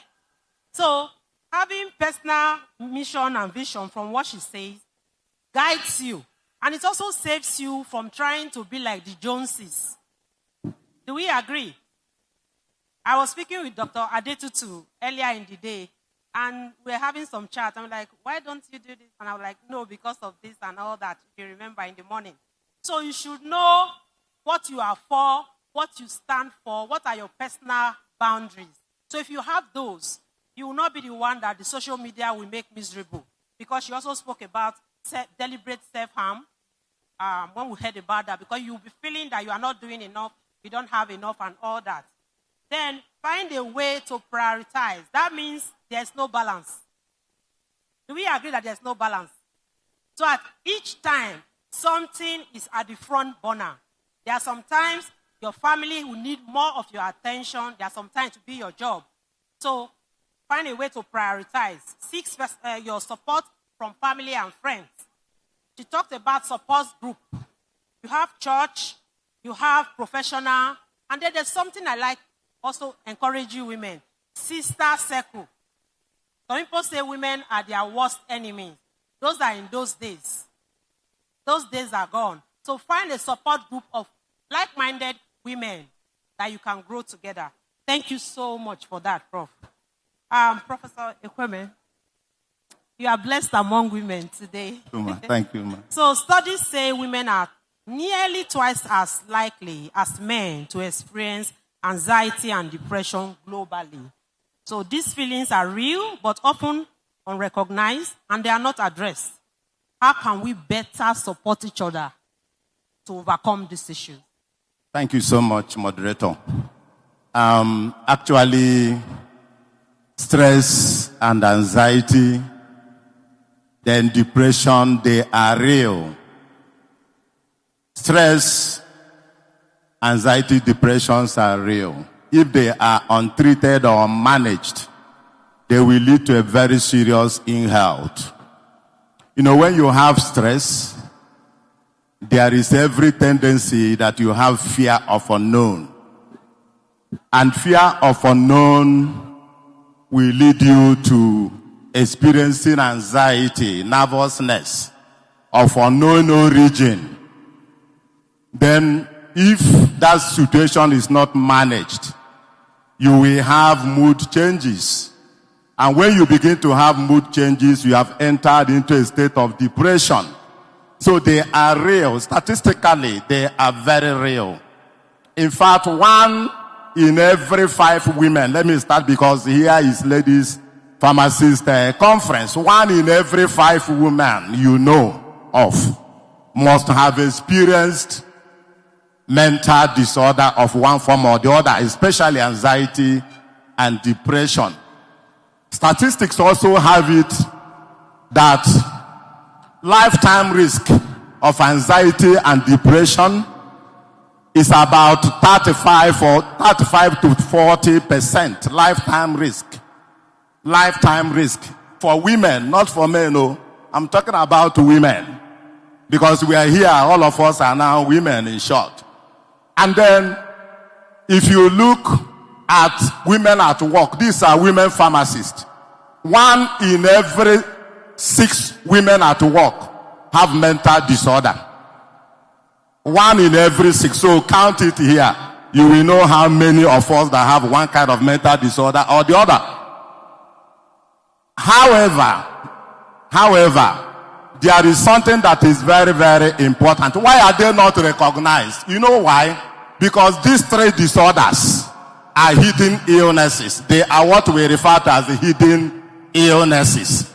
Their symptoms are vague and they are not very obvious. It's not like somebody who has a physical illness. So there is a very big societal and self-stigmatization regarding these illnesses, and that is why they are not recognized. Even diagnostic-wise, there are limited diagnoses of mental illnesses compared to physical illnesses. So what do we do is very, very important and vital. We can tackle this at organizational level, just like as you are now. I can tell you this is the most opportunity you have to go away from stress and anxiety and depression at home. Very important for you. So you will thank your God you have opportunity to be here. So, having said that, there are hidden illnesses. How do we, is the question now. Because of the societal stigmatization and self-stigmatization, how do we deal with them? We can deal with them at organizational level. We can deal with them at the family level. We can also deal with them at the individual level. At your place of work, we should have a supportive environment. Supportive environment for people to thrive. Very supportive environment. And then, of course, we can have other measures we can put at the organizational level to help people to feel at home while they are working. Flexible work schedule, not tight work schedule. Off time, for people to go and relax or do one thing or the other. Then, of course, at the individual level, there are things you can do. Some of my colleagues have spoken about them. Take time to relax. Take time to help yourself. Don't stick to your condition. No. Don't allow your condition to weigh you down. Speak it out. Speak it out. Mental illnesses or disorder is like every other illnesses. They are not very peculiar and different from others. Then at the family level, that is why we call the spouses, especially men. Men should come up to help their female counterparts, help their spouses, help their wives to overcome the stress, anxiety, and depression they experience at home, they experience at workplaces, and they experience all over them.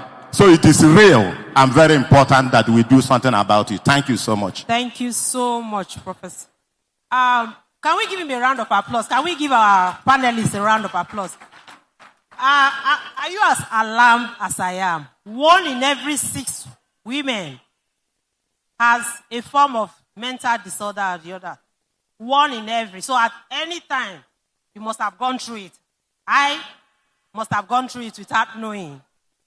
So that is alarming. And we need to be able to change that. How do we do that? Create time to relax. Create time for self-care. Self-care is not selfish, like you said. When you enter, I think half of us here took planes to come here. If you board a plane, what did they tell you? If you want to put nose masks, whose own do you put on first? Whose own do you put on? Your own. So please tell the woman beside you, put on your nose mask before helping another person. Please, let's do that. Tell the other woman to your other side, put on your nose mask. Yes. Because like he said, we are caring for ourselves. Just a quick digression. I will mention some things and you will tell me whether yes or no. What unhealthy emotional habits have women normalized in the name of being strong? Lack of sleep. I didn't hear you. Bottling emotions. Overworking. Never asking for help. Constantly taking care of everybody. Self-neglect. How many of us have gone to spa this year for somebody to massage your back? Dr. Ramesh, I'm not talking about you. You will do it. How many of us have entered spa this year? See the people caring for people. How many? Only 3. Professor Yo, I'm not surprised. So please take care of yourself. So the last set of questions, Dr. Idobi. Many women are constantly pouring into others while they are running on empty. So what healthy habits or coping mechanisms will you recommend to manage this stress and avoid burnout?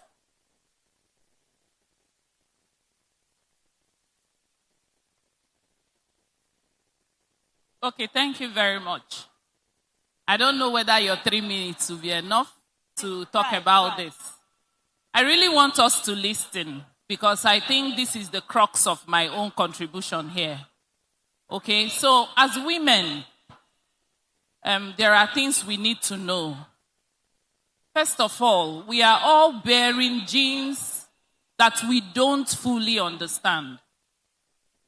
So by genetic composition, we don't know what we have and what we don't have. I said here that some people are very resilient. Those people who are resilient have very healthy mental health. We don't know whether we have that long arm of serotonin transporter gene that makes people bounce back when they go through stress. Now, some of us, as we all know here, that mental health can be genetically transmitted. We don't know whether we are bearing that gene, as we are all seated here. One of the things we ask patients when they come to see us is there anybody in your family that has had this kind of illness? And the usual answer is what? No. Now, the truth is that a good number of us are bearing that genetic burden. We deny it in the name of Ogbanje, in the name of evil spirit, in the name of so many other things. I want us to go into a default mode. That means that you assume that you are carrying a genetic load of mental illness. That is how bad it is.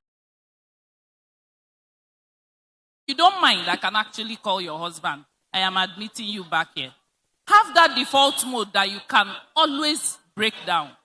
That your aunt that you don't know what they said happened to, she wandered away, may have had mental illness. And so the safe thing for you to do is to be aware of your mental health the same way you are aware of your physical health. If I tell you that, if you know that your parents are diabetic, for example, you start from like early 20s to avoid and avoid and avoid. If you know that your parents are hypertensive, you start as early as possible to avoid and avoid and avoid. Please assume that your parents had mental health issues and start avoiding and avoiding and avoiding stress. Now, the first thing I want us to do, my takeaway for you, is that we all should go and get a gratitude book. That is what we call it. If you have depression and turn up in my clinic, I will give you that assignment and you will show me the next time you come. Get a gratitude book. Once you have something good that has happened to you. So every day you open that book on your own, sit down and write so many things you are grateful for. Take time. It's not late now. You remember that when you were in primary school, you were aspiring to go to a certain secondary school. You have achieved it and now you have rolled it under the carpet. You were aspiring to be a pharmacist and today you are a pharmacist and it has become normal. Please go write it down. The kind of joy, your convocation, the number of people that turned out, how you were celebrated. At the time you were trying to get married, you had so many suitors and you were just praying, let it exactly be this one that will propose. He has finally proposed. You have children with him. You've normalized it. Please get a gratitude book.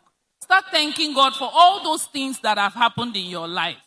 You know what it does for you. For example, the first time you had a child, your child dedication was something else. You have forgotten all about that. Your child is going into the university. You celebrated that matriculation like one and only. You have forgotten it. Write it on a book. At the moments when you are low, bring that your book. In fact, most of the time, mine is on my phone. Because your low moments may be when you are at work and then you left your gratitude book at home. You are unable to open it up and start using it at that point in time. So have it on your phone and turn on to it. I can tell you that each time I have gone through my gratitude schedule, I end up laughing at the end. Write it as if you are doing a novel. Your first child dedication. Remember your attire. How you quarreled with the tailor. Give those details to that gratitude book. Now, the other thing I want us to do is that we should please try and outsource things. You must not be a millionaire for you to start outsourcing house chores. Please, you are not lazy. Laziness wouldn't have gotten you to be a pharmacist. Laziness can get you to having children and training them. So at this point in time, please, you don't need to be sweeping your house. I say it with all effrontery. You don't need to be the one that is mopping the parlor.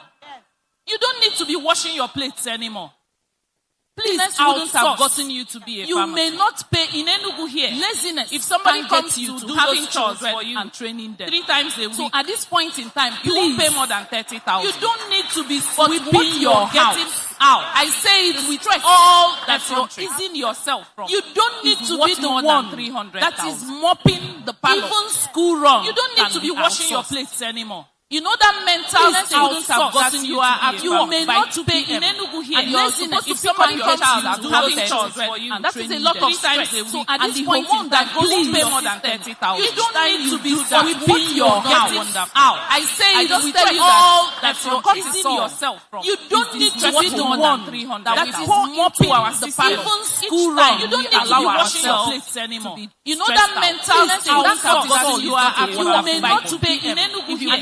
If somebody calls you to have it several times a day, so at this point in time, please pay more than 30,000. You don't need to be sweeping your house out. I say it with all that you're easing yourself from. You don't need to be the one that is mopping the parlor. Even school run. You don't need to be washing your hands. A lot of things. You know that mental state that you may not pay in any somebody calls you to have it several times a day. At this point in time, please pay more than 30,000. You don't need to be sweeping your house. It is called what? Happiness hormone. Have you ever seen anybody exercising and the face is squeezed? Most people that are exercising are smiling. That endorphins that you release during exercise lasts for some hours in your system.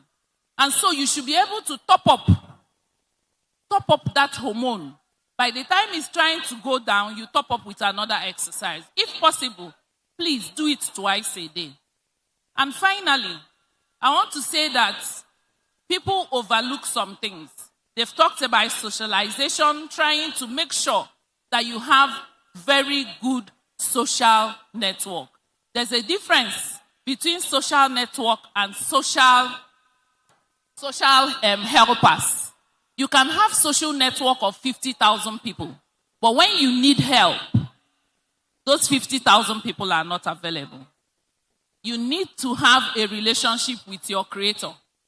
You may not know, but we have now added in psychiatry religiosity as part of treatment protocol. So if you are not a Christian, please be a Muslim. Be a traditionalist. Have somebody that you feel that is a supreme being somewhere that you can talk to that can do invincible things. Thank you. Thank you so much. For the women, for the ladies that are not listening, you are missing out so much. Do we agree? For the ladies that are not listening, you are missing out so much. Because after the ALPs conference, you are going to go back home to the same old. So I'm going to try and paraphrase. So she said, do you know that just the way hypertension and the rest runs in family, there's a genetic code when it comes to mental health. So seeing your mom or somebody in your family going through something can replicate something in you that puts some phobias and all that in you. She talked about gratitude.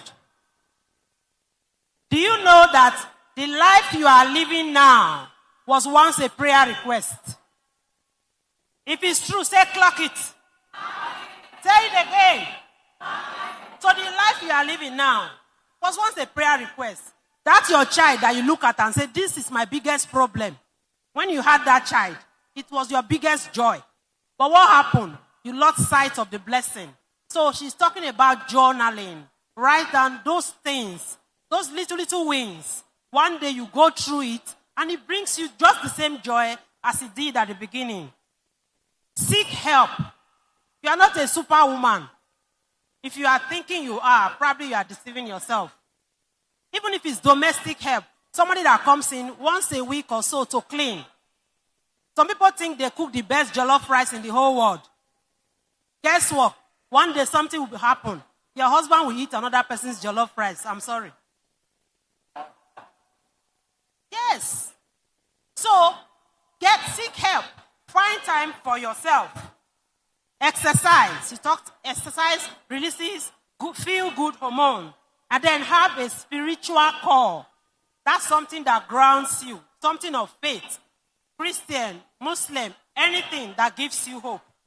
Thank you so much, Doctor. Prof, we are rounding up now. Professor Osadebe, you spoke about what organizations can do. You know? Okay, you want to add to that? Okay, go ahead.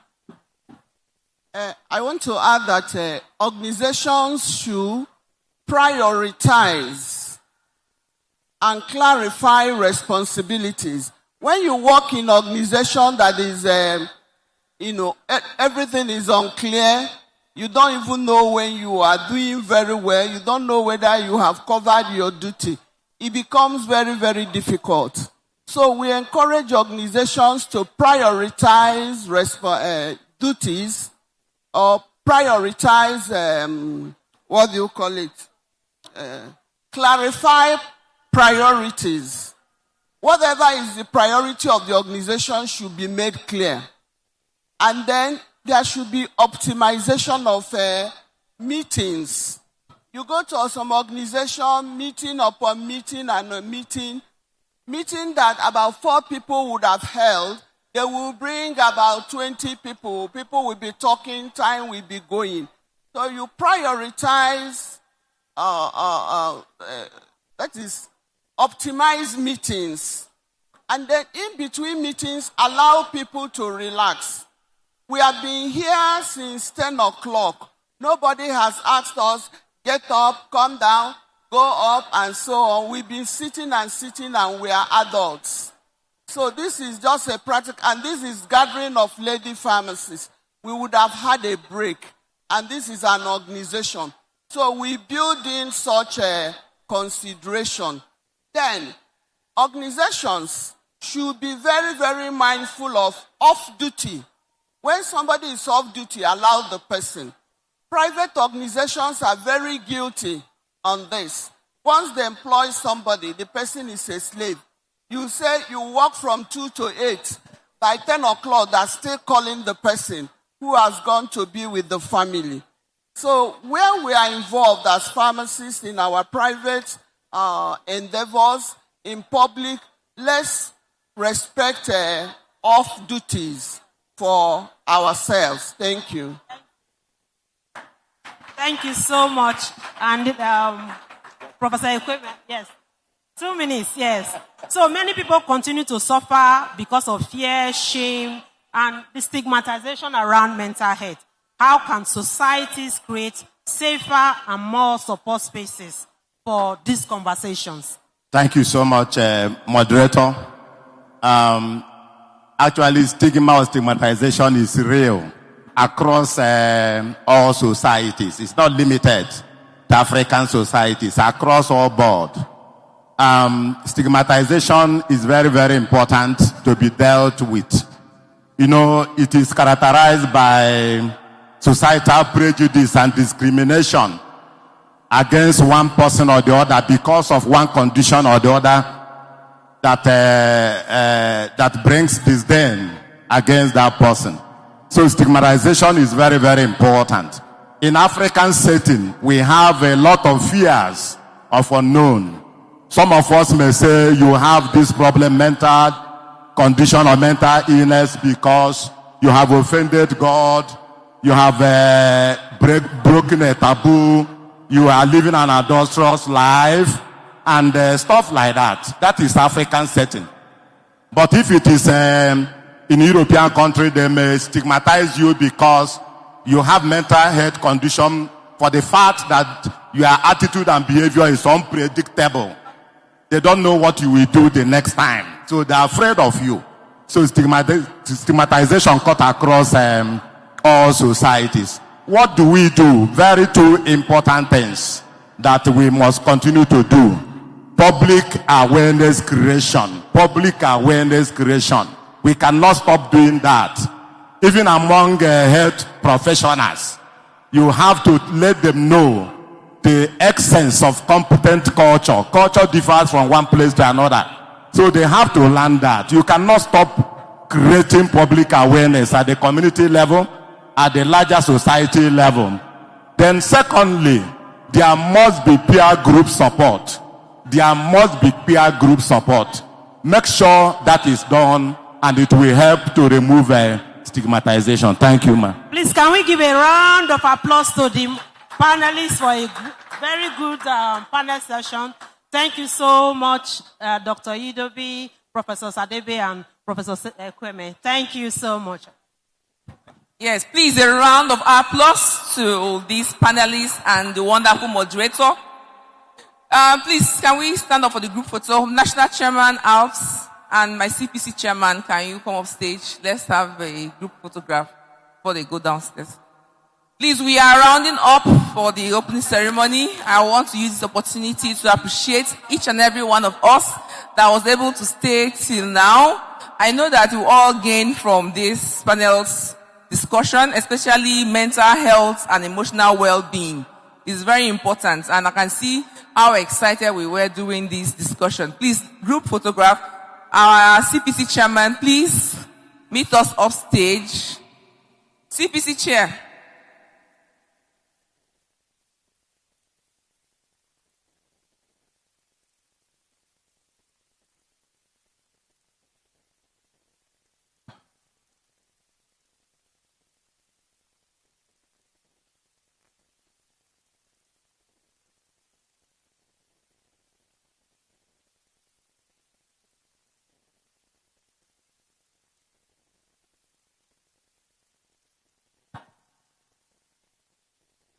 You should come.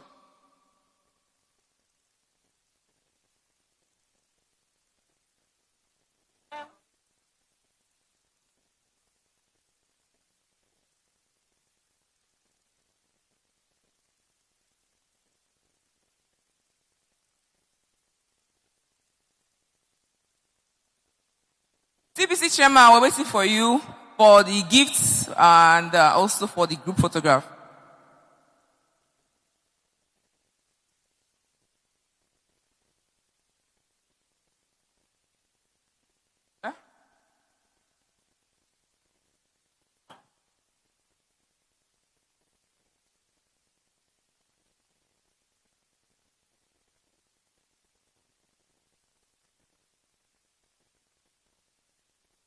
Thank you.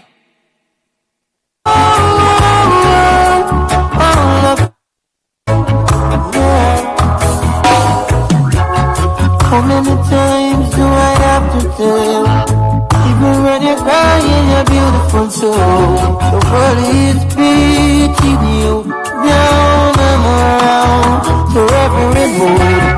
You're my downfall, you're my muse, my worst distraction, my rhythm and blues. I can't stop singing, it's ringing in my head for you. My head's under water, but I'm breathing fine. You're crazy around over my mind. My CPC chairman, you're going to stand back. We're going to give an award to the CPC chairman, Dr. Mrs. Tayo Onedo. CPC chair, the award. And let the national chairman and present our CPC chairman with the award. I'll give you all of me, yeah. You give me all of you. Give me all. Music, please.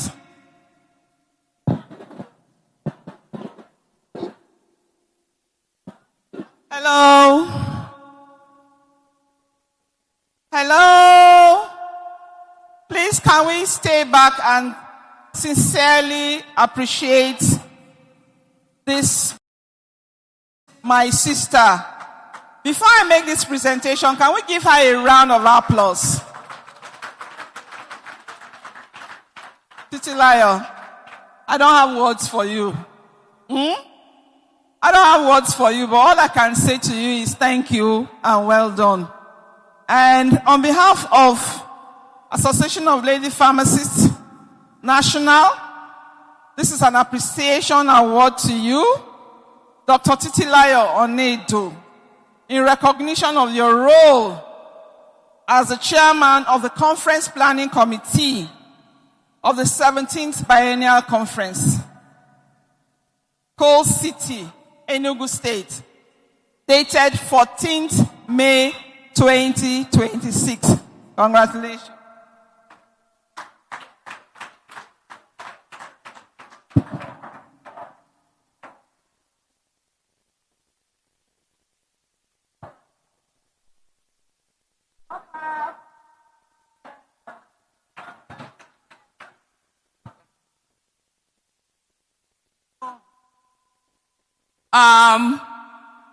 I want to appreciate each and every one of us. With this, we come to the end of the closing of the opening ceremony, and we want to appreciate you. And for the next, we are going to do tour of the stand, and we meet back here today again by 6 for the gala night. I want to thank you again for making yourself available for the 17th Biennial National Conference of the Association of Lady Pharmacists. Thank you and God bless you.